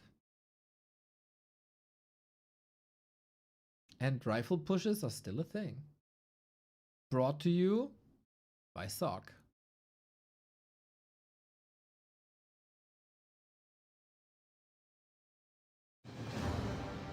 And again, no breaks. Bam, bam, bam, bam, bam, bam, bam. We gotta get the games, man. Dude, how long? This series is like 3 maps now. 2-1 for Sok.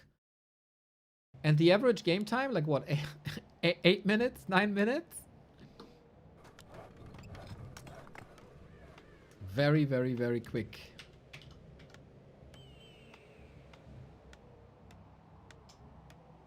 Well, looks like neither of the players do target practice for the playoffs tomorrow. Tomorrow, by the way, we start half an hour earlier. First Moon Kaho, then Focus Lawliot, then 40 vs Sok, then Labby vs Colorful. 4 best of 5s.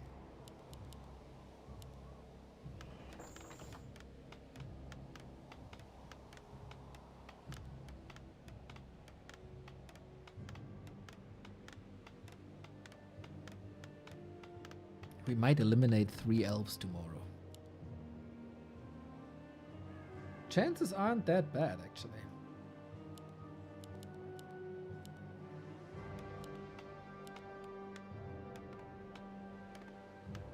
Well, well, well, well, well. Sok took some time to get in the game. Maybe he wasn't at his PC at that time. Came, I don't know, from the gym. From a date. Who knows? Has properly warmed up now. Since we are tuning in fully.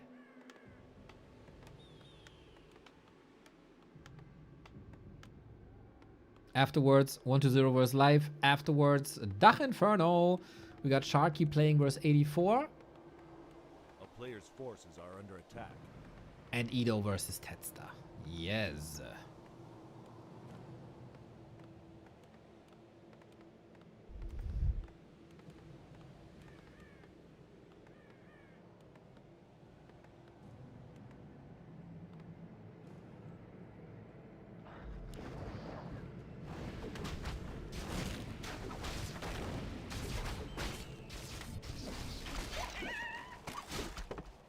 So we return from Beastmaster to Demon Hunter.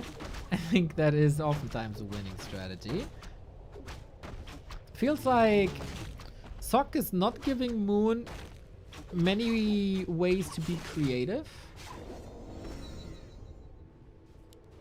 It's very straightforward with a twist to heroes. But in essence, it's a rifle push.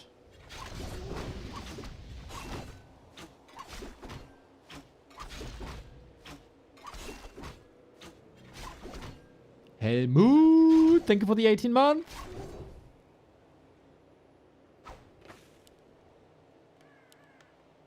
A player's forces are under attack. Okay, Moon, how much fighting spirit there is.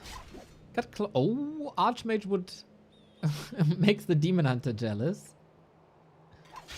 Sok is in sweet shape, I have to say. The big exclamation, the big question mark tomorrow for me is Kaho, actually. Haven't been impressed with Kaho in all of 2026. A player's forces are under attack.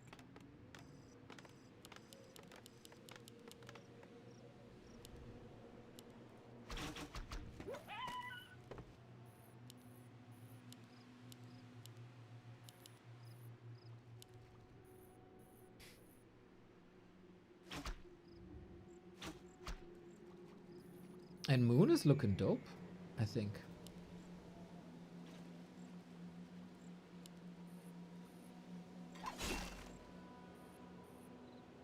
A player's forces are under attack.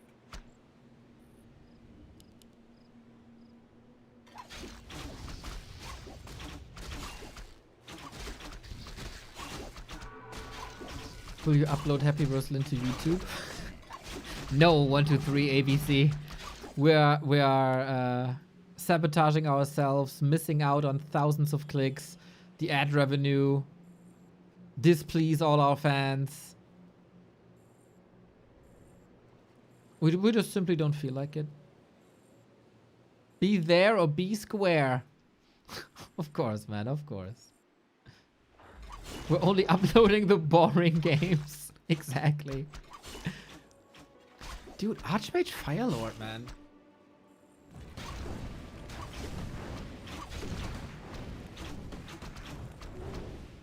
This is the meta between the two.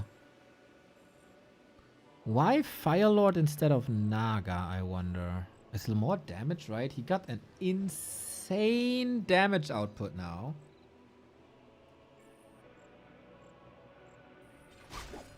Could I ask the question, why in this game? Firelord over Blood Mage?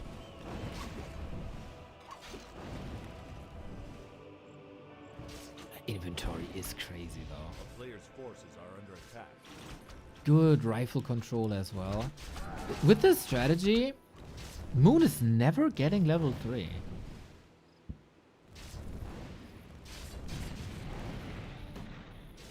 And it's really a bit frivolous, isn't it, that there's no Dispel outside of Wisps? I don't think Moon can handle the heat. Do we have boots? We do.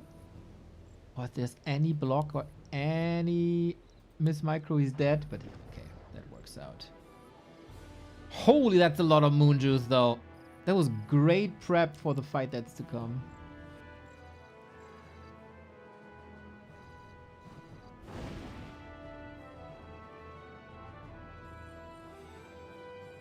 But yeah, Firelord is looking hot, right? We've seen him as a pusher with the summons. We've seen him as a disabler with Soulburn. We've seen him as a nice enhancement against like Tauren builds because he makes corpses explode. But this is a Firelord as pure damage dealer, really.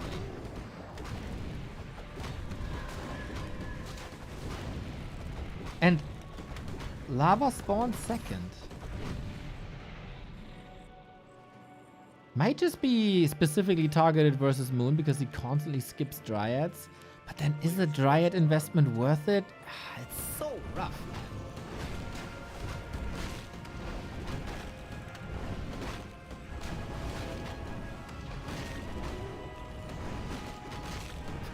feels like second hero fluidity is a big strength of humans right now.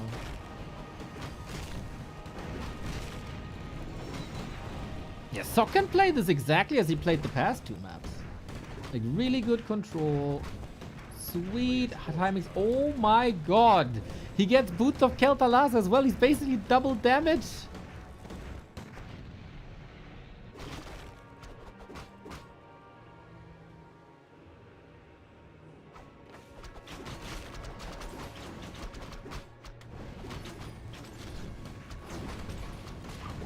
At least Demon Hunter is 3, and he got Ring of Regen, and he got good Immolation. But Incinerate ignores armor, right? So, he stopped for a sec. Oh my god, B2W rip. Bro, this Fire Lord is on fire. This is so good. With these items, man, he's a crazy damage machine. The fuck?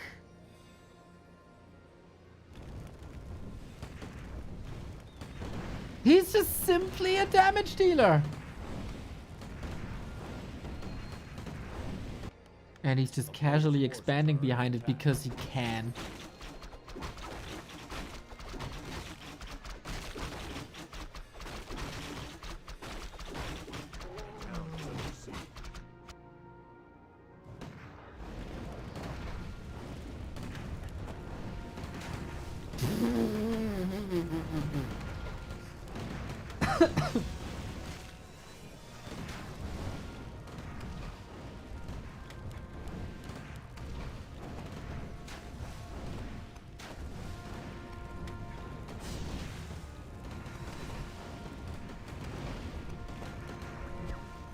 I don't think this is stoppable by any means. Firelord Mirror when? Lol, I had played Firelord Mirror against Sok.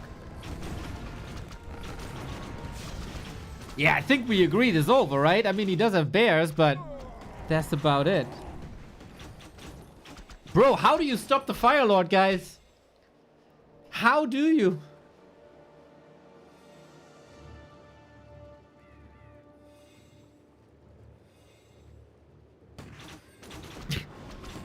These poor bears, man. Sok got the Sorks up for slow, and there is no dispel. So not only is there a dispel problem against Archmage lava spawn and Watermental lava spawns, there's now also a dispel problem against Sorks. How do you do this without Dryads? But if you play Dryads, the Dryads are getting gunned down by summons and rifles.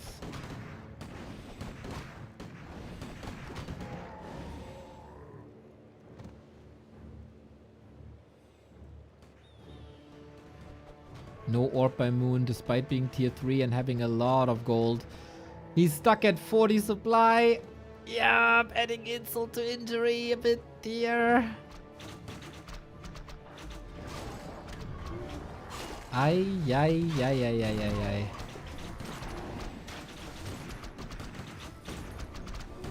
Dude, this Firelord, he struts wherever he goes. But I think this Firelord especially has a reason to. Burning balls like this, usually not desirable, but in case of a Firelord, for sure. It's just one pickup after the next. Everything's exposed, everything is slowed. We got double step on the Naga, not using one Lemao. Oh my god, dude. The dominance of Sok is nuts. GG. I thought it was like a one-off on Hammerfall, but no. It's just what he plays against Moon. And he owns 3 wins in a row. I am a bit befuddled here, I have to say. It's working so well.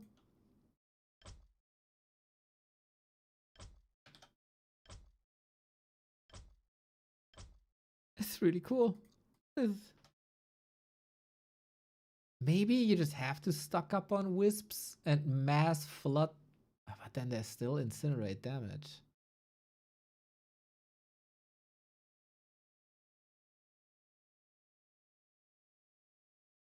Of course, the items were completely insane as well.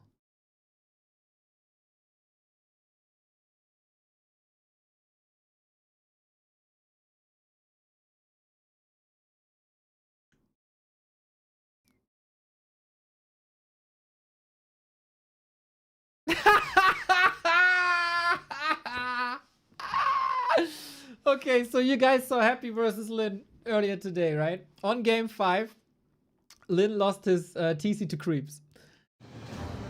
There's a threat now by Nick Oldhead. Been studying Link for a while, inspired by the last game best of 5 versus Happy during Super League today. His Tauren Chieftain usage when fighting the red camp is precisely the same sort of maneuver that I use in my ranked games. Just cool to see a pro orc make the same purposeful decisions I do. Brilliant. That's the shitpost we need more of, man. Dude, I fall in love with this Nick Oldhead guy. This is content. This is his old head.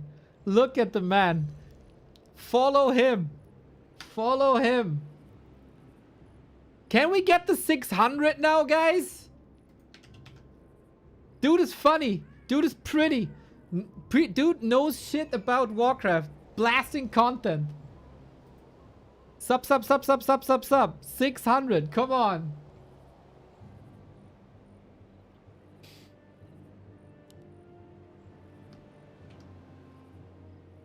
Dude must have been watching Warcraft through the night. He was, I don't know if he's East Coast or West Coast, but he was watching that at least 6 a.m., if not 3 a.m.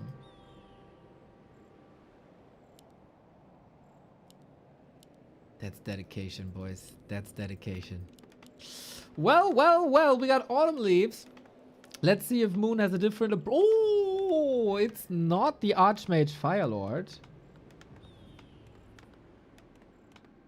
It's a Mountain King.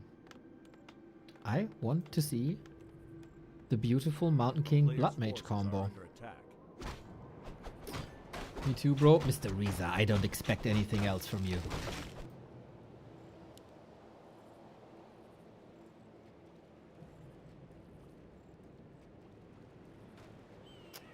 You forget that I'm American, I have a 120 stream streak. Mr. Reza, with how based you are, it is easy to forget that you're American, yes. It is.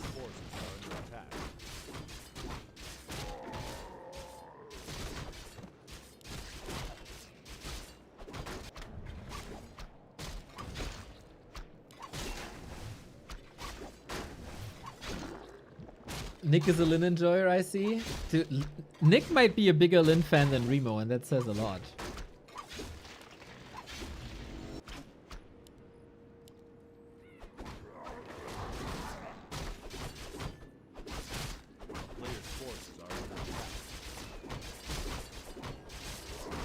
So it's gonna be a different game here. Mountain King fast expansion. Sock had that. Oh, that's lucky that he found the cloak. Sock had that sick Mountain King Blood Mage Breaker rifle style that I love.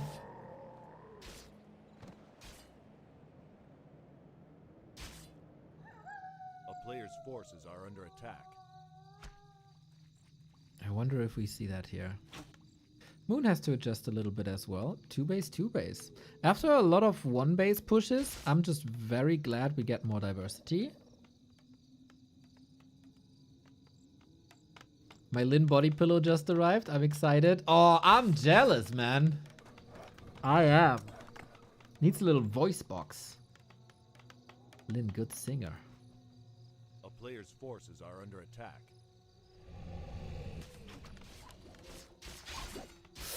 Oh, do we have a Stonebolt now? 10 mana only.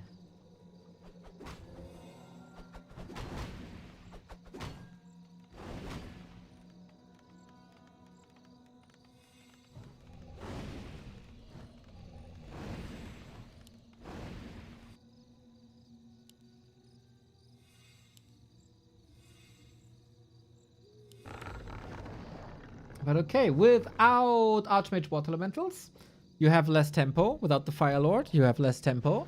So that is actually the chance for Moon to go 2-base, believe it or not. Oh, we see a rare Shadow Priest. For a little bit of healing. Okay. Yeah, not used for this spell. Might be so far the most normal game. Sock did... Wait. Sock is 2-base, no tech, and Blacksmith before tech. Is that just because like Dryads are coming and he had the surplus of gold? But the Blacksmith also costs lumber. A player's forces are under attack. Huh? He's playing tier 1 rifles.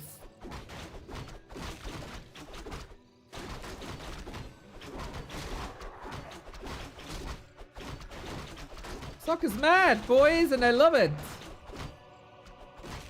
Almost as much as I love Prime subs. If you guys have a Prime sub lying around, we gladly take them before they go to waste. Solid harass. Now he's teching without a single rifle. The Mountain King is trapped. No TP. Oh, no, no, no, no, no, no. B2W rip, everybody. Ka-ching.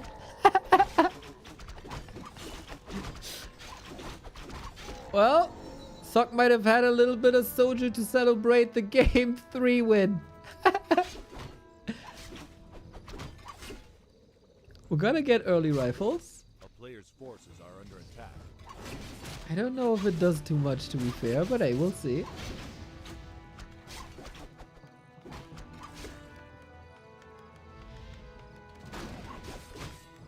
Good to see Sock get some mercy. Oh, Shredder by Moon could shred the Mountain King away. Gotta be a little careful to not be too close to Footman.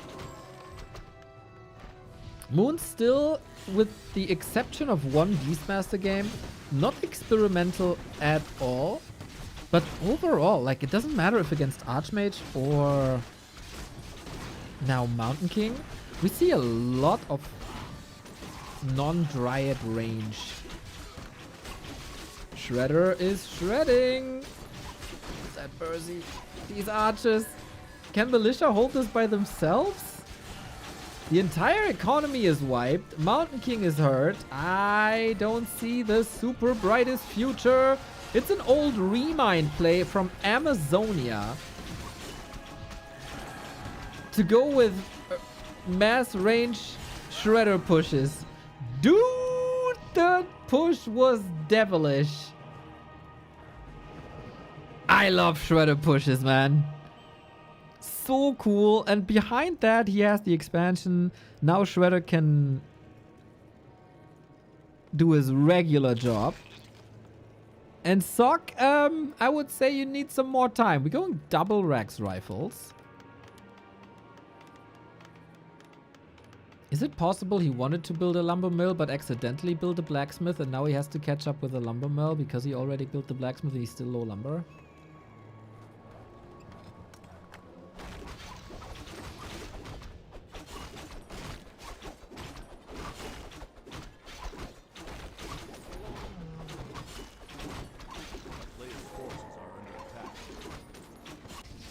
Triple lore bears.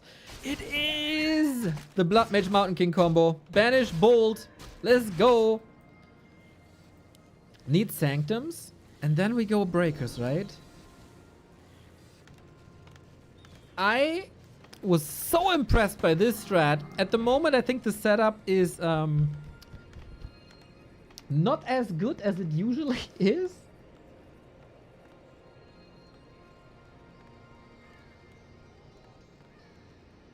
It's incredibly powerful, especially if your opponent rushes bears.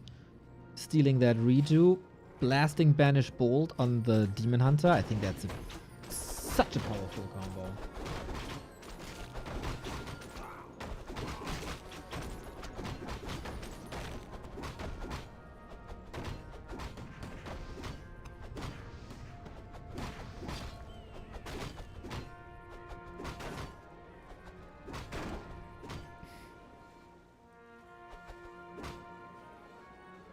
Yeah, no. We're not building dryads. No. Dryads, like, dryads should be better with the rifles being worse. But Moon skips them completely, especially also versus summoners. It's really interesting. For Sock, I love everything about the strat. Except that he doesn't have banish yet. But once he got banished, this is so powerful. And this early breaker, man, I've been shouting from the rooftops for so long. Bro, if your problem is redo on the Demon Hunter, just get a breaker. And Sock does. Boom goes the dynamite, but also boom goes the Demon Hunter. Shredder is in for the defense. Well set up, I think. Demon Hunter immolation. We do have a staff. We do have a potion. We got some militia in, but they are getting toasted here. Maybe as strong as this Sock strat is, maybe the early game was a bit worse. Bit too worse. And Moon has solid control now. GG. It was a little bit of a Hail Mary. Moon pretty much destroyed him there with the Shadow already. And that's a best of 5 done in an hour. Boom. Just boom. High tempo. 3-2. Moon is the alpha, the omega. Moon is the bun. But Sock is the meat and potato of the burger. Well, there's no potatoes on burger. Except McRusty. McRusty is pretty good, so I think it still fits. Yeah, a little gracious there to not go through with that Archmage combo, but pretty sweet. Pretty sweet. So now, apparently 1-0 versus life. I wonder how much time there is now. Thanks to the investigation of Mr. Remo Demo, I learned that Friday is no Super League. So there's gonna be a day between round of 12 and round of 8.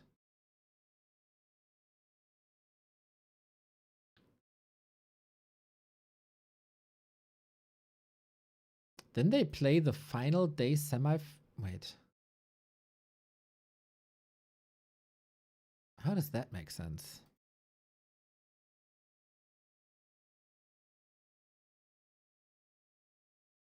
So it's gonna be Thursday, round of 12. Friday, off day. Saturday, quarterfinal. And Sunday, final 4. Oh, damn.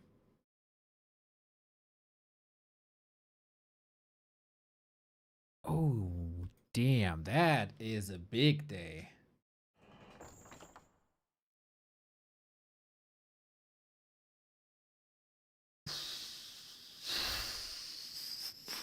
I thought they would be playing 2 quarterfinals on Friday and 2 quarterfinals on Saturday, maybe. Okay. Wow, big Sunday is gonna be huge.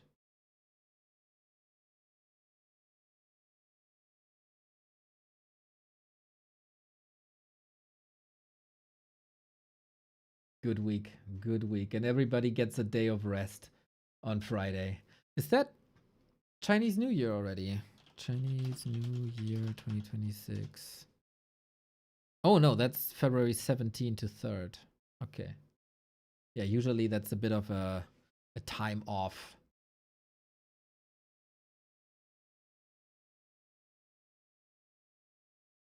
But it's probably going to be 10 Gladiator Cups in a row. So, 1-0 needs 5 minutes. You guys can predict the bracket to become the #1 profit in the Warcraft scene. We got the bracket up for the Super League. $32,000 on the line. We got our bracket after 5 days of group stage. And maybe I can create a prediction here. Okay, what do I do? It's single a limb.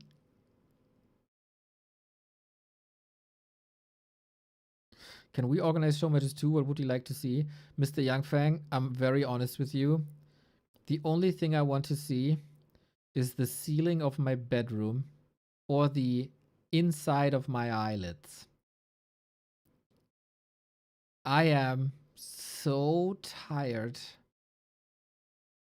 After December, January, and this, I enjoy everything so much, right? I love everything. But by God, am I tired. But I'm pretty sure you can reach out to Remo. After Super League, I take a little break. As much as I can, as we also have our DACH INFERNO. But yeah, if you want to be generous, there's a little bit of a situation actually. As we have War 3 Champions finals coming up. And the supposed sponsor of that dropped pretty spontaneously. So a potential War 3 Champions final support would probably be the best thing, I guess. That's that was very unfortunate, to say the least. Anyway, Moon vs. Kaho.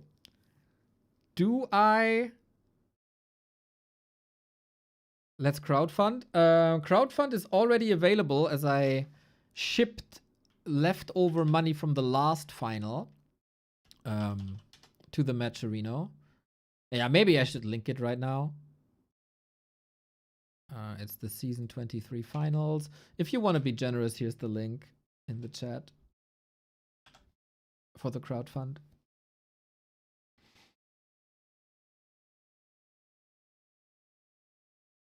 We have like $240 left over from last time. That's like camera penalties, etc. So that's nice.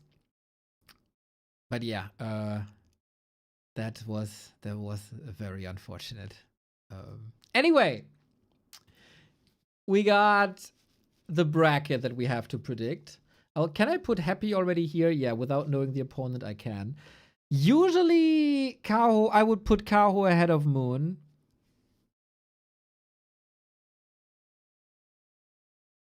Kaho did well versus life, but not outstanding. I think this is very 50-50.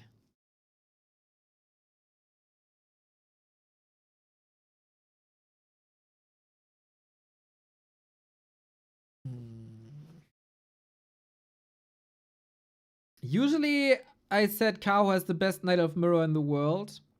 I think Moon is taking it this time. Kaho will not be able to get out of the slum. Focus Lawlight. Focus is in such good shape, but it's playoffs. When is it? Well, it was supposed to be this weekend, the next weekend already. But now we have to come up with solutions. So yeah, soon. Focus is in better shape.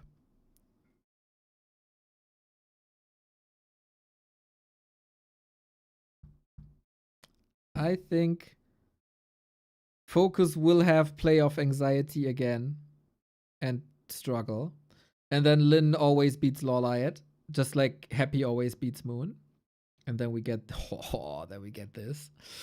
40 versus Sock. As much as 40 is struggling right now, I think in Human Mirror, that's such an unfortunate draw for Sock. I think Sock would kill Moon, Kaho, Focus, Lawlight, Colorful, easy.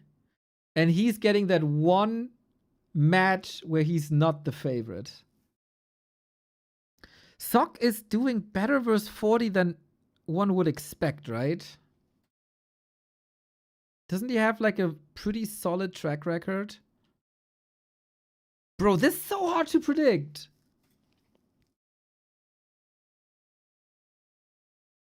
Ah, shit, I put the wrong thingy in. Select a put. 40 win. Okay, he doesn't. Okay, nope. Okay, yep, that is bad. But in Ancient of Wonders, he was able to kick 40 out. Can he do that again, though?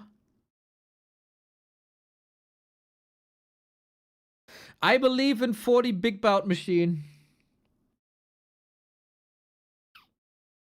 I also I do believe in Labby and the Gargs.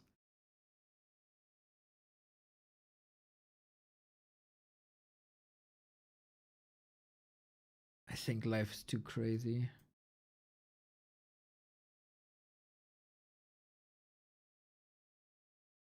1-0 today was rock solid, but Labby also felt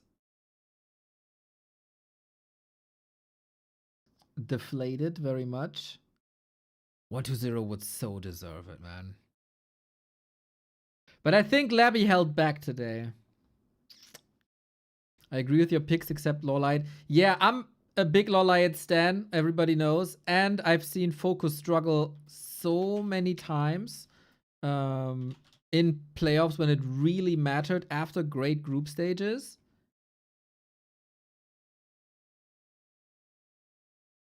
That this is my reason to go with Lawlight. Oh, Labby or 1-0 is coin flip, bro.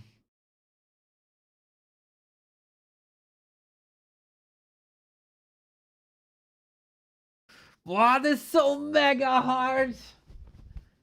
I don't know how to predict the top 6.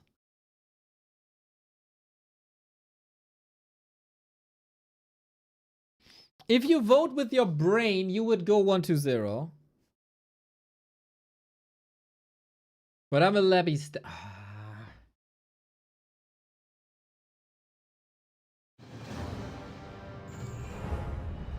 Bro, I don't know.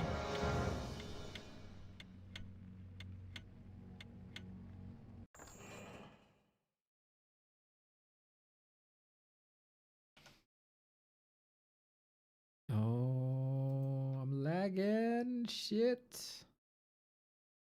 Oh no, game starts and I lagged out. Fuck.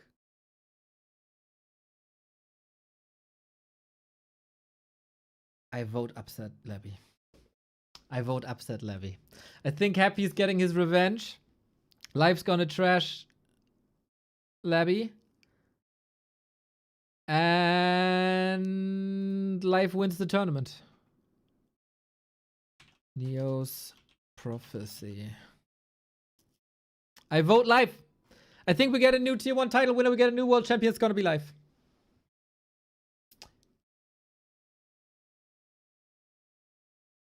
Neo, look, Kyla, Yushi. No, no, no, no, Kyla. No, Kyla, no, Kyla, no, Kyla. No, no, no, no, no.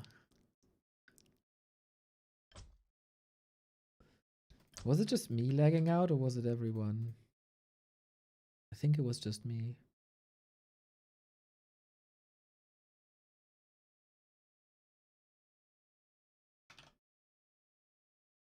Kyla is like spilled milk or something?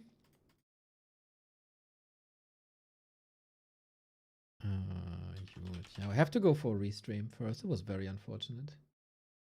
Just me. Shit. Well, restream then for game 1. Swing.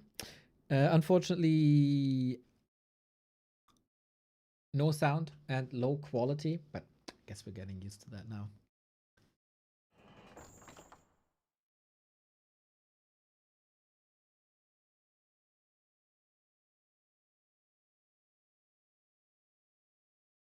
Happy Lynn Live 1-0 most impressive. Yeah, but can you bring it? Can you bring it?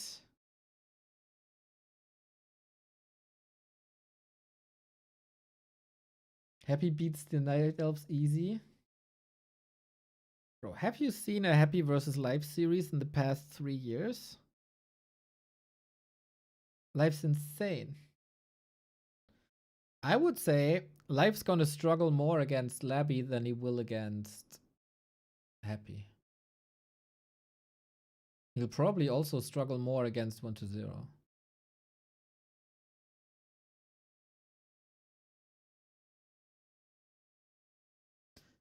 I'd be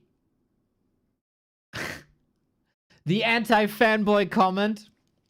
I'd be very happy with any outcome but Happy winning.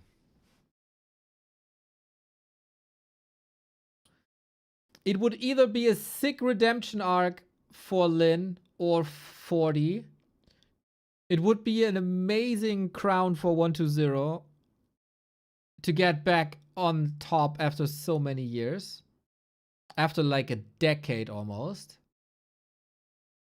And for every underdog, it would be the story if they claim the championship, and it would also be so rewarding for Life and his thousands of ladder games if he is the one Night Elf, the prince that was promised.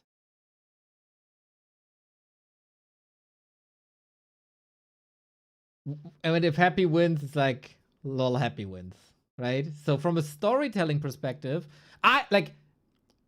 it's not about who deserves it more, because Happy is obviously an insane workhorse, and he is one of the greatest. So when we talk about who deserves it most, Happy is definitely up there. From a storytelling perspective, from a what's good for the scene perspective, everyone but Happy is the answer.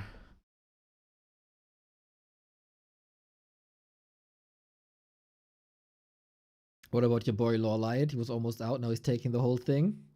Let's go. Unfortunately, Happy's in his way.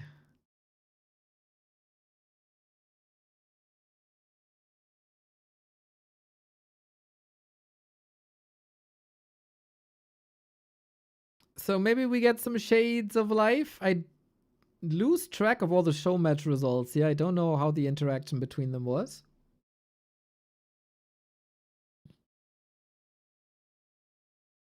I think Focus is in his way. You know, sometimes there's things in your way and it's a huge roadblock. Like a big boulder, for example. Hola! And you can't get it out of the way. And sometimes there's something in the way and it's a little stick. And then you just step over it like it's nothing. And that's Focus. No, man, I have mad respect for Focus. I think this group stage performance was amazing for Focus. It's just that I'm a big Lawlight fanboy for a decade. And of course, one of our longest friends and viewers is WC3L Happy, who has a huge history with Focus. And since 2015, there's always this rivalry between Focus and Lawlight, as they're always in the same tournament and they always meet each other. So I'm obviously rooting for Lawlight. He's obviously rooting for Focus. And Focus is one of the greatest people in the scene, right? From a personality standpoint, he's so funny. And he's so likable. But it's the feud between me and WC3L Happy, and when this feud between me and WC3L Happy is on the line, I gotta trash Focus a little bit. And I gotta hype up my man Lawlight a little bit. So that's what it is. That's all that is. Exactly. Grandma's manager will be mad at you. Exactly. He's amazing versus Elf. That's my reasoning. You haven't seen too many Focus playoff games, brother. Dude, 120's control of Life is pretty damn amazing. That's a ripper. 120 is stomping Life into the ground. I regret putting Life in as the champion. Looking at this. It's fine though. It's fine. It's just a Demon Hunter. Fly at some point famously said, Blade Master is just a unit like a grunt. It's okay to lose it. Demon Hunter is just any other unit like a bear. It's okay to lose it. Bro, 120 has no TP. What the hell are you doing there? What the hell are you doing there? He's blocked in with amazing archers and boom! Double kill! Well, that was a funny exchange. I have no clue what that purpose was. He got greedy, eh? Was a little... it was a little 07 to Fly there, it seems like. Okay, funny. Funny.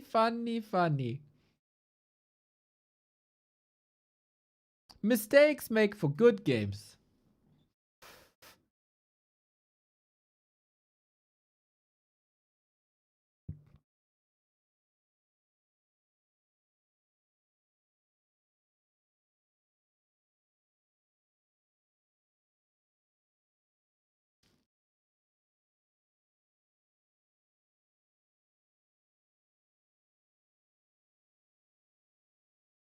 What is happening? That's a very good question. Funny Warcraft is happening. DK thought he has Windwalk. Well, 1-0 rose to the scene as an orc, then switched, and immediately became the world champion. It wasn't immediately. I'm like talking hyperboles.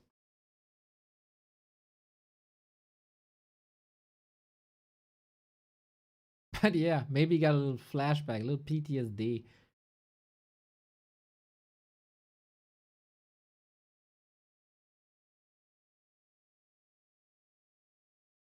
Well, one base, one base. Tier 3 is there. Lich in, Destroyer in. Is Naga the only tavern hero that's often picked by UD? Oh, of race hero? Yeah, I would say so. Dark Ranger is kind of partially undead, right? Alchemist is also a choice. Frequently in certain matchups.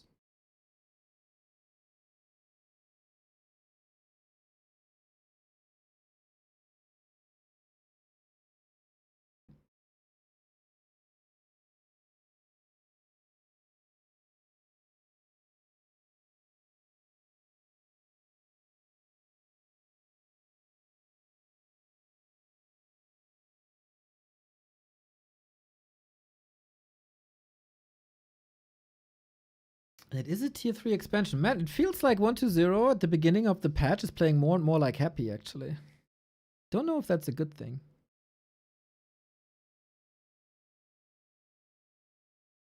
Don't really know if that's a good thing.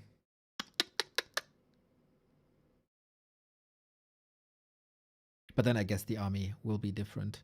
Yeah, so far, not the craziest life game, but he is, of course, the best in microing Night Elf armies in the late game.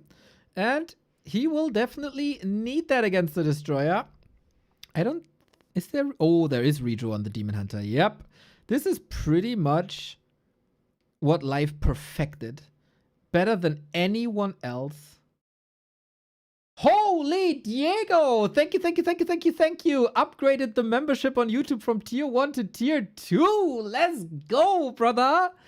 Thank you, Diego.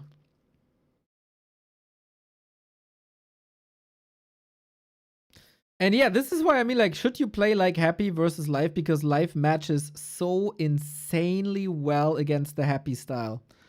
And if you play Happy style against Life, he destroys you. Just like that. Just like, it's seriously just like that. He tore him apart like it's nothing. 50 food, Demon Hunter, Naga, Bears, that's all you need. Rip. This is why Life is IMO a favorite against Happy if Happy doesn't switch it up.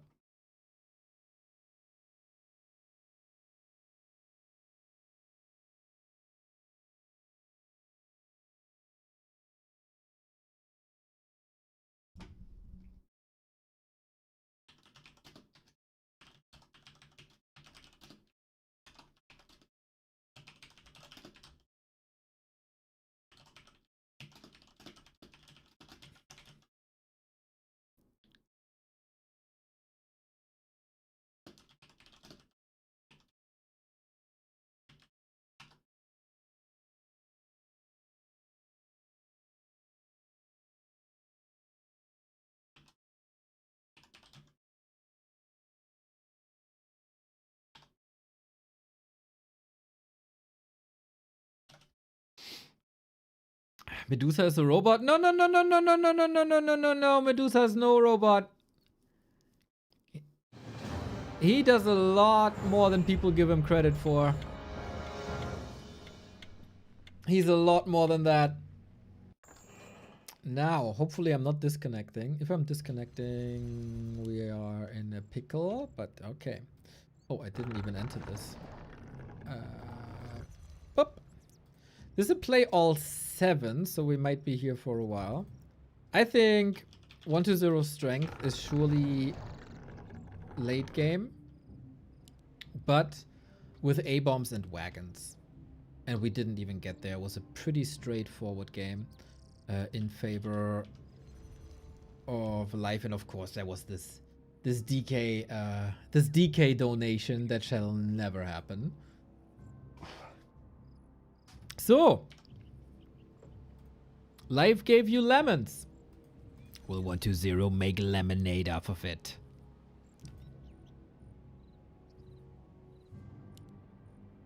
Because if you play that style against life, you die. You just die. Nobody plays as good as life against this specific style.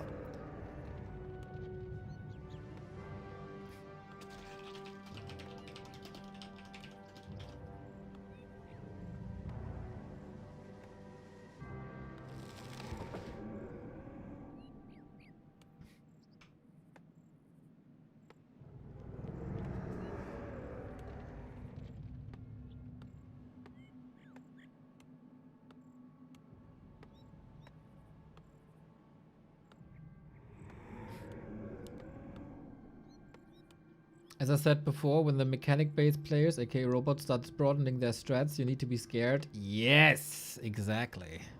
A player's forces are under attack. Yeah, I think life is getting more and more creative. Broadening the strats for sure. Finding more and more angles. It's really good.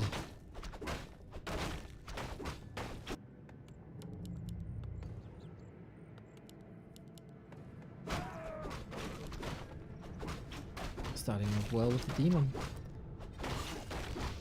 Would love to hear from other top night elves, like what makes life so different.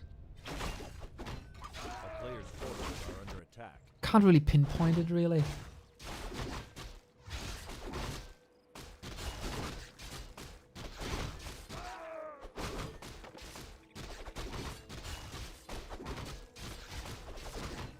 Just like in those fights, these tier 3 fights, every focus fire has its purpose. Every mana burn is perfect. Every staff hits, every invo potion is at the right time. He's dodging more stuff than others. You always got that rejo up top as well.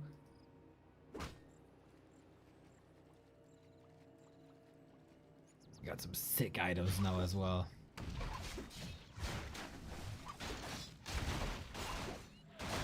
He's saving an acolyte, Lamau. This is the new Turtle Rock, by the way, where you can potentially expand. The town is under siege.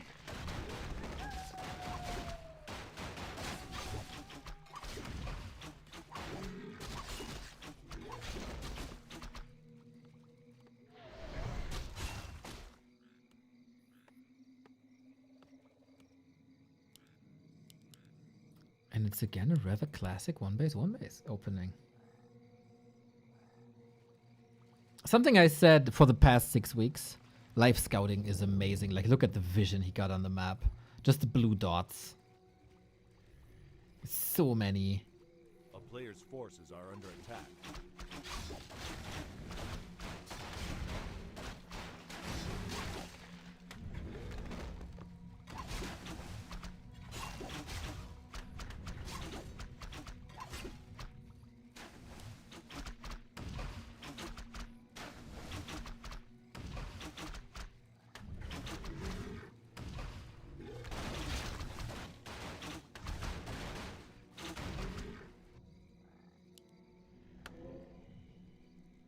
And as long as you at some point find a way to... Oh, he's not selling the TP. That's interesting.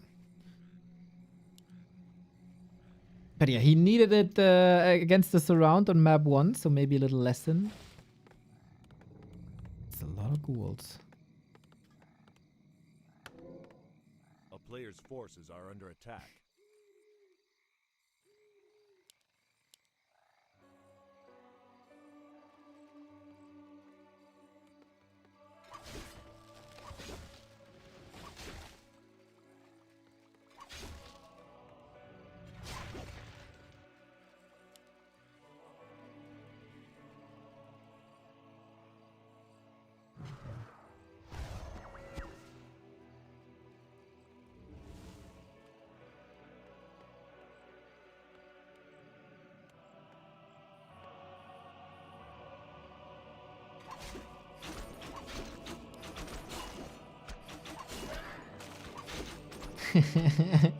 Just struts into the undead base. What?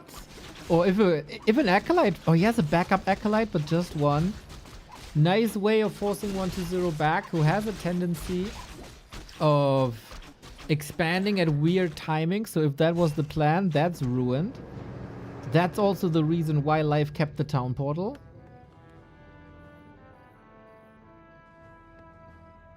And that delayed the slaughterhouse. That's pretty sweet. It also looks like 1-0 somewhat expected this with the wall off he got.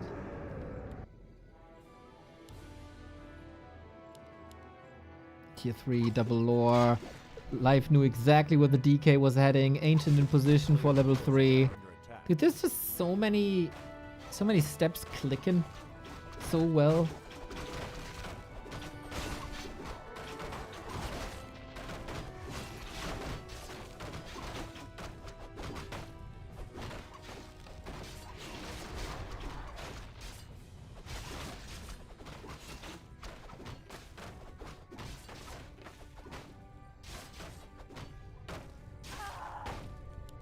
Nice interception by 1-0 though. Also knowing that Life would be going here. Naga punished, Demon Hunter kinda punished, Creep punished, no level 3.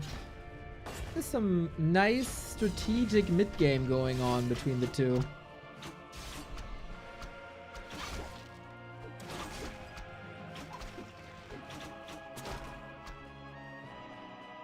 A player's forces are under attack.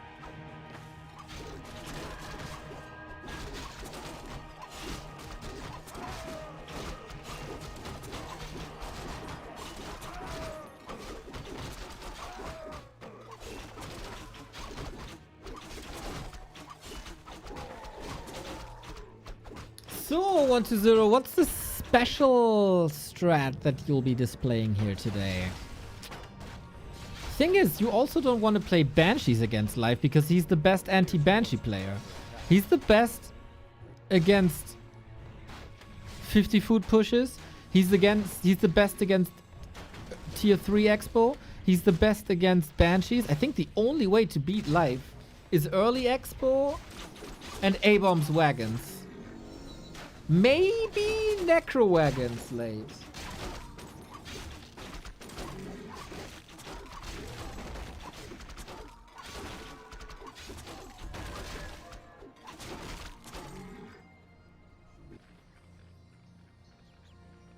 Oh, the 1-2-0 Boneyard special, eh? Okay.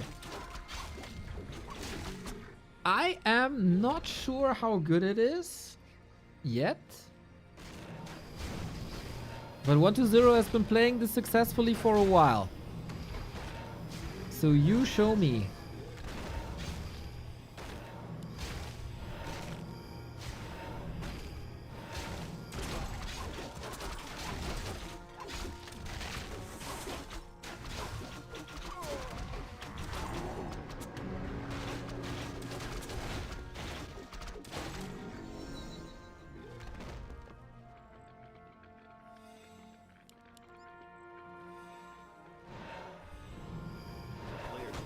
What's Life doing about it?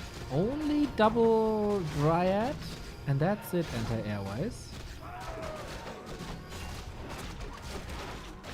You'd love to see Crows, of course. You'd love to see more Dryads. But resources are finite here on one base. It's kind of interesting how 1-2-0 queues Boneyard at this timing. Alongside all the other upgrades.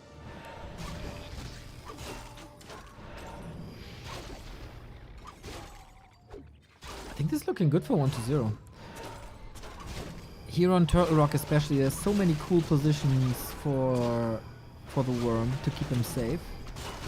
But maybe the fight arrived a little bit too early as there were like 10-15 seconds without the worm. But here it is. Redo on top though. We do have a Destro. We have a Dispel. Fort Lightning is quite nice. We annihilate these bears as we usually would with the destroyer push, but then at some point you can control the DH well. Oh, that DK is begging this bear for Reju. Sweet fork lightning. Reju was again dispelled. Very good mechanics here by 120. He just has to be insanely careful about that DK. Going for the Naga instead of the Demon. Interesting choice as Lich is being saved by Frost Armor. Oh, that Invo Potion save. Laifu God. Still, we got this worm here, man. I feel like life needs more. He needs a couple of kills. And the Demon Hunter can surely get these kills. But that's the power of the worm, man. All of a sudden, Demon Hunter is so slow. Ah, now the Reju. What a nice fight by 120, even though it came a little early. Good saves. Good bait with the DK. I'm now sure, by the way, after debating with myself for 2 years if he uses the DK as a bait on purpose or not. I'm pretty sure I'm using it as bait. He's using it as bait, the DK.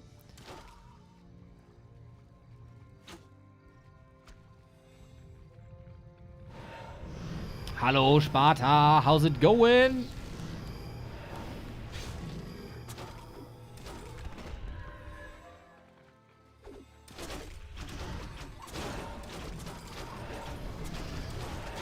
Well, well, well. Another round. We have a sweet retreat possibility for this worm, but the worm is in misposition now. He could be sniped easy. He wanted that bear at all cost. Reju on the Dryad. Look at this retreat as well. Oh, can't save the third one, man. That would have been bonkers. Still so many archers, but they don't really do anything. Demon Hunter versus DK. We don't have an Invo Potion. We do have a staff. Any damages here? Fork Lightning would be the sickest. Good staff by Life. And that is not enough, though, as the Demon Hunter was out of the fight. Anything else would have been fallen. And 120 again with his worm strat, dude. I think Life saw this a little bit too late and didn't have the best prep. And when the worm is out and taken care of, in terms of, like, kept safe, such a powerful unit. Such a powerful unit. So cool to see. So much control. Life did well with what he got. It wasn't that much. Good micro here and there, but yeah, he must have done more. Oh, Sparta, good point! Exclamation mark award. That leads you to the early game awards. The early game awards, you say? What is that? Well, it is a streamer award that's always at the beginning of the year, presented by earlygame.gg. And we are nominated for the third time as the non-mainstream streamers of the year. We took this thing home twice and we want to get it a third time. The text, the description text says, bow down for the current title holders.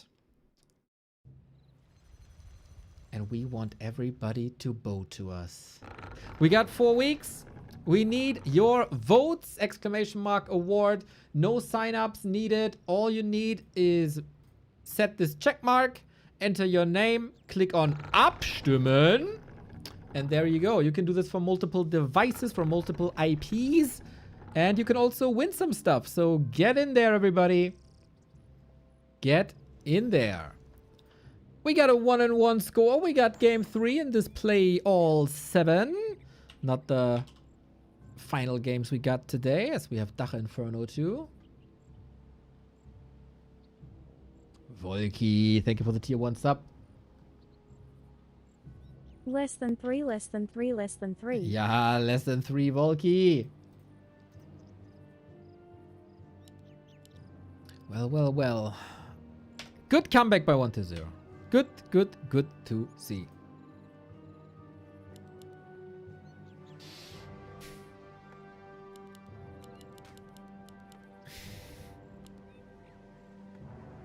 We are on Echo Isles. Live picking Echo Isles. Oozing confidence against, or on the map where the undeads are usually fast expanding.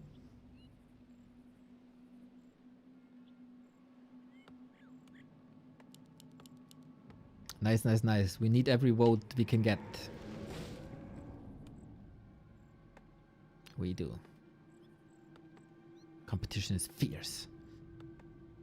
A player's forces are under attack. Oh, shout out to you guys. Nick Oldhead just got more than 600 subs on YouTube. Nice. I didn't even have to hold you hostage this time. Dude's so sweet, by the way. Last time I shouted him out.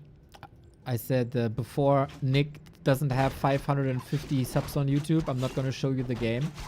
And you obliged, as you should. You obey to the prophet. And he just saw a huge rise in subs, but didn't see where it's coming from. It was such a sweet Player's post. forces are under attack. I don't know what's going on. I don't know what happened. What the fuck? So cool, man. So cool.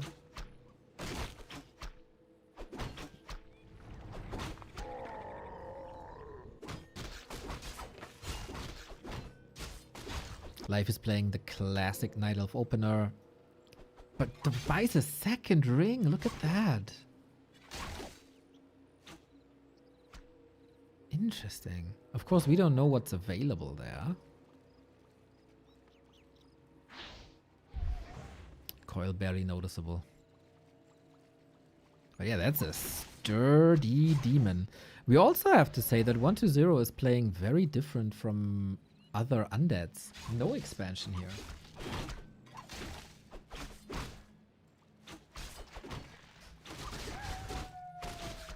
He just has to spam coils because that's the only way to deal with this demon hunter. At least there's no immolation against ghouls. There it is. Maybe a little bit too late.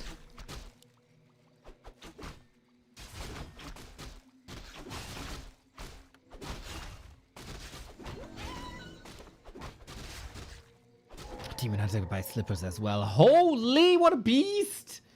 This demon hunter, man, is crazy. And he doesn't forget about the Huntress Hall. Yep.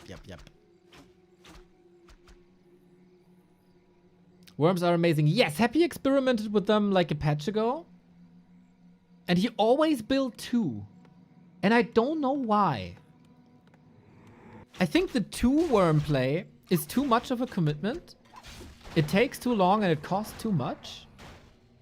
The 1 worm play, I love.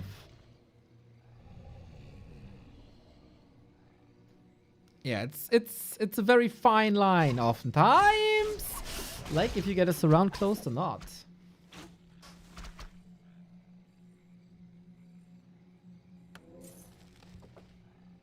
A player's forces are under attack.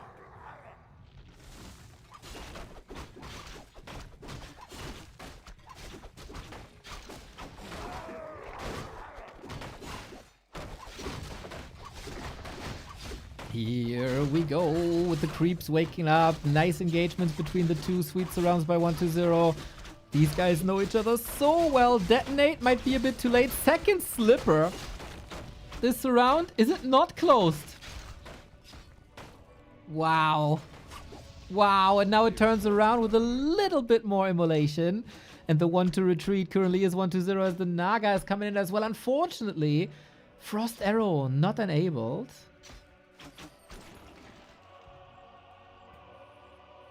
Two worms are more destructive. You can say it's a worms Armageddon. Nah, I think it gives the Night Elf 1 more minute to respond. 1 more minute for Talons. 1 more minute for Dryad production. I think starting the fight with 1 worm is perfect. And then, of course, sky's the limit. But if you wait for the second worm and then engage, that's rough.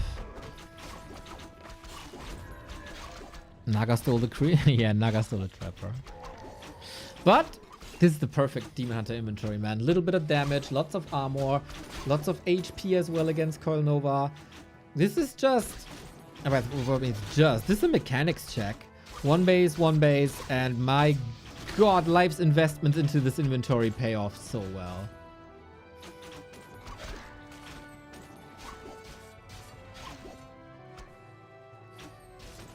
Warms Armageddon, Mr. Floduke. That was a well done. I don't expect sophisticated jokes from you, Floduke. Since when? Since when? It was a bit of a whoosh. It was well done. It was. Dude, I think we need more super sheep in Warcraft 3. And the holy grenade, maybe. 1-0 is like this. The state of the game is a dumpster fire for 1-0.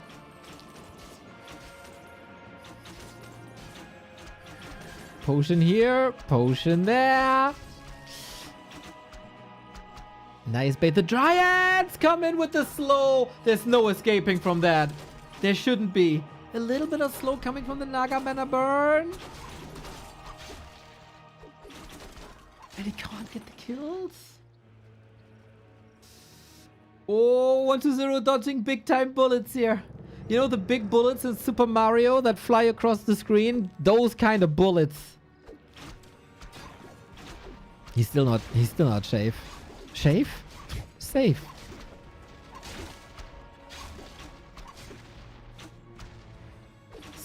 So much pressure. A lot of Night Elves are just sitting there like lame ducks and are shivering in anticipation of the ghoul push. Not life. You want a skill check? I give you a skill check. And then he dominates with the Demon Hunter. Can't even hate him for that. He's so elegant with them. It's so good. And this time, no Boneyard. It's just constant brawling. First we get the slow and the poison. Now there's no Dispel against the Reju at this state. I think I would love to see a Wand of Negation. Now that you know that like the bears are coming. That would be ideal.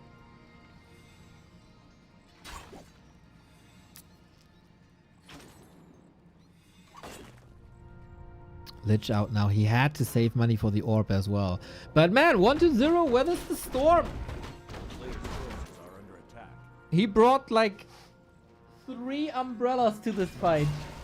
Lesser undeads would be dead 5 times already.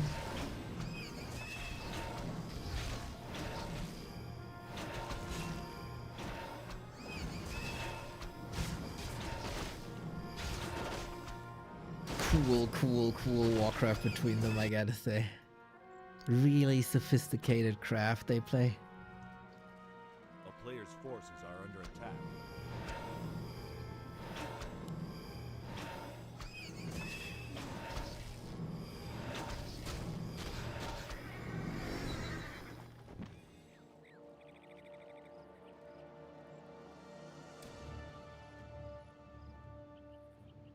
It's a little bit of their own meta, right? To not expand at all.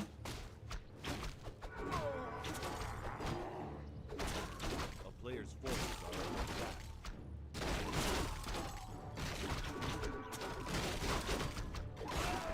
I might have to take a little break at the beginning of the next game, by the way, and cut an apple, because I'm so hungry. Been 5 hours already casting. And exhausting hours. Amazing hours, but exhausting hours. Yeah, 1-0, you can scratch that expansion, brother. There's no way this happening. No way. And now we got the big 50 food fights. And nobody is better at fighting 50 food Night Elf Undead than Life.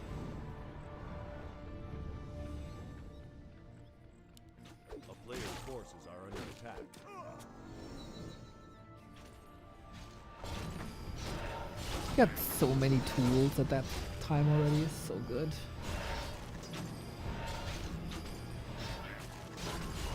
Need to meal prep next time. That's the wrong approach, man. The appropriate approach should be, oh, how can I send you food? Can I order delivery for you, Neo? My dearest, bestest broadcaster, how can I help you out? That would be the appropriate response. Oh god.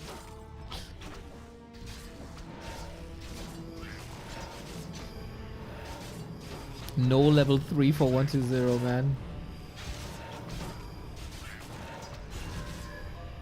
No. How can I help you out, Neo? Make me a sandwich, bitch!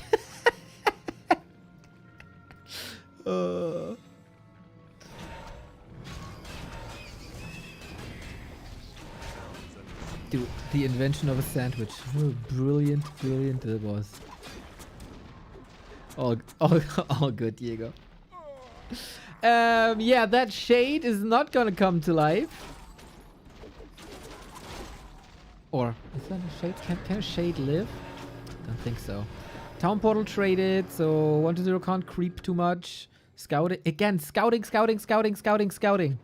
is something that Happy and Life have in common. The amount of scouting they do, it's like... It is work. It's annoying. But you get so much from it.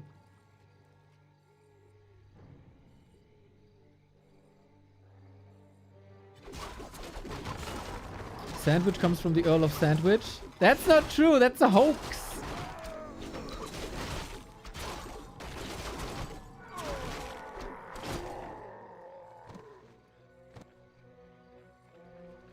Wait, was the sandwich the hoax or was the toaster the hoax? One of them is a hoax.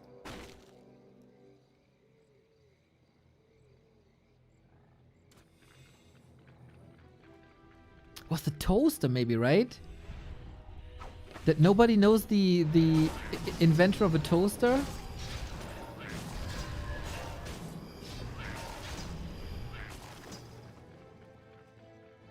Maybe I did you wrong. Whoever invented the sandwich, if it was the Earl, I love you. I had tuna sandwich yesterday. A player's forces are under attack.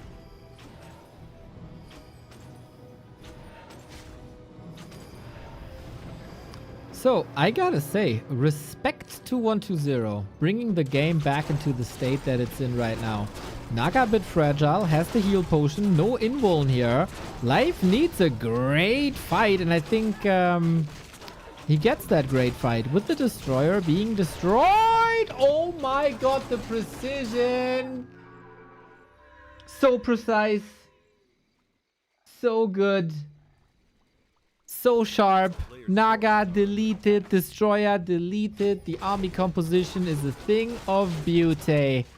And the expo is coming up. How can you watch these games and not be in love with life? We do get a transition though, boys. It's Necros. Tricks, thank you for the sub.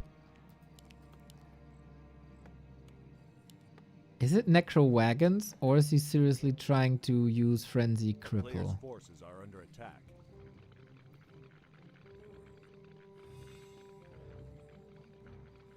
We've seen Labby a lot trying to play Necro Wagons. I think it's ungodly strong if not scouted. It does take some time. Expansion now. Bit odd.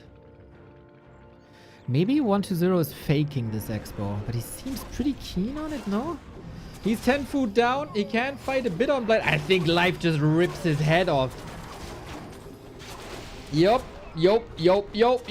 Forget about Necros. Forget about anything. Forget about anything. Just die. Insane. That was well done. Dude, it's seriously scary to be up against life on Echo Alts. Do you remember how hopeless Night Elves were on Echo Alts with the expansion meta? And how life showed the world that it's actually Night Elf home turf? So cool. Awesome series between them.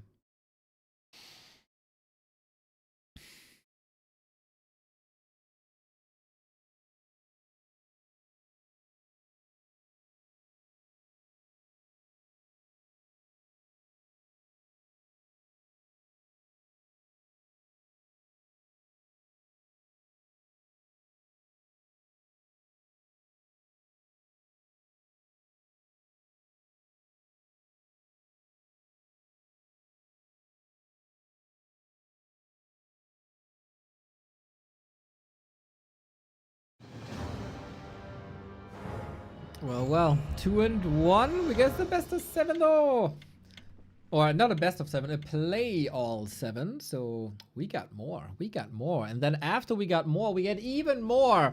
Sharky vs 84 as a warm-up to a very decisive match in DACH INFERNO, our German league.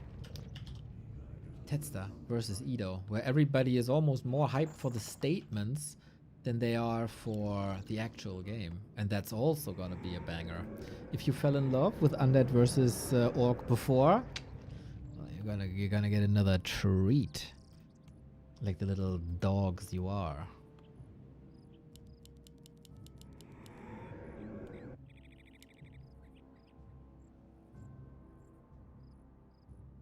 No, I missed the Lynn match. Ah, you're just 5.5 hours late. You can always rewind though. You can always rewind. It feels like the meta is a bit stale between the two, but it's just about, like, it's a lot about map positioning, creep spots, contesting, and timings.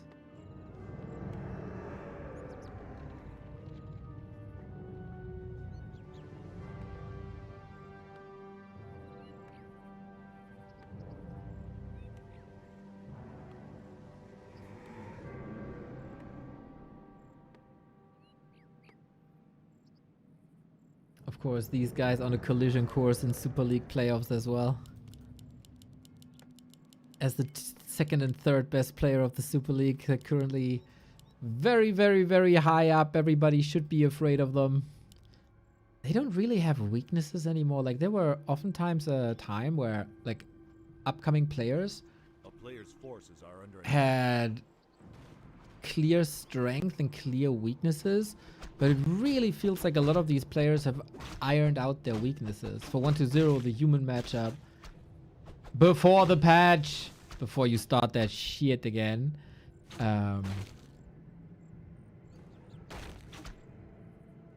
For life, it's the mirror match. It's really impressive. Oh, fast expo.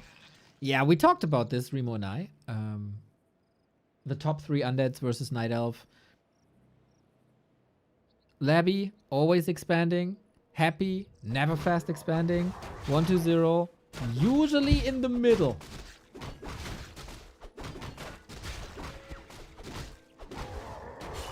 I think against life, expanding is doing you favors, man. And keeping things fluid might do even more favors, but the Demon Hunter is coming in as a very good spot. Wisp here detonates, takes care of the Bloodlust on the Ogre Magi. No more rah-rah-rah. And this has taken some time, but I think it's pretty safe. With additional HP regen now, thanks to Blight. Deny. Demon Hunter can't really do that much here, and that's also been the case in Labby versus Life series, where Labby, of course, always expands as well. I think this is the way. If you want to be successful versus Life, you gotta expand, and then Life has to come up with solutions. While against a lot of other Night Elves, I wouldn't say the same.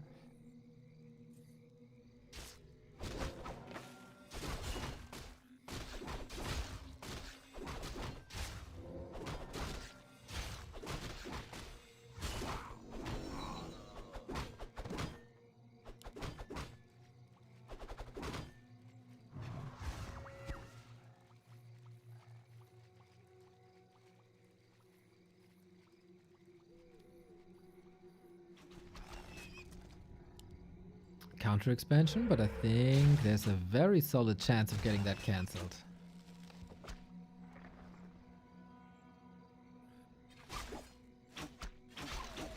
Ignoring the demon, trying to dance around it. There is a wisp, like, oh, so fast.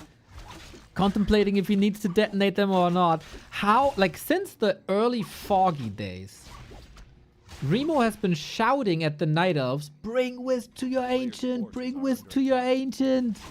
It's so true, man. Rarely has Remo said anything more true. Having detonate against the skeletons is so worth it. And the Demon Hunter is surrounded. Can he fight out? Oh, big damage. Big damage. Dude, this is what? 10 units against 1? He got it. Demon dead. Ghouls all very, very, very hurt. DK as well. And now, do you want to creep that when no hero is getting the XP? Or do you just buy him back? Can't buy him back right now. Ooh, there was 400 gold at the 5-minute mark. Jesus, that's so expensive.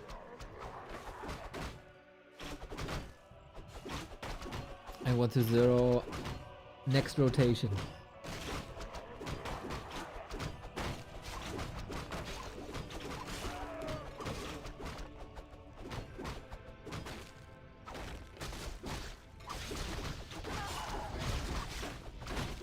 So we immolate again, but just very little. He wanted to block with the wisp. He partially got it done, but a solid retreat. Still, this is mostly 1-0 buying time so that there's no counter pressure. His expansion can pay off. The tech is running. The ritual dagger is nice. Dude, this is a sweet back and forth between them. Everybody has good answers to the raised questions that made lovely healing mostly denied.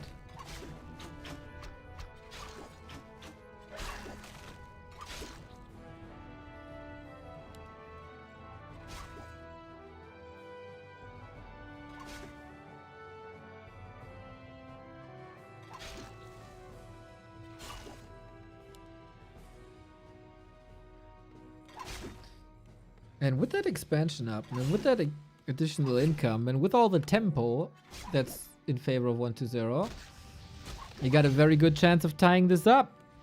Good control as well. Keep your distance from the demon. This altar shall not fall, though. Ooh, is that the target, really? He knows that there's no endless immolation, but there was still enough to threaten all the ghouls. 2-1, altar saved? Maybe? Maybe? Yes, I was up late watching Warcraft 3. Gee, I wonder who was broadcasting at that hour to have that happen. GG the goats. Yo, Nick, what's up, what's up, what's up, what's up? I don't know if you checked your YouTube. Wait, no, he didn't go, no, oh no. At least he got the tier 3 tech. No, he didn't get the tier 3 tech out. That's a disaster. That is a disaster.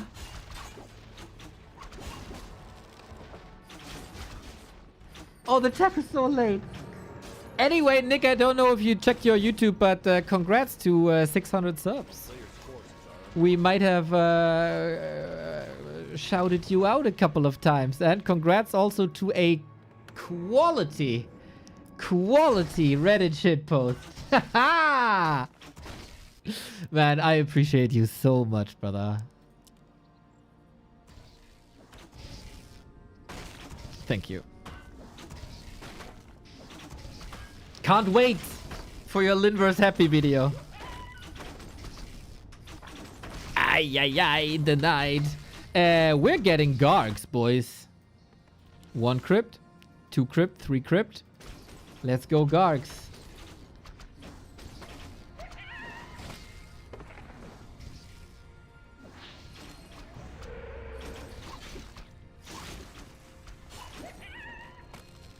I don't know if life is ready for Gargs. How good is life against Gargs?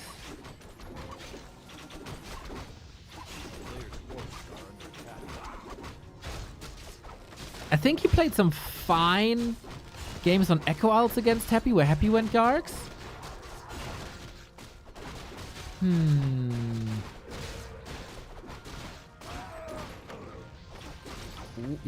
double heal pod. When do you ever see a DK at the beginning of tier 2 with double heal pod? It's such a sweet timing tug of war between them. But yeah, you gotta, like, as I praised live scouting for the past couple of weeks, don't let me down now. Scout the Gargs.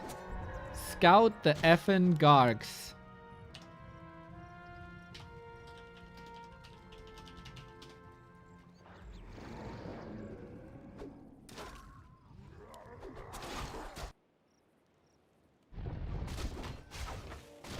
Must have seen it now, right? But what's the response? I don't know what the proper response is.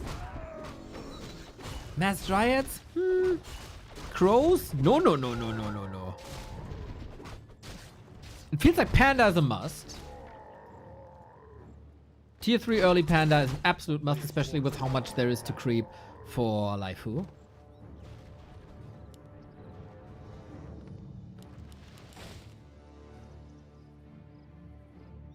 But then what? Only Dryads? Dryads bears? Dryads bears hippos? Lots of hippos? I think that's extremely hard. That shows some tactical prowess of crafting an army now.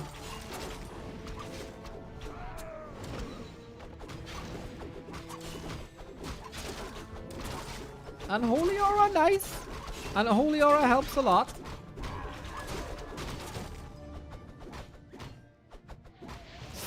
Nuke!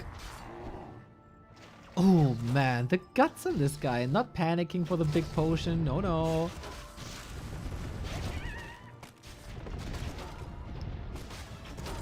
That's how you call him Laifu now. Maybe I can get to call the other guy Kahao. I mean, I do get the reference that, like, Laifu waifu. But what's the story behind Kahao?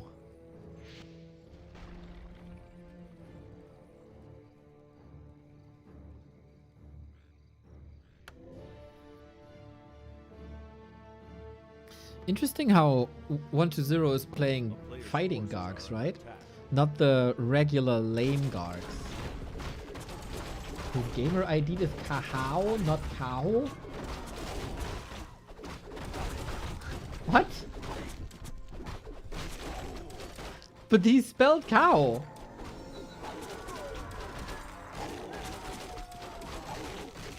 Yeah, I know it's card number.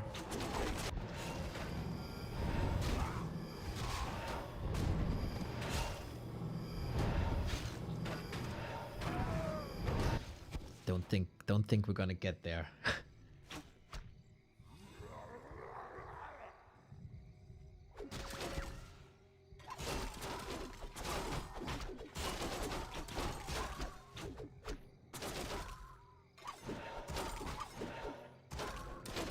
So we do have a Panda third, and it's already well crept. He got the devotional, it's fantastic. Stickler, thank you for the raid, mate. We're broadcasting a fine show match. Ooh, he stole it in the bull. Oh my god, he got the claws as well. That is so big. In the meantime, Gargs, he's trying to harass now? Feels very late. Maybe he can blow something up. 4-3, let's go.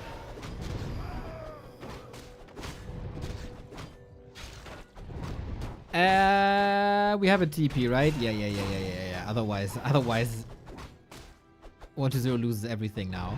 This is a lot of time for the Panda, and that's a lot of resources for life. The player's forces are under attack.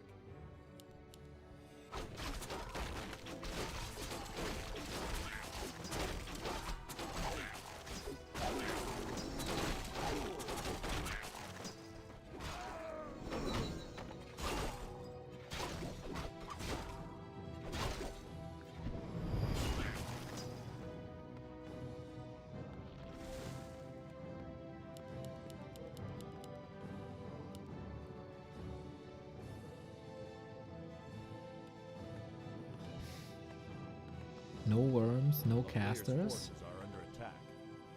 What did Life do to get that game into this state? 4-3-3 heroes, amazing. 80 food, mass dryads. He played this before in other games, especially on Turtle Rock. And also some maps where there's a marketplace, where he even went as far as buying that devotion aura.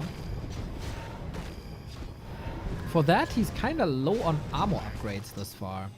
Could definitely stack up a little more. Town is under siege. It's a lot of dryads. Dreadlord. A player's forces are under Been watching for many months on you but subbed on Twitch. Much love to Neo and Remo. Thank you for thousands of hours of the best content online. Hey, Steve-Og, thank you, thank you, thank you. 45 months is a long time as well. Dreadlord can be nice to stop the panda in a crucial moment, but it feels like he's anticipating air.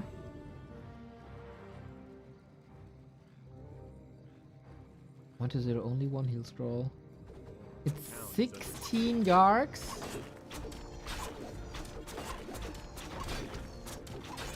And another base. I don't know if the Dreadlord is that good, man. I mean, for a little bit of silence, but you can dispel silence. Okay, let's see. Drunken Haze, Breath of Fire, perfectly dodged. That was maybe the only sleep he gets out. No, there's the second and the heal scroll. How good are these Gargs? With 3 attack upgrades, pretty damn good, I gotta say. 7 Dryads left, the heroes fight each other. Naga has to TP out, there's another Dryad falling. Who replaces these better? The Dreadlord actually solid impact. 1-0 stays at 80, barely losing anything, immediately rebuilding. And this might take more time for life as he is, unfortunately, as many things as he did correctly, only on 2 production buildings. But, of course, he wanted to fight, he wanted to stall for that 3rd base, but 1-0 has the perfect read right away.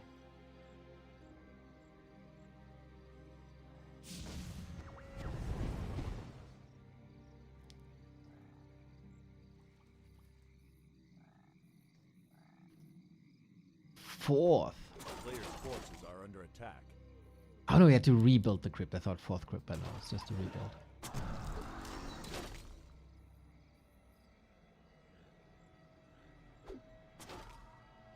Double orb, I like.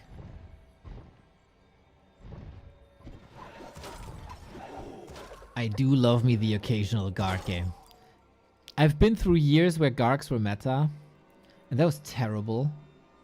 It was so slow. And games took so long. Shout out Hazuops. 40-minute twisted game every week. A player's forces are But under every attack. once in a while, gotta love the Gargs.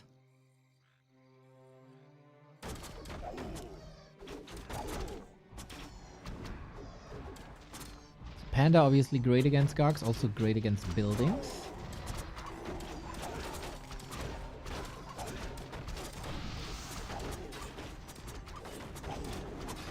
Well, well, well. These Dryads are mighty exposed.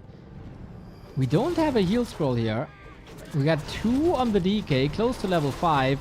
And Dryads give a solid amount of HP. Drunken Haze, Breath of Fire, okay, but not great, really. Level 2 on the Dreadlord. Is he going Carrion Swarm? No, he got no mana for that. But also, barely anything benefits from that Vampire, unfortunately. Dryad splits are kind of sweet, but without Hippos, this, and only on 2 production buildings, this seems like a foregone conclusion. He's also very low on lumber. The simple mistakes are adding up. Coil right on time. Beautiful. Second heal scroll. And that was the last one. Panda has to clean this up big time. Otherwise, life is unable to rebuild. He got 3 bases soon. Oh no, actually, that is 6 lumber workers. But 6 lumber workers aren't enough if you don't have a shredder. And 1-0 can pump. There's still a lot of kills, of course, against Demon Hunter Naga. I think it's impossible to prevent. If life turns this around with only his heroes, that's insane. Player's forces are under attack. He made this a lot closer than it should have been. Getting the Demon Hunter closer to 5 as well. This ain't over, but the lumber problems persist, and the lumber problems are a big deal.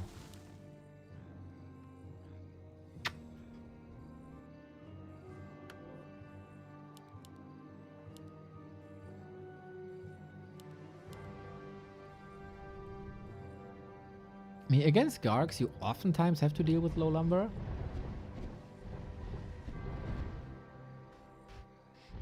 I really don't like the Dreadlord choice. I think Lich on level 5 would have been better. DK on level 6 would have been better. I think 1-0 somewhat gambled.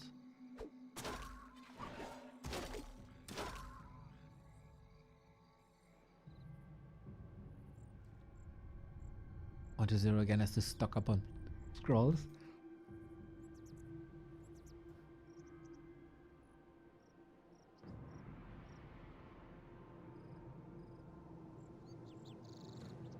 How is he up to 350 lumber now? Huh? What the hell happened? Did I fall asleep for a sec?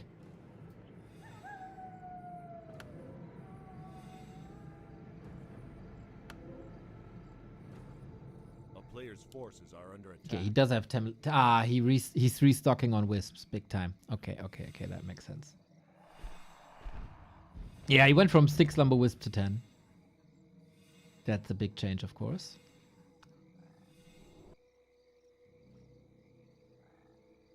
Okay, then we are at a beautiful 80 food with a second armor upgrade and devotion. That's sturdy dryads.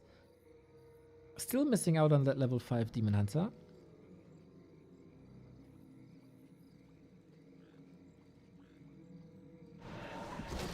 And 1-0. It feels like a bit of desperation here. Good dryad positions. Also solid guard performance. Trying to take care of these destroyers to open up the battlefield. But man, there's a lot of hero focus here. He's dancing with the dryads. Round and round and round it goes, but it will stop. Nobody knows. There's not too many dryad kills thus far. And destroyers? Almost gone. Dude, life. He lost 3 units so far? Is that it? Now level 5. Good luck! The Drunken Haze Breath of Fire. Oh my god. He needs Heal Scroll and Stone Form desperately.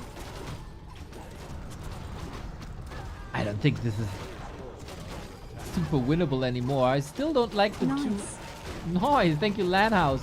I don't like the 2 lore production building, but this panda with the potion is a weapon of mass destruction. Shout out to Life for fixing his lumber issues there very, very, very quickly. Building a big army, even though he was only on 2 bases. And then he is just so great at fighting, man.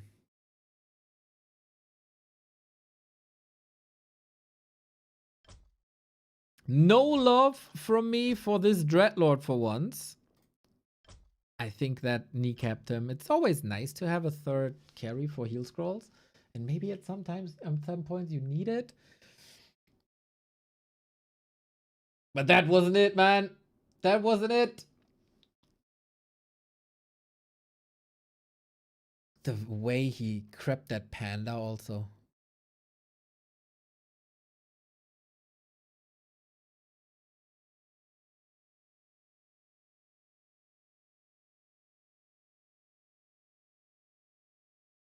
So fast. The panda basically spawned with level 4.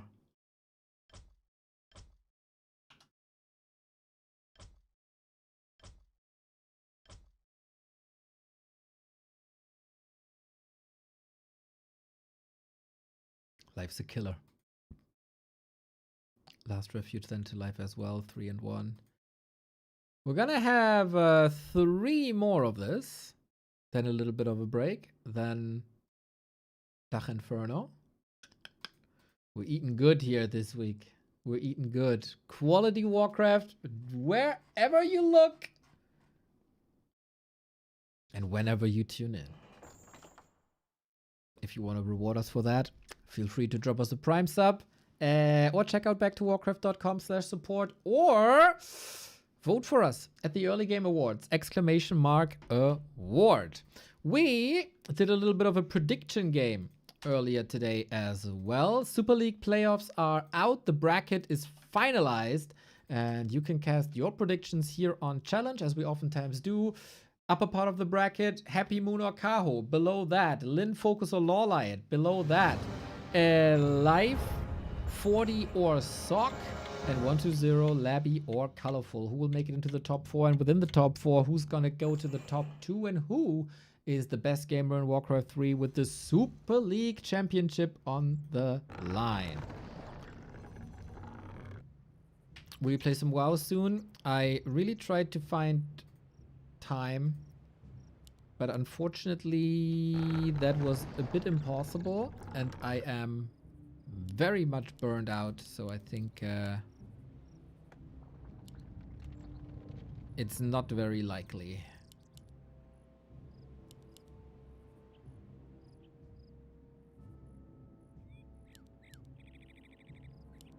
It was just the past 3 months were a lot of solo action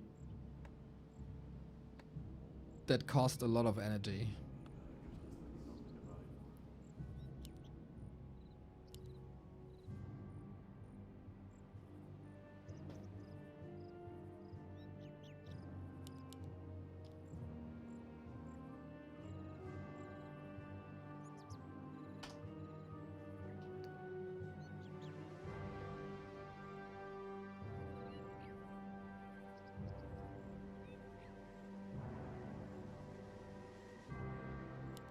Lynn Live Grand Final.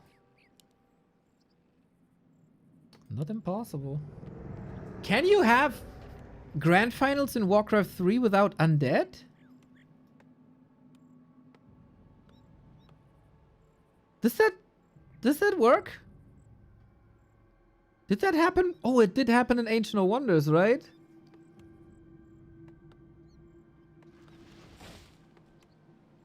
A player's forces are under attack. Or will some player then be automatically disqualified and replaced by another undead?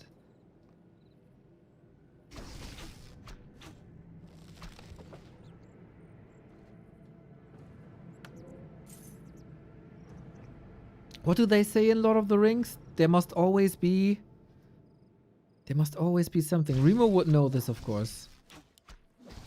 Don't they? There's some saying in Lord of the Rings. Ah, Chad, you know that.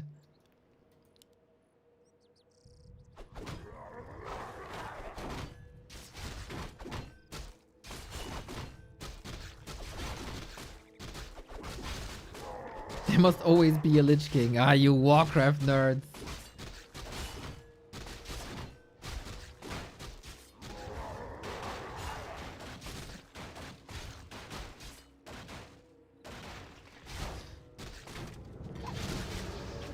Well, we do have that expansion, and I think 120 is doing good. That's always the question, right? For this show match, I think it's the right call to go for Expos, especially on Twisted. A player's forces are under attack. But if these guys meet in the semifinals, Life obviously knows what's up.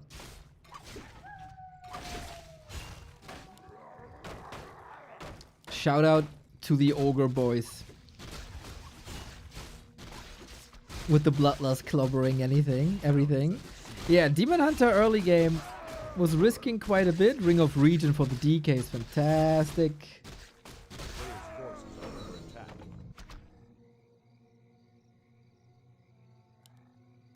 What sentence am I thinking of, man? Google. There must always be... Oh, it's Game of Thrones, dude! There must always be a Stark in Winterfell. There must always be a Stark in Winterfell, and there must always be an Undead in the Grand Final, and there must always be a Demon Hunter in the Tavern. Wow, that doesn't speak well for the Game of Thrones franchise that nobody realized what I meant. Dave X Machina on YouTube. Now you figured it out. That's what I meant. Ah, Lord of the Rings, Game of Thrones, always the same.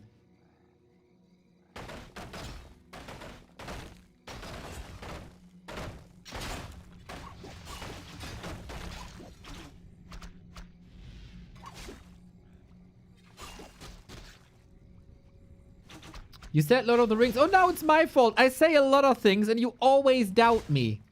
And now that I say something about Lord of the Rings, all of a sudden it has to be true.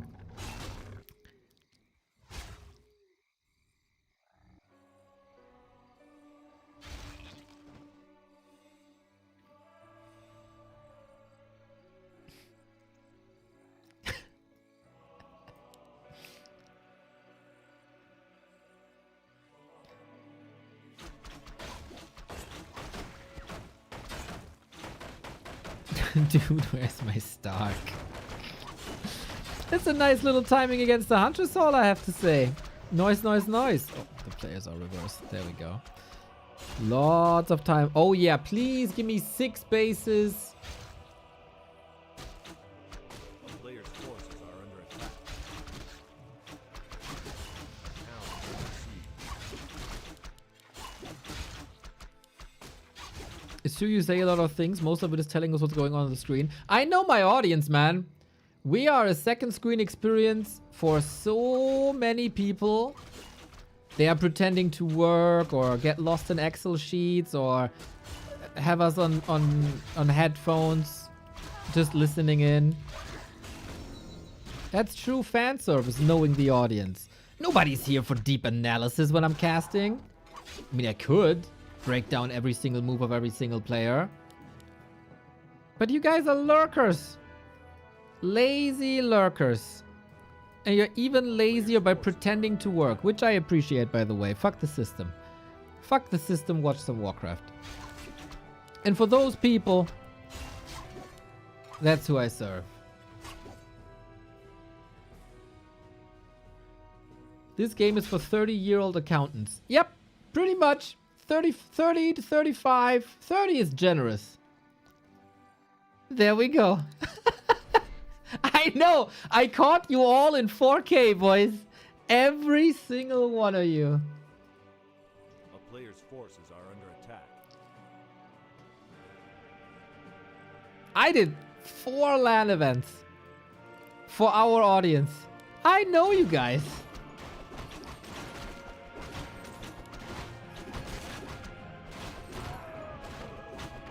Just make sure that you hide the screen before the boss tells you. I'm fine. I won't tell. A click is a click. The town is under siege.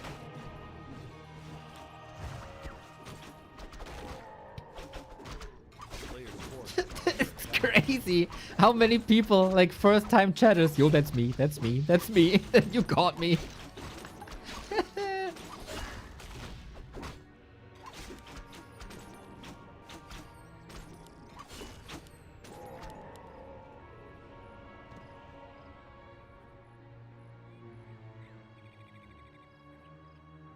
So, we got an expo up. We got 1,300 gold for 1-0. town is under siege. Oh, it's not Gargs. It's not Gargs. It's not Gargs. Double crypt into Slaughterhouse. Classic Fiend statue. So, he keeps the strategies fluid. Life's expansion on the other side, but delayed. But tier 3 on the way already. 32 years finance, 34 years consultant. I got you all. I got you all.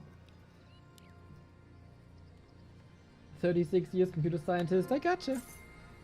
Oh yeah. I mean, there's these accountant people who try to like pretend they're working on Excel sheets, and then there's these coders who do nothing the entire day but like look at quote unquote look at code, thinking. Trying to be creative.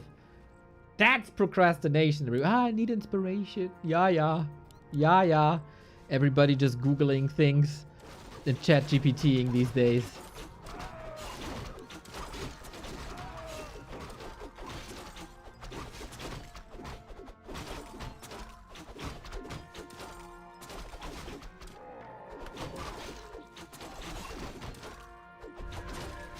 Boing! Nice steal for level 3, bruv. Ooh, it was a bit sloppy, my life.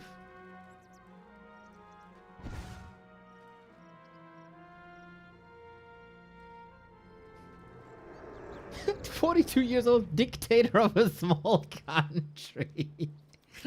That would be so awesome. If you're a cool dictator. I feel like the world is in need of like a super base dictator. Because for some reason, so far, dictators have always been evil. Like, why?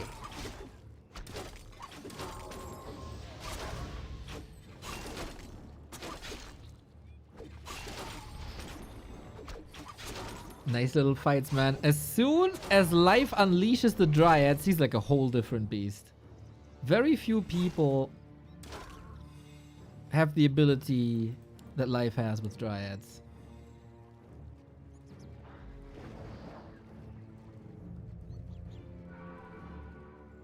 A player's forces are under attack.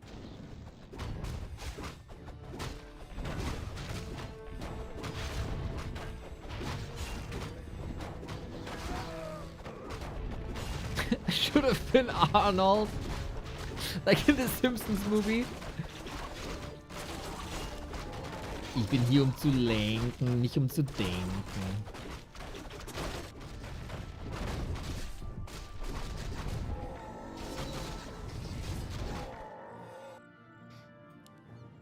It is Gargs after all. Player's forces are under attack. As he re-queued the third crypt. Okay, so I was wrong with the Fiends. It's still Gargs. Oh, 1-0, this scary. But also, Life figured this out, of course, way earlier. I was busy with the dictator talk. Panda out. Breath of Fire first. Ain't that a mistake? In English it's I'm here to lead, not to read. Forces are under attack.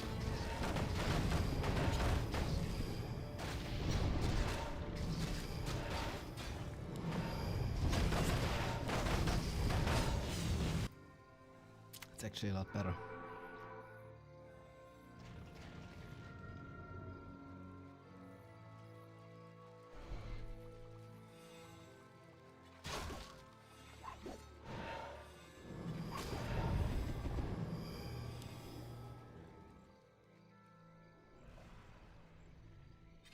Panda with the Soviet mask sounds a bit scary, I think.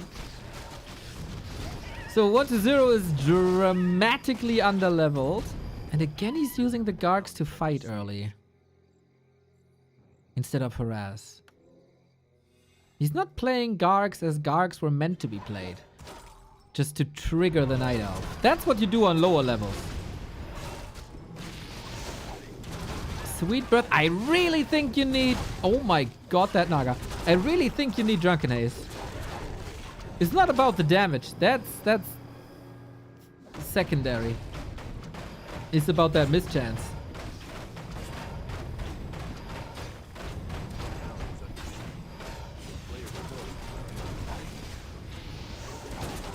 Yeah, what does this Breath of Fire do? Nothing! Nothing! We definitely go for earlier fights, but the Dryad numbers are lower. Solid retreats, but he can't break the target fire here. And with that, I think 1-0 is pretty much owning here. There's barely any anti-air left. This Panda is very much underleveled. Now we got the Drunken Haze, but mana is almost gone. If only you had had that before. Might be able to retreat into the base. Rage up. Nope. Panda down. And we might be going to game... Well, we will definitely be going to game 6, but with a 3-2 score. Man, 1-0 robbing us from a sweet 6-base play on Twisted. But apparently life's hanging in this. There's still a Demon Hunter. There's still a chance. But just more of the same, boys. More of the same. 80 food. Sweet stone form. Player's forces are under attack. We get heal scrolls again.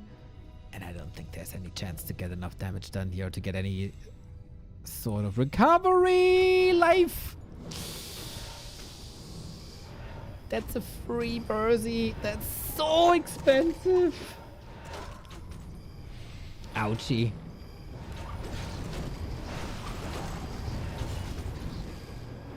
So we talked a lot about like accountants, coders, etc. Do we have any truckers in the house? I think there's a very romanticized image of truckers around. Of course, lots of dirty things as well. But I love to have a trucker who has Back to Warcraft running. Respect to all the truckers. And Naga, save. Naga, hurt. Oh boy, that Naga will very, very likely fall. Lich could decide to save that Naga, but rather saves the heal scroll for later. Sick Dryad control. Life is hanging on to a moon drop. Moonwell drop.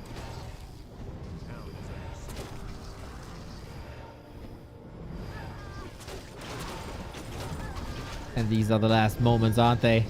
Demon Hunter about to disappear, if not for a staff. There is a solid staff. Panda's back, but no mana no more. He can't control these Gargs. It's too many. The birds have arrived.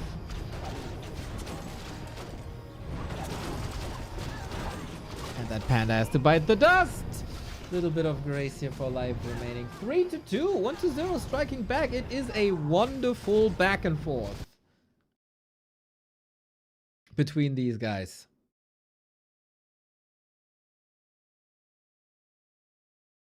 Good to see these Gargs work out. I think on map 4, where we also had Gargs, 1-0 just missed a lot of timings. Not enough Gargs and too many answers, and especially that Panda was insanely fat on game 1. On Garg game 1.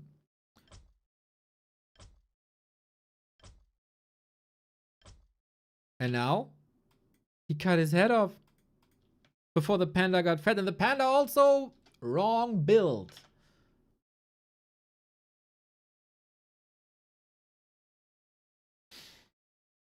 We got a message here in the lobby saying, "Brother Wang, look at V." Whatever that means. Now they say go. All my trucker buddies like Roblox and Big Rig Simulator. Okay, maybe you have to introduce them. Is anybody doing anything like dangerous while watching on the side? I don't know. Melt metal or something?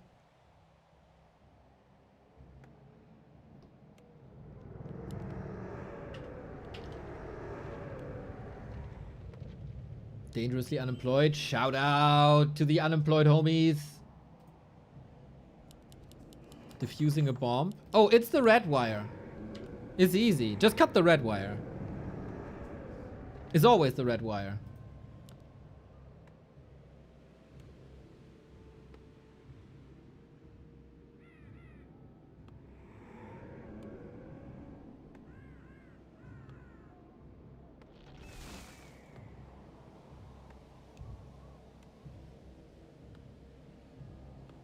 Ignoring my girlfriend. Oh, Hansi. Ay, ay, ay, ay, ay.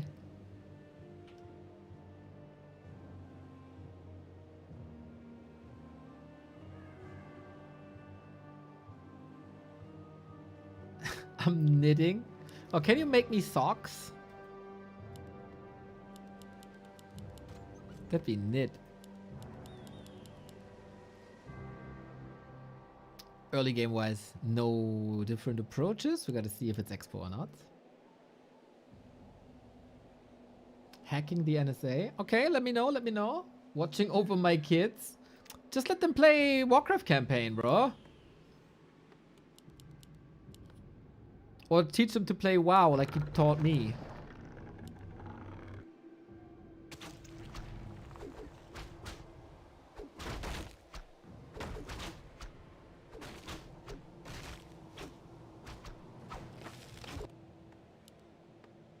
Players' forces are under attack.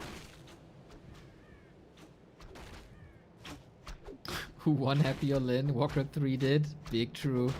Big true. We all did. Thousands and thousands of people won a series today.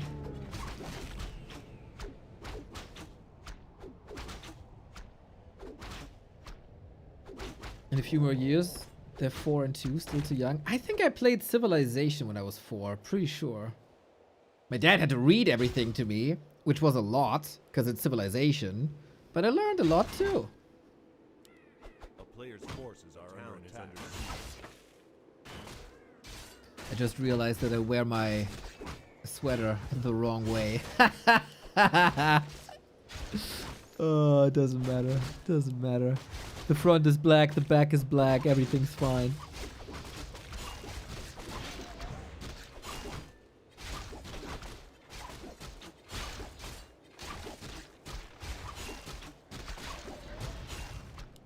I was playing Wolfenstein when I was 4 or 5, was my first game. Learning early to kill Nazis is a good thing. Can't teach that too late. In-game, of course. Forces are under attack. Only in-game.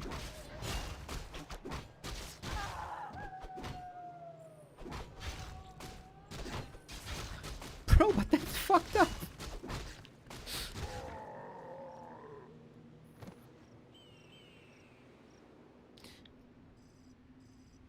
It is attack this time. We're going back to the earlier stages of the series.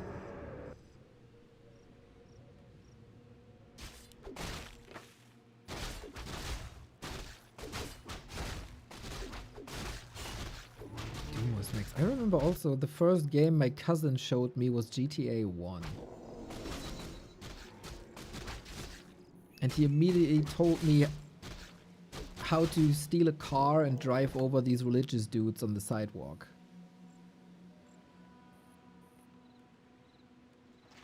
Proper education. Proper 90s education.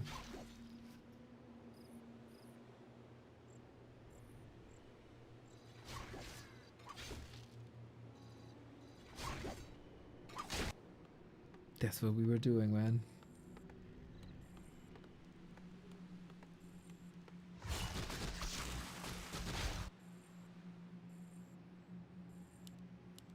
Pretty straightforward game so far. Nothing out of the ordinary. We got fewer contested camps.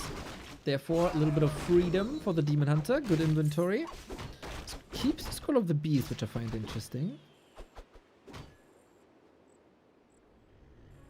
A player's forces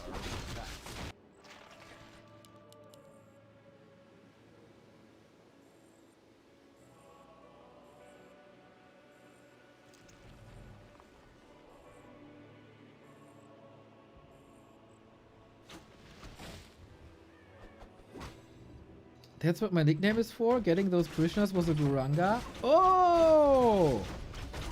Oh, I don't remember that. Sick. That's some good viewer lore. Nice.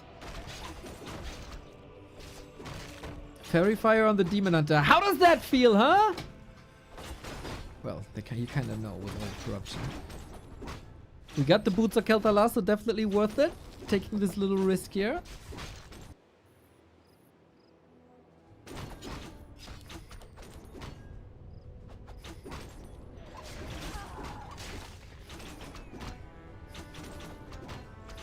First game was a South Park Flash game. Dude, I would love to have more Flash games. Now everything is an app. But the art of Flash games, man. Anybody remember Yeti Sports? I played so much Yeti Sports in my life. That's ridiculous. You're a Yeti.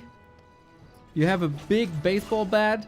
And there's penguins jumping from up top. And the penguin is basically the baseball. And you gotta smash that thing. I love Yeti Sports.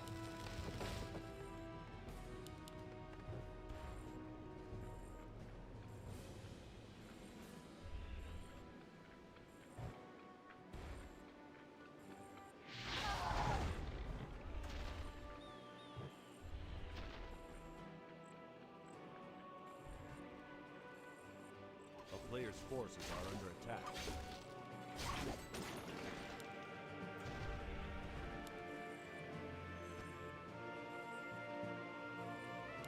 It's a calm rise to tier 3. Very under-leveled Demon Hunter, I gotta say. For that, he got 2 free camps, more or less.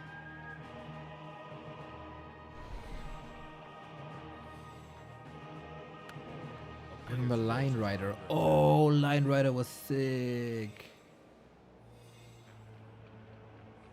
Mini clip, yep. Yep.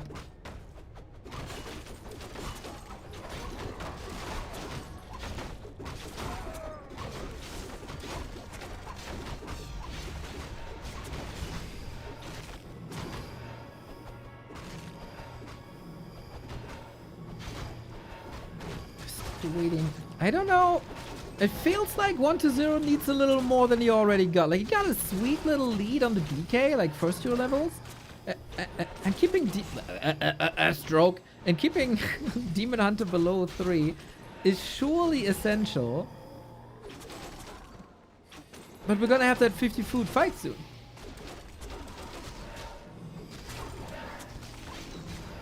He's just getting so much leverage out of these early Dryad fights because there's so much control. Naga, though, trying to even that out. Lich in focus. Oh, Naga, who's gonna die? Naga for sure? No? Yes? Lich involved. 1-0. Nice presence of mind. And only level 1, so no additional mana. And no Nova. And no Kaboom. Yo, that sucks for life. It sucks so much he taps out. We go full distance, boys. 3-3. Our last Asian match of the day coming up before we go at 8:30 into the German division. We got a second division game with Sharky and 84. And we got a first division game. A highly, highly, highly anticipated game with Teddster and Edo, where everybody is even more excited for the statements than they are for the games. And we are already very excited about the games.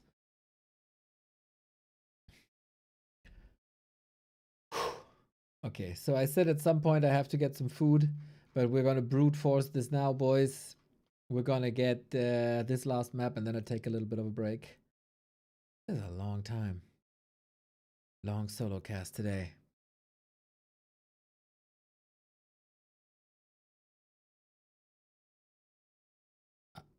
I miss Soul. I'm very glad Soul was around.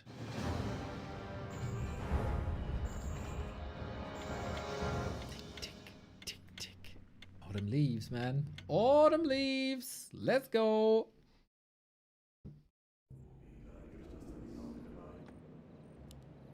Lifer 120. Oh, 33. I didn't update the score. Did not update the score. Wait, springtime. Nice little momentum shifts here. First it was back and forth, then it was back, back. Now it's forth, forth. But there can only be one winner. What's the schedule for the rest of the evening? I just said that! Literally a minute ago. Are you trolling me because I complained recently that I say things and then people ask me about the exact same thing I just said? If not, that's crazy.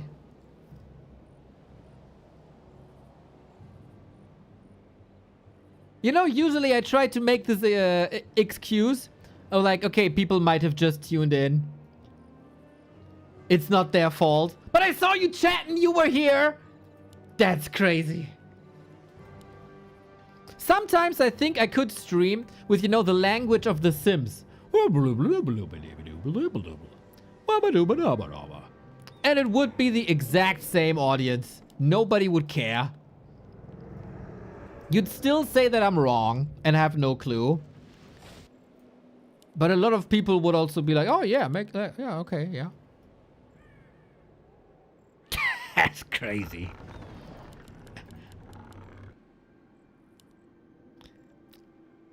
This is the last map of this part of the broadcast. I will then take a little break. Yo, what's the plans for the Yeah. Screw you. I will then take a little food break because it was a long day with solo casting. We will then be back at 8:30 for DACH Inferno. First, a second division game of 84 and Sharky, and then the highly anticipated game of Teddster and Edo. I hate you guys.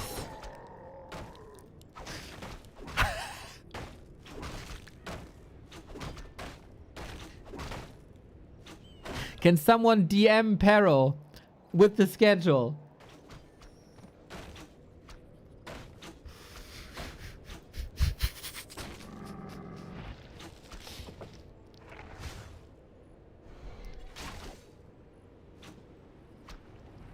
$9:15 is correct. For you, Teddster, yes. For the viewers, they have to tune in earlier.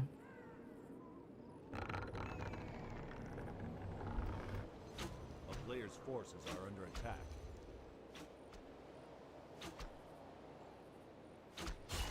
I mean, I did create a channel for you guys. Did I not? I must have created a channel. Yep. You already wrote in that channel. But it's good that you double check. I do make mistakes.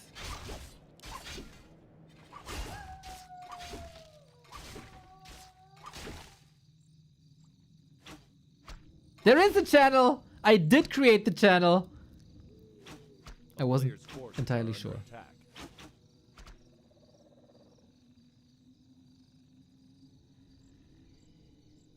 So, in that deciding game, not much is happening. I thought someone says Sharky plays 7:30. Did I mess that up?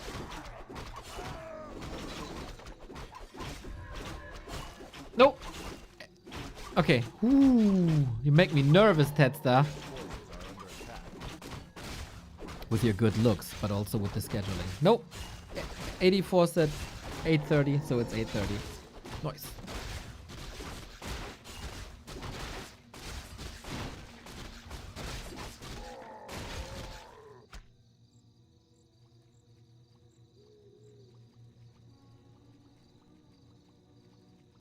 So Demon makes it to 2. DK makes it to 2. It's a rather calm game.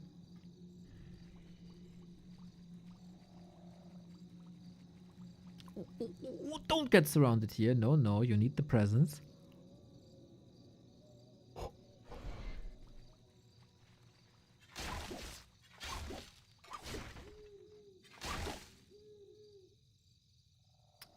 A player's forces are Do you under guys think attack. Teddster will start losing his TC to creeps as well? Because the war chief did it. Now everybody has to do it. It's a good excuse.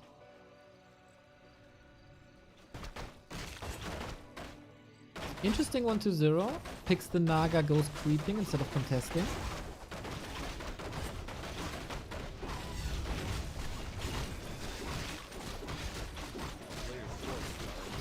I'll keep him alive and just lose. That's also good. Sets a statement.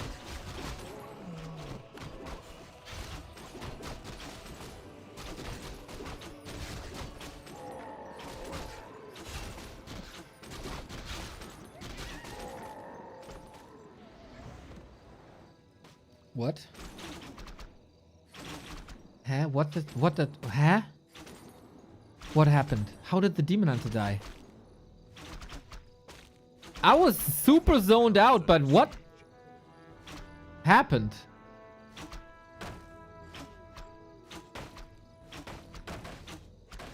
He got full moon wells. I have to watch that in the replay.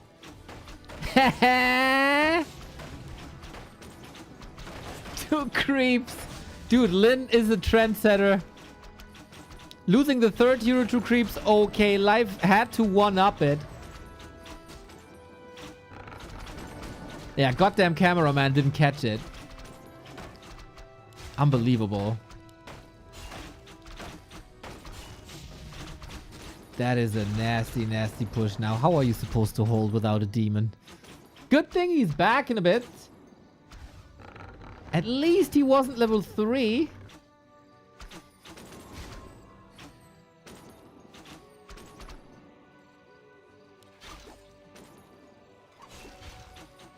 Nice. Naga control for now.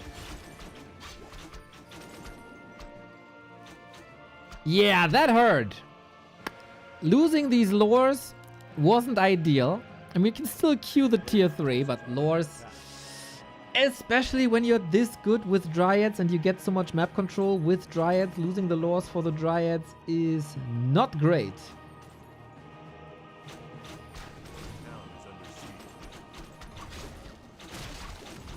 Too tired? It's 2 a.m. Bro, do you know how long Life is playing usually every day on Warcraft Champions? 2 a.m. is like early afternoon for this person. He is Medusa the Gamer. And he is living at gamer hours.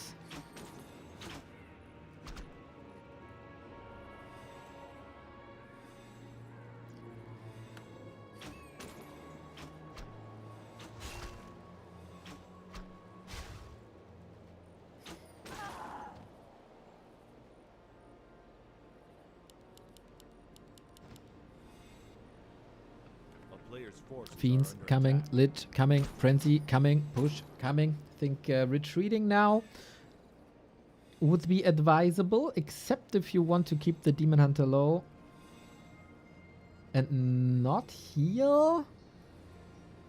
I think instead you have to do some work now. What do you think? Can Life fight his way out? I think from a situation like this, Life's the only Night Elf that can win.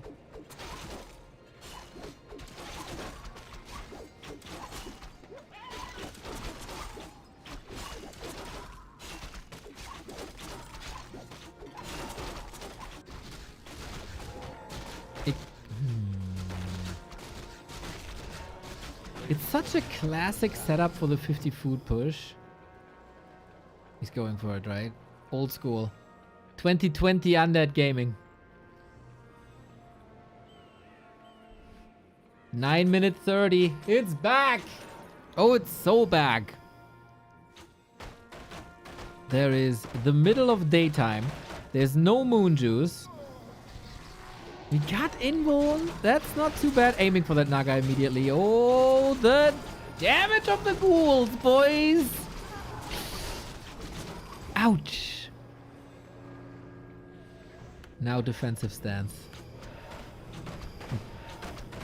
Don't have Nova anymore. We don't have coils anymore. Easy mana burn here if you want to. Yep, 74 right before the coil. Well done. But how is this? I mean, heal scroll is so good. Is it enough though? This is probably the sharpest 9-minute timing push you can still do on one base. If this doesn't work, we might put the 9-minute timing push to the bench again. Oh, Destro down. Lich healing, healing, healing. No more Dispel. The staff was amazing. There still can't be a chance, man. There can't be. There we go. Demon dies again. RIP! 1-0. Kudos to you, my man. 3 match points in a row defended. And took the W. Obviously, a little bit of a mistake. Losing the Demon Hunter to the creeps, and we have to take a look at that replay. How did that happen? But yeah, 1-0. That was impressive. Wait, the replay isn't loading? Come on. I'm stuck at this. Hello.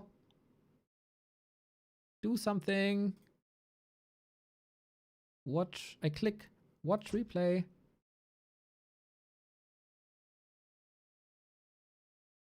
Does that button not work on War 3 Champions? I never used that one. Life, DH, dead.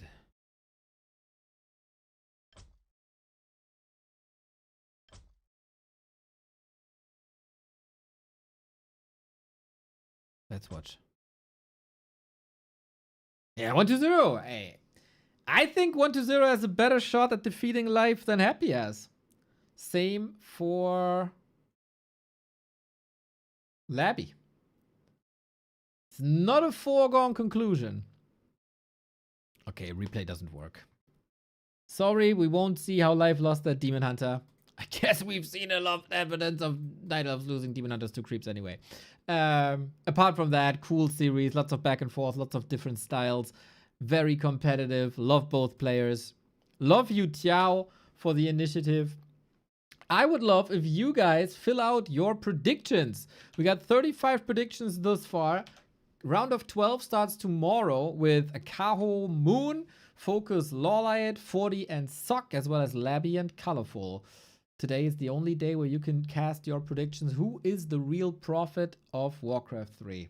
That is the question. And then Happy Kaho Moon, Lynn, Focus, Lawliot, Life, 40, Sock, 1-0, Labby, Colorful. Who's it gonna be? Obviously, I'm gonna be the best if I put in all the work, but want to give you some incentive as well. Happy versus Lynn on a collision course. Life And 1-2-0 on a bit of a collision course. Labby with chances though. 40 and Sock is like 40 should be the favorite, but Sock is definitely going to be a bigger threat to life. I think it's incredibly hard to predict. This is a very, very, very cool bracket with lots of potential on both sides. We have the potential, by the way, to win the Early Game Awards for the 3rd time in a row for the best non-mainstream streamer of the year. Help us out at !reward. No, award. Award. We need every single click that's going on for a month. We got tough competition. We gotta bring that one home here. Gotta bring it home. And then, of course, if you like what we do, we're only able to do this because of you and your support. If you want to reward us for the work that we do, enable us to not go to an office job or work at McDonald's, but be here at the middle of the day and cast Warcraft for you. Back to warcraft.com/support for all the ways to support us. Here on Twitch, on YouTube, on Patreon, and with donos, we rely on you guys so you can watch Warcraft while you pretend to work. Later, we're back with the Warcraft 3 DACH Inferno, our German league. Division 2 with Sharkian84, Division 1 with Teddster and Edo. Basically, the German Happy versus Lynn is what we got. Now I take a break. I get some food. It's been a long day. It's only 2 hours-ish in between. We had a lot of reason to celebrate today with that Happy versus Lynn series. And I hope you spread the word, meme about it, celebrate the game, celebrate the plays, celebrate the game. And then we see each other in 2 hours. Take care. Who do we raid? Who's on?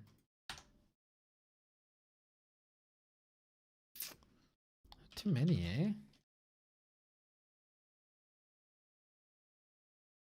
Sparta still doing his WoW shenanigans. Kudos to him. Pulling through.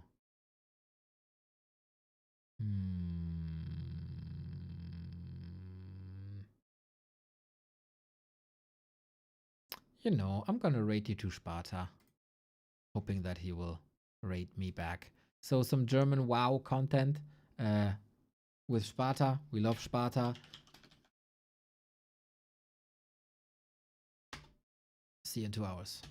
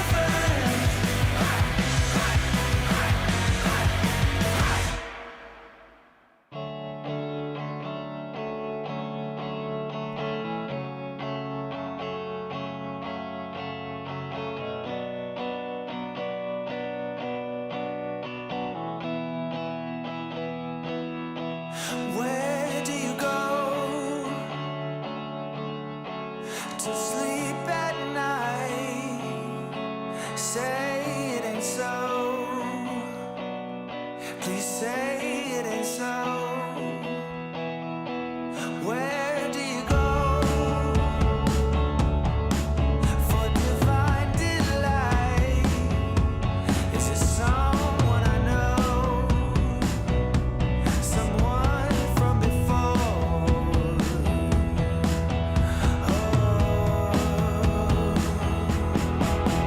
I know you so well, and I know how it feels when we fall. You're drifting away, and the wounds have turned into scars. It's tender, it's dark, and it's breaking my heart. Where do you go? In whose arms do you fall? Say it ain't so. Please say it ain't so. You know, forever ago, you were in my arms. We used to juggle with those who would know where to go.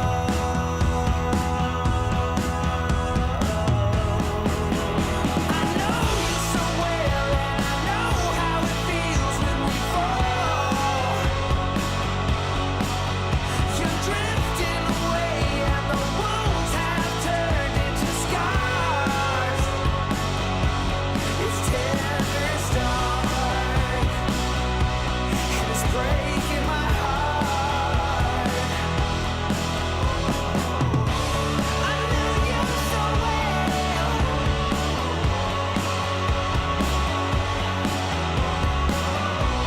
We all fall down. Yeah.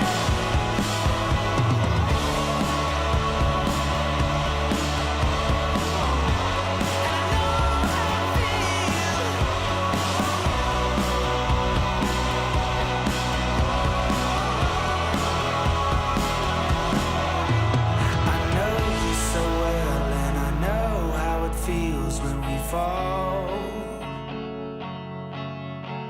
You're drifting away, and the wounds have turned into scars. It's tender, it's dark, and it's breaking my heart. I know you so well, and I know how it feels when we fall. It's tender, it's dark, and it's breaking my heart.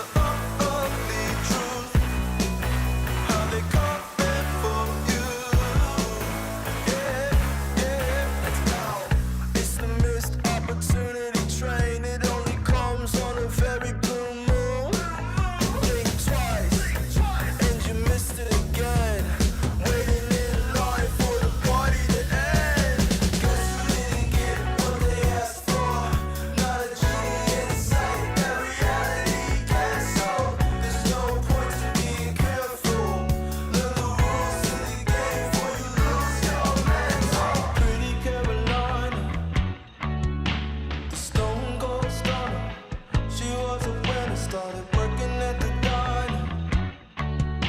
It serves as a reminder to count your blessings, cause this town ain't fair. They'll put you down and leave you there, don't make them scared. Yeah, that's the truth. How they coming for you. Yeah, yeah,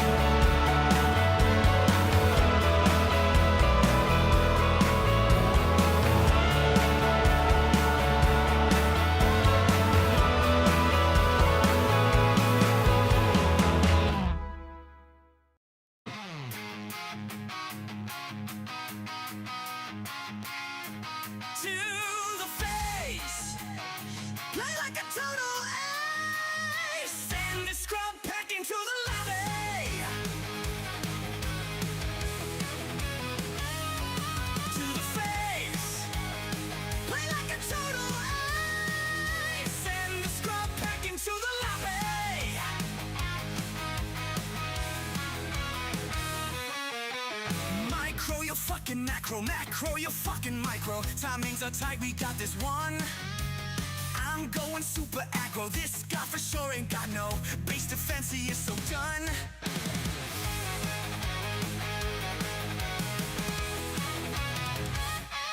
To the face, play like a total ace. Send the scrub back into the lobby.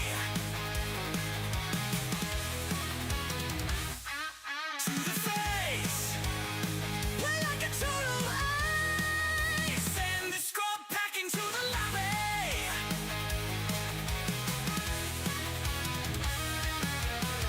8 p.m. in overdrive, keeping all my shit alive. Gotta hockey up so you can get down. Got the hero when I dive, reinforcements soon arrive. Out of my game, you stupid clown. Oh yeah, yeah, oh yeah, yeah, I'm hype. You're gone, let's fight. It's on.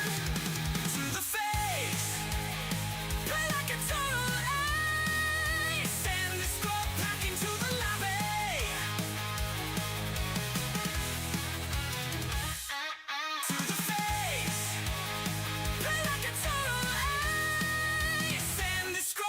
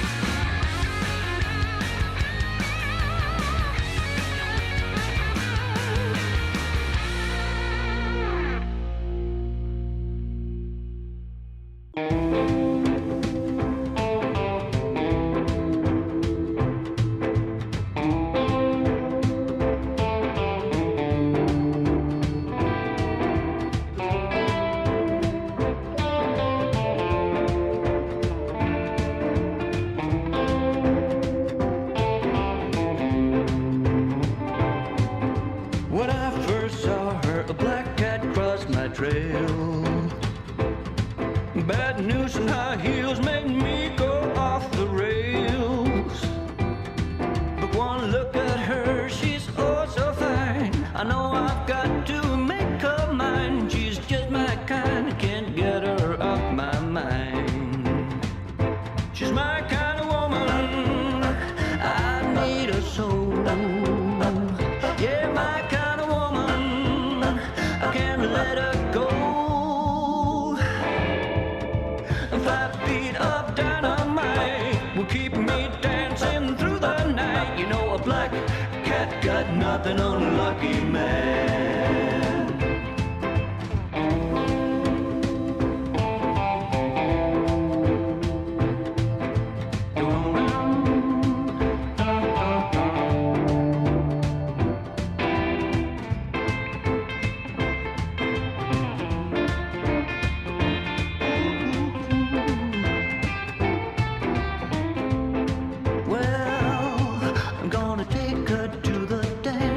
Saturday night. Saturday night. New shirt, new shoes, no room for oversight. Well, I'll be cooler than James Dean, and she'll be hotter than Marilyn. When there's electric in the air, you better be prepared. She's my kind of woman, I need her so. Yeah, my kind of woman, I can't let her go. 5 feet of dynamite will keep me dancing through the night. You know, a black cat got nothing on a lucky man. Yeah, a black cat got nothing on a lucky man.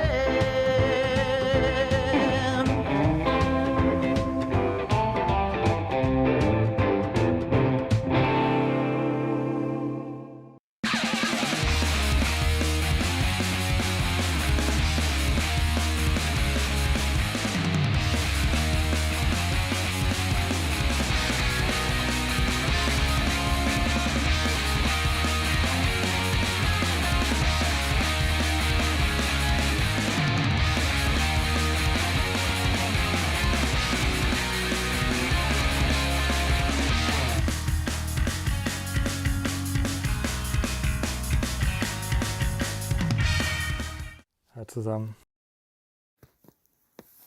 Jo, heute geht's gegen Phoenix. Heute Abend gegen meinen neuen Teammate und alten Teammate, Teddster. Für ihn wahrscheinlich ein wichtiges Spiel um die Playoffs, für mich weniger. Dadurch, dass Kevin gestern gewonnen hat, bin ich relativ safe durch. Jetzt hätte ich die Frage, wenn ich gegen Teddster heute gewinne, die ganz unwahrscheinlich ist, und dann noch vielleicht gegen Leon gewinne, was eher unwahrscheinlich ist, dann wäre ich sogar vielleicht Zweiter.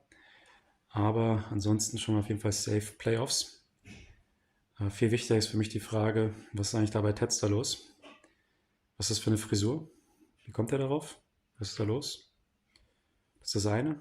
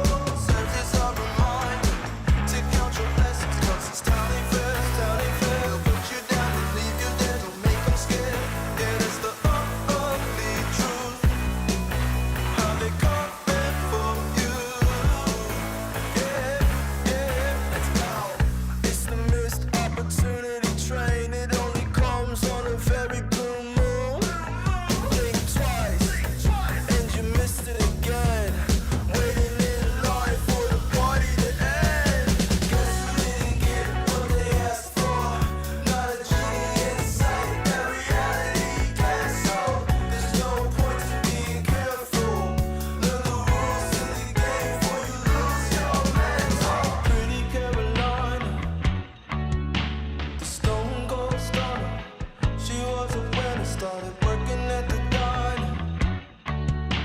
It serves as a reminder to count your blessings, cause this town ain't fair.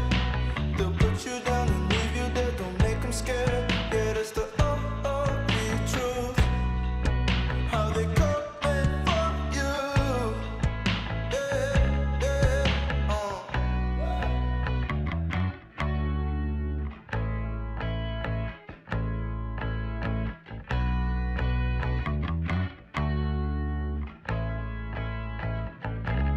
Neo is honestly the world's biggest happy fanboy. The way that he cheers for happy even before the heroes are out of the altar.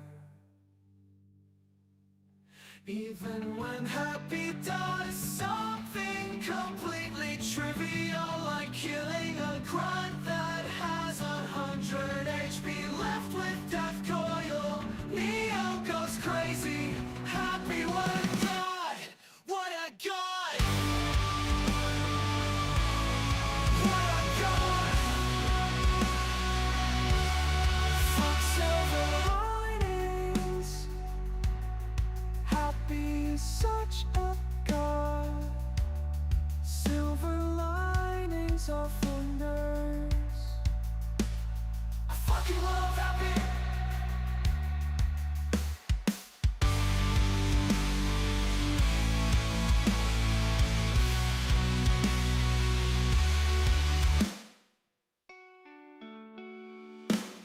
I fucking love happy. My name is Neo, and I love happy.